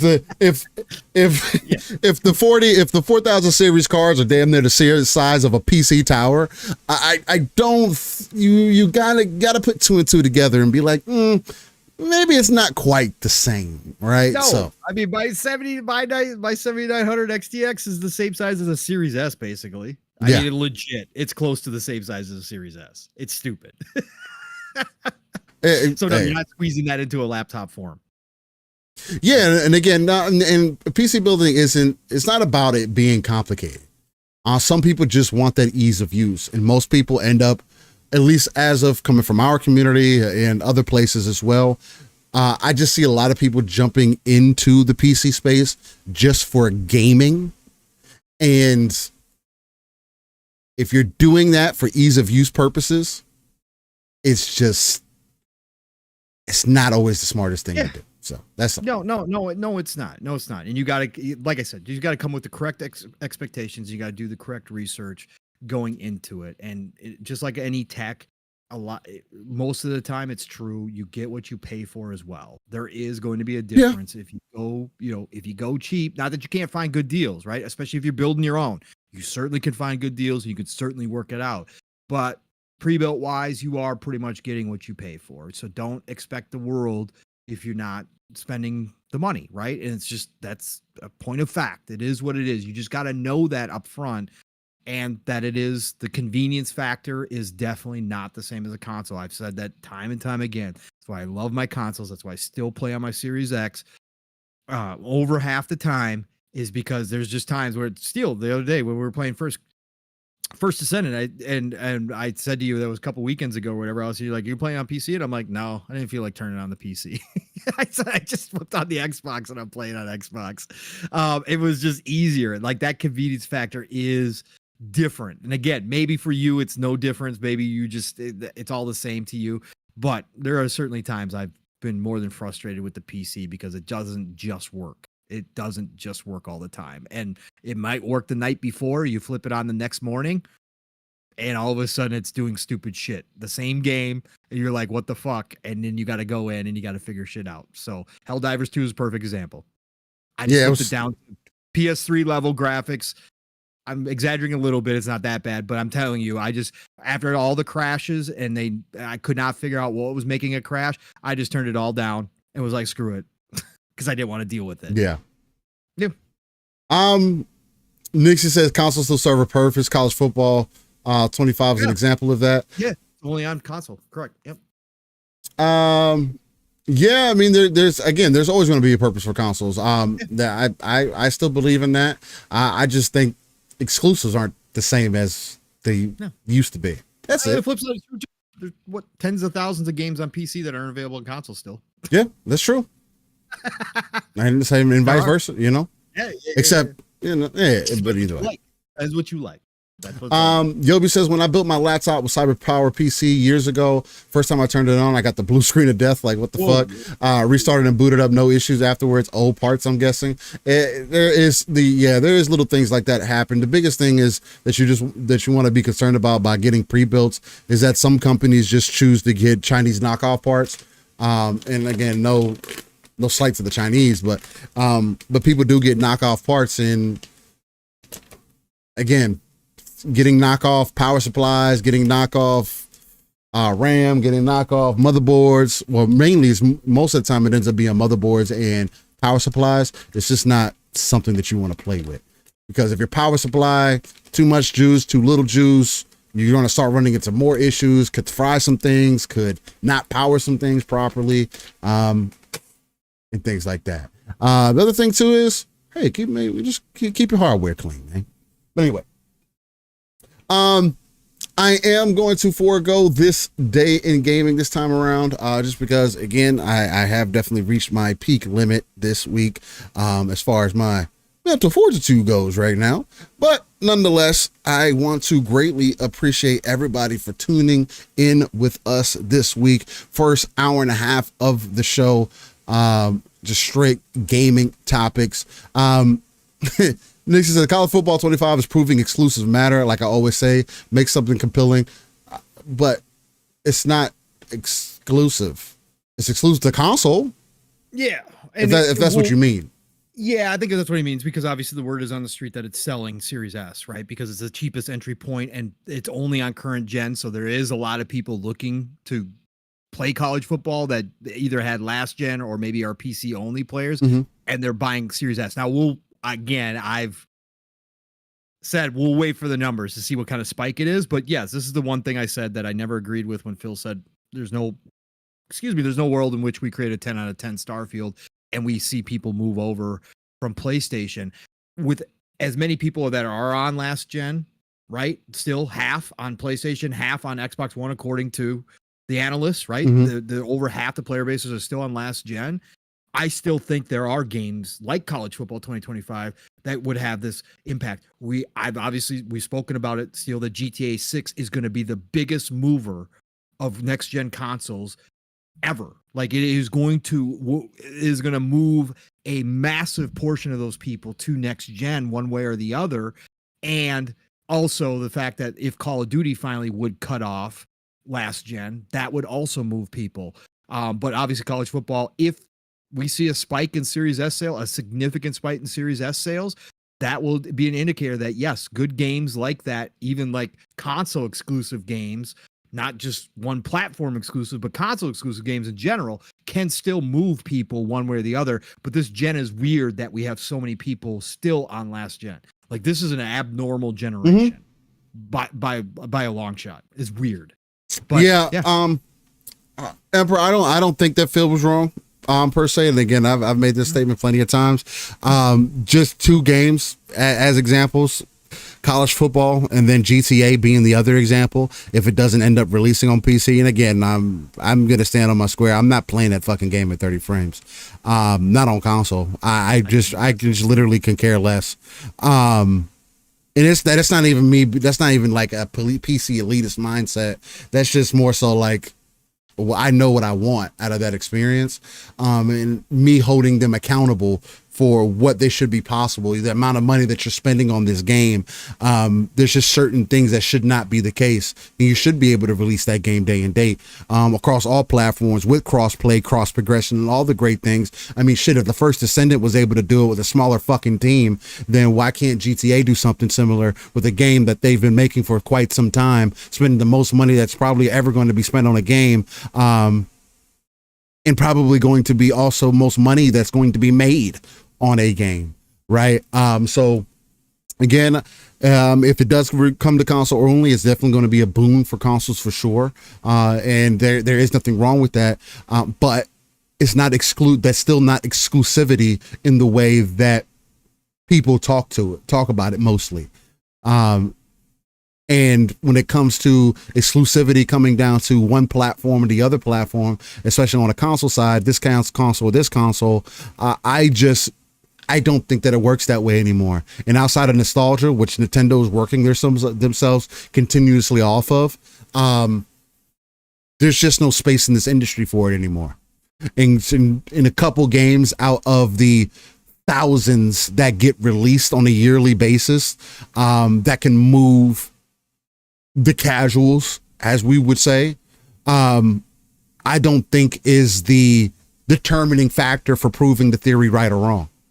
It's well, at least right, for at least in my perspective.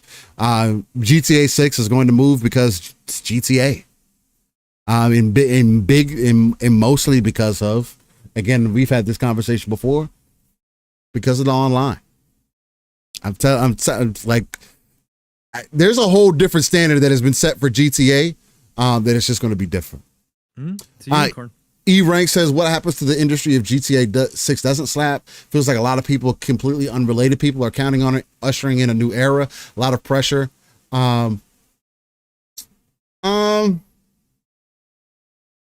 The possibility of that not happening, although the original people who are making the story, there's a lot of people who are scared that GTA 6 might go too PC, be too censored, and not push the boundaries like GTA is used to doing, which that could blow back on them. But again, I do think that Take-Two, regardless of what they've said about DLC content for GTA 5 and what was possible, I do think that at this point they know that the online is what drives GTA now, and that they're going to have to, the only way that they're going to get people to play the story for GTA this time is going to do something very similar to they did last time. Say, hey, not going to be able to access online for the first month. We're still working on it. We want you to experience the story in totality and then release online, because outside of that, once online kicks on, that's all people are going to be playing. GTA 5 was a proof case of that.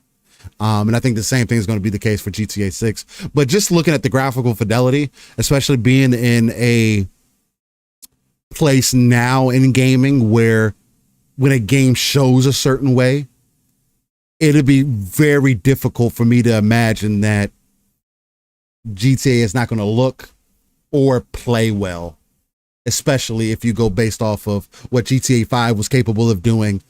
I think GTA 6 is definitely going to be able to push. I mean, you could just look at Red Dead. Look what they were able to do in Red Dead, right? Guys, like, you think it's not going to be much deeper, being in Florida, much more to access, other systems to be implemented. They've brought modders in to help flesh it out. They're supposed to bring the weight mechanic back as well that was in San Andreas. There's just so many things they're adding into this. That's I think it's going to be making it another unique game. But I'm going to hold their feet to the fire regardless. So, but anyway.